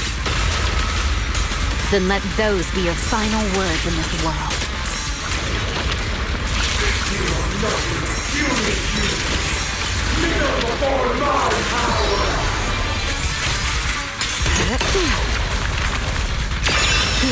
howling wind.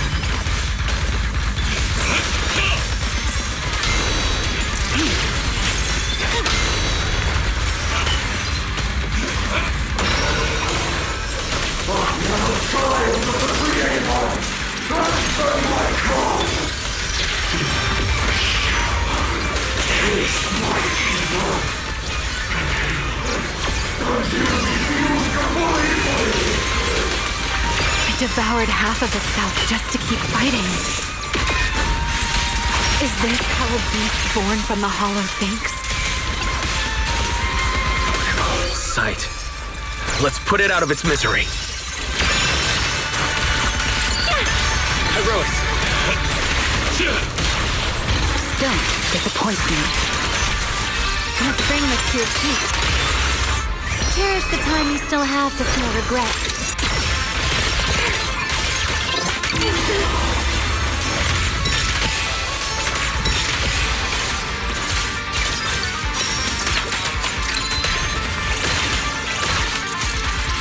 The line shall be drawn by me.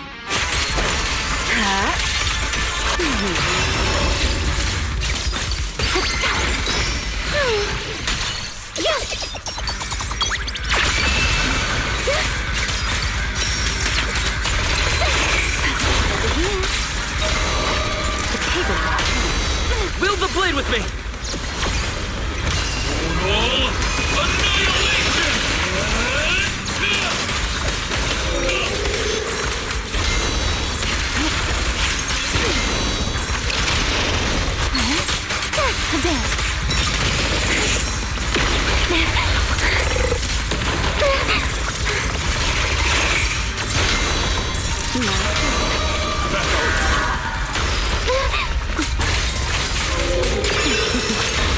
Wind shear.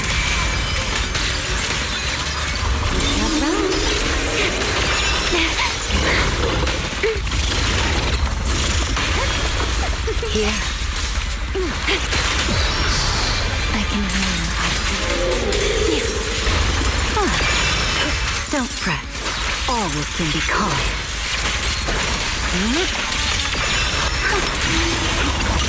Everlasting flames!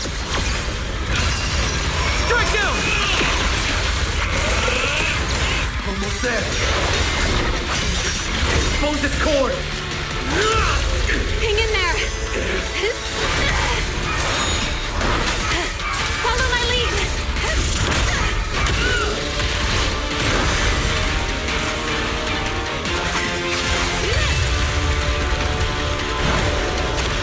Getting away. We have to catch it!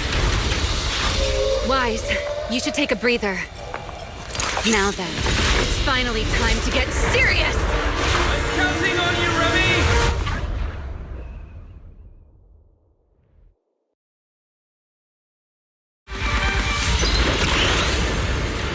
Remy! Capture it alive and save Dracaena from inside the core! It's been a long time since I fought in the skies, but this is my domain. Show me what else you have. Sort of Lulu! It's charging up! Get ready for a ranged attack! Oh? You wish to test your firepower against mine? Vanishing on me, are you? Hoping to catch me off guard?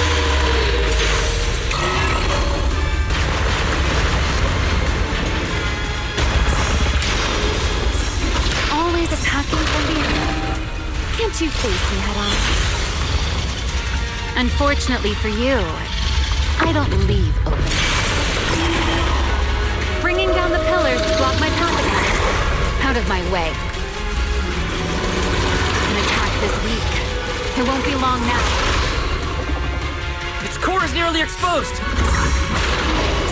Good. Time to end this. After 100 years of sleep, my body has grown rather sluggish.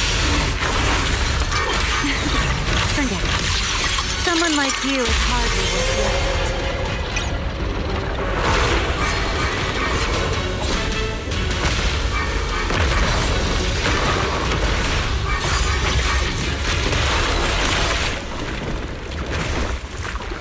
Dracaena is inside its core. I'll handle this.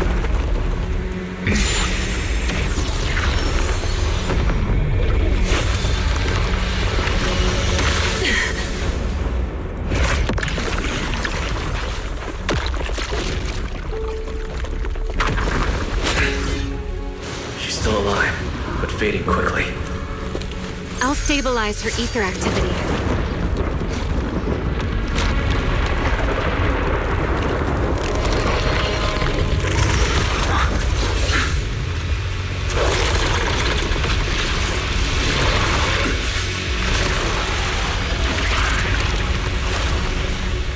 It just devoured Gerta Blulu and left.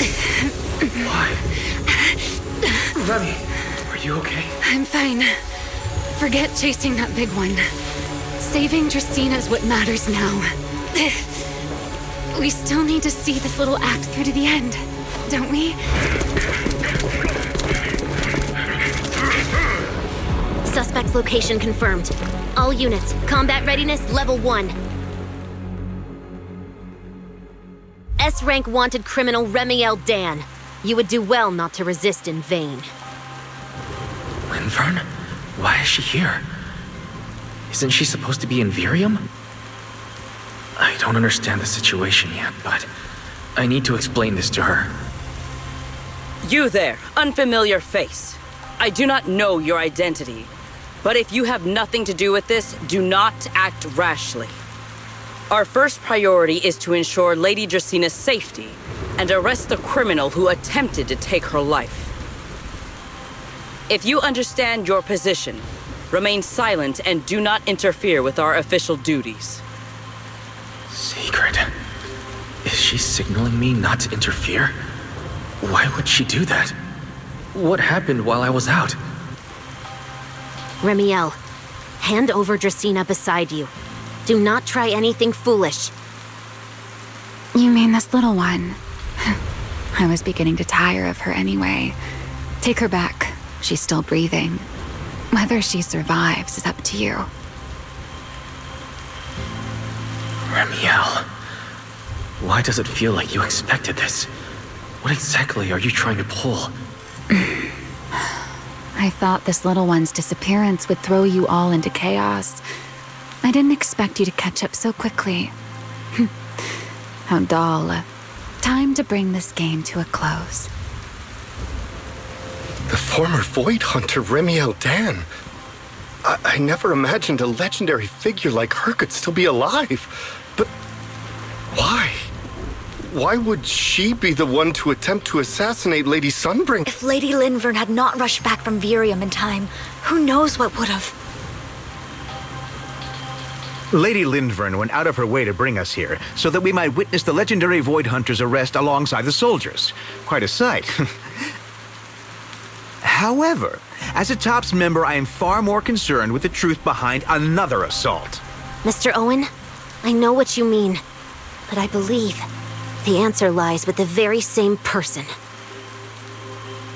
Answer me, Remiel. Was it you who abducted Dracaena at the welcome banquet and left her gravely injured? Naturally. Were you also the one who infiltrated the computing center and attempted to murder Truvia, High Ambitions Corp's lead researcher? Yes, that was me. What? You... why? Oh, wait. That's not what happened. The one who hurt Truvia was... Right. Without seeing it firsthand, no one would believe Lady Dracaena was nearly devoured and assimilated by Gerta Blulu. Remiel, don't tell me this was all for... I did not expect you to admit it so readily. You understand what your actions mean, do you not?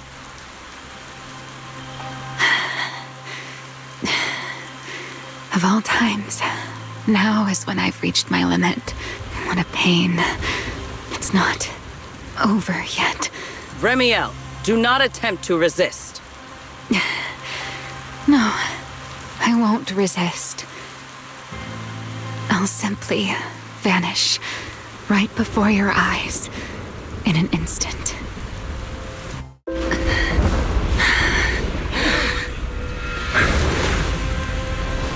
sorry, but I'm done being a spectator. This performance of yours, you wouldn't mind one more joining in, would you?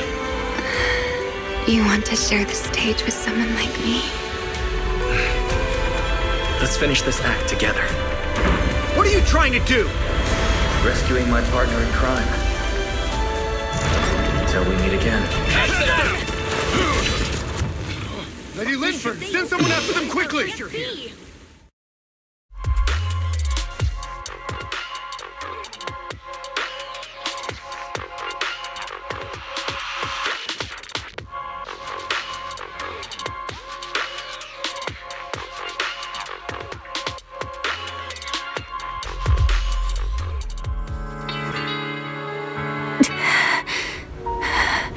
No. Look away. It's okay now. Remiel. Please don't. Don't look at me. Okay, I promise. I won't look. Thank you.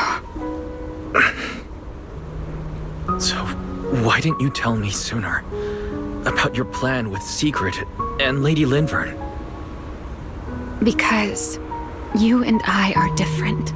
You still have somewhere to return to, but I do not. The era I knew, the people I loved, those memories, they're all long gone. So, I can't drag you into this. You really are impossibly headstrong, Remiel. You're the one who called me your partner in crime. You're the one who held me together on that rainy night. And now you're leaving me behind? Did you forget you're over 100 years old already? How long are you going to keep acting like a cranky child? I get it. Sometimes, someone has to step up and do what must be done. What happened to Tresina and to Truvia? Someone has to answer for all of it. But that doesn't mean you have to shoulder the burden all alone. Didn't you call me your partner in crime? Then act like it. Doing bad things together, running away together, getting ourselves wanted together. That's what partners do. What kind of partner takes all the heat alone? What kind of friend does that? You really are getting more silver-tongued by the day, Wise. I'm not trying to sweet-talk you. Can't you tell I'm really mad right now? I can hear it, Wise. I'm sorry. I shouldn't have done that, my dear partner in crime. So, what are you gonna do now? I think I'll return to my refuge and rest for a while. The signs of the Enchainer transformation seem stable for now. There shouldn't be any major issues. As for what comes next, I'll leave that to Linvern in secret. I'm a little tired.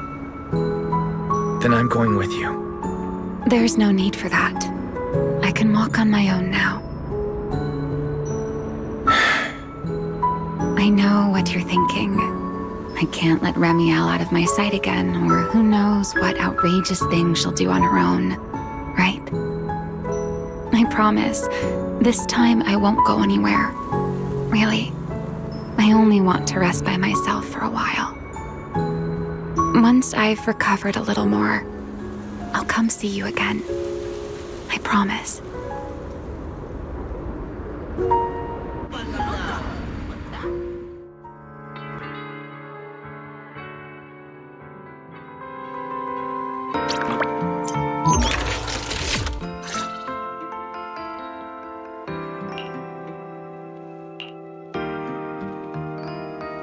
Oh, Weiss, over here!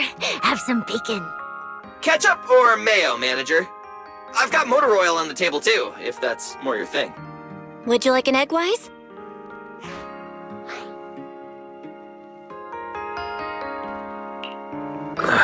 Is it just me, or are you guys being overly friendly today? How can you say that? It's only been a day, and you're already skin and bones. Manager, breakfast is a sacred tradition at Amber Hall, and everyone's gotta have their fill. Besides, when Valina and Norma stopped by last night, they were just as... Seriously, that was way too close. I was so worried. Whew, thank goodness everything worked out. Yeah, thankfully. You're still worried about Truvia, aren't you? I think she's still in intensive care.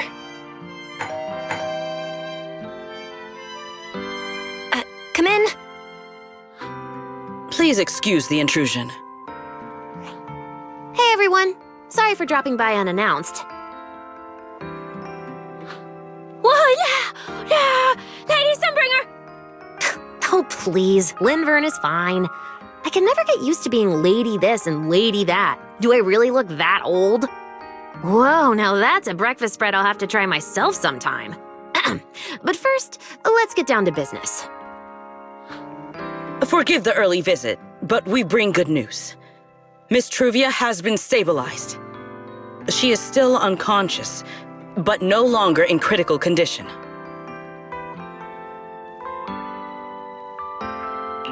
Really? That's a relief. I'm glad to hear that. And allow me to formally thank you on behalf of Rose Califer.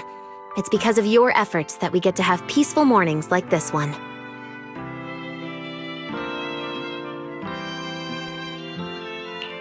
I can't take all the credit. I only did what I had to. And I owe all of you, too. Sorry for not thinking about what would happen after everything. Wise, I owe you an apology. Ramiel and I kept our plan from you, but it was not because we doubted you. Rather...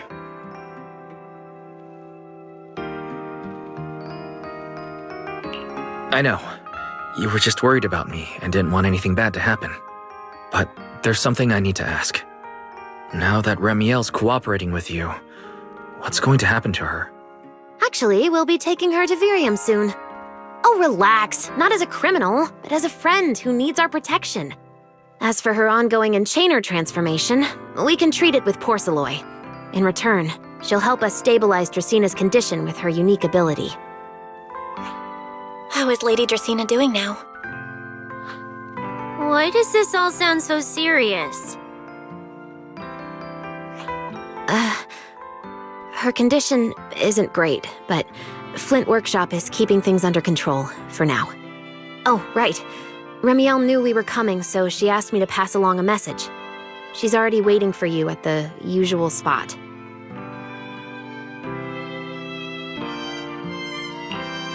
Right now? She really does love catching people off guard. Hey Weiss, aren't you going to see Ramiel? Why are you going upstairs? Cecilia, curiosity isn't always a virtue, you know.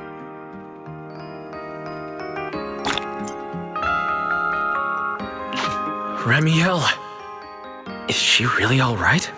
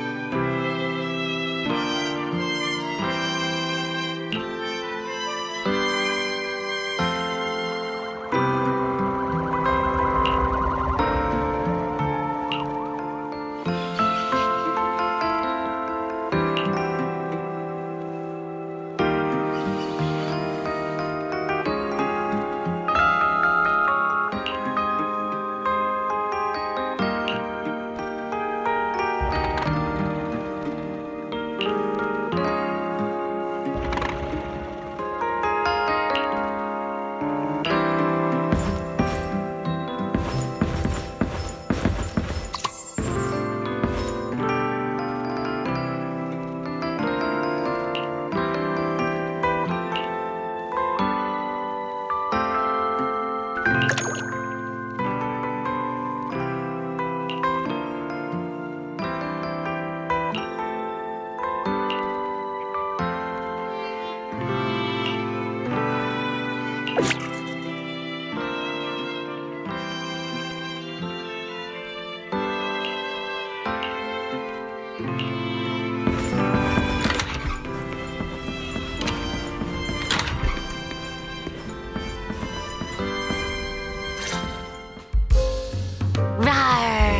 Good morning.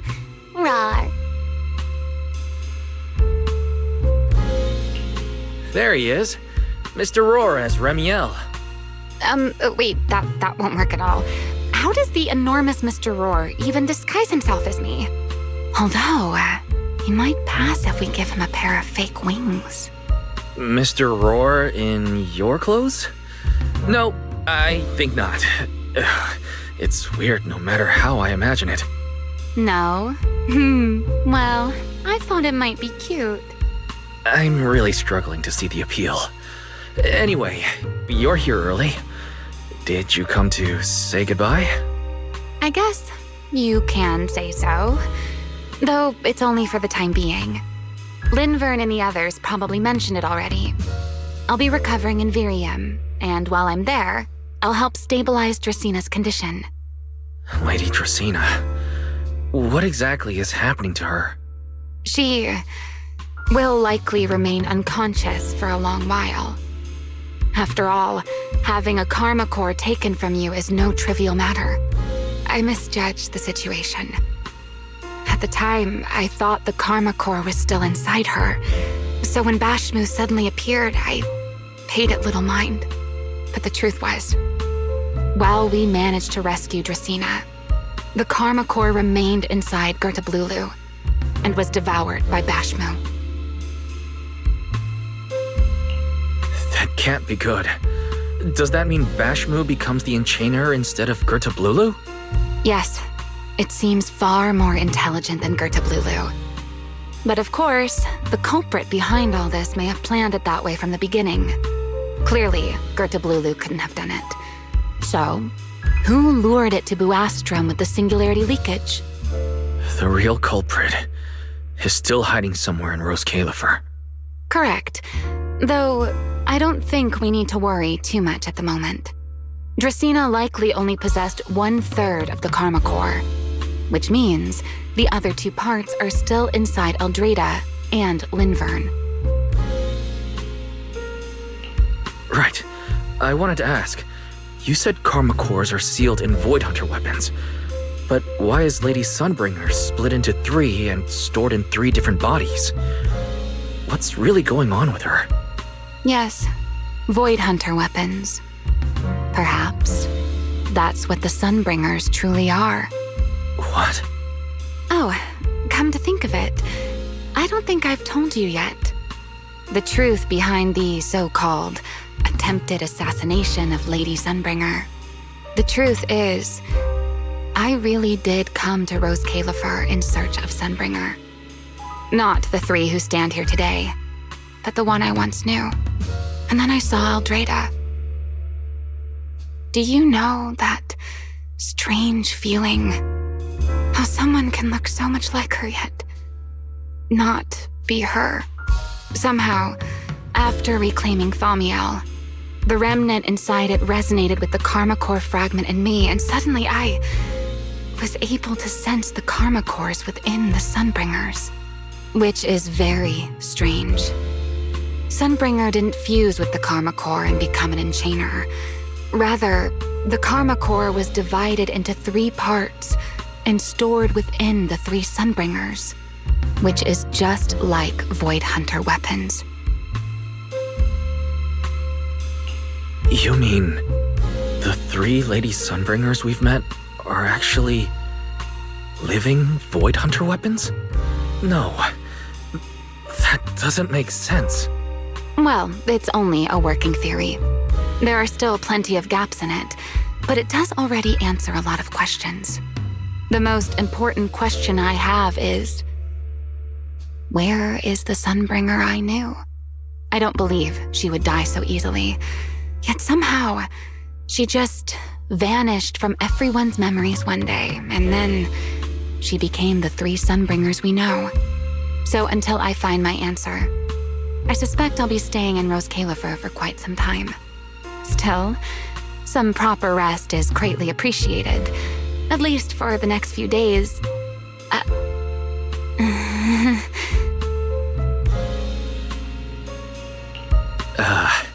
There should still be breakfast downstairs.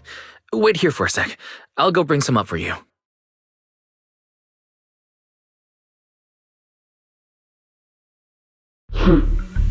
How many times have I told you before?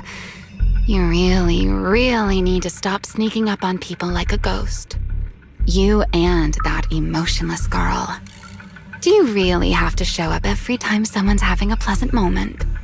I agreed to join this little covenant of yours, but I did not agree to being stalked all day and harassed whenever you feel like it.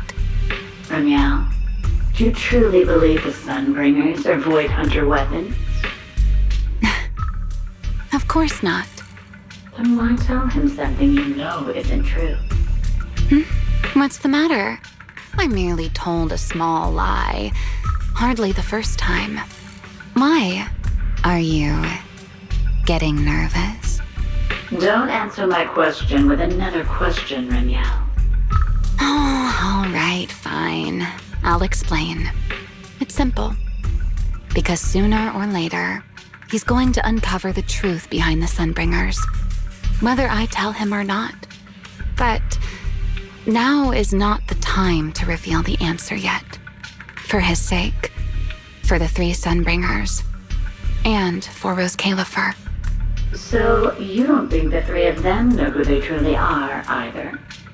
Perhaps. I can't say for certain myself. But you know the truth, and so do I. There's only ever been one question of real importance to us. The Sunbringer I once knew, and the Sunbringer you've been searching for. Where is she?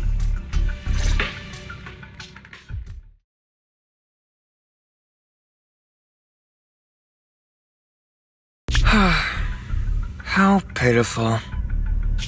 What do they call that monster again? Right, Bertablulu. To think it wounded you this badly. Its will to survive is truly frightening. It also got a lot smarter ever since it made contact with the Karma Core. Came embarrassingly close to actually pulling it off. How impressive. But do not worry. Our old classmate still handled everything. Come to think of it, I always did enjoy doing the unexpected. But you are terrible at adapting on the fly. That is why you keep losing to them. Again and again and again. Why not? Simply admit that you are worthless.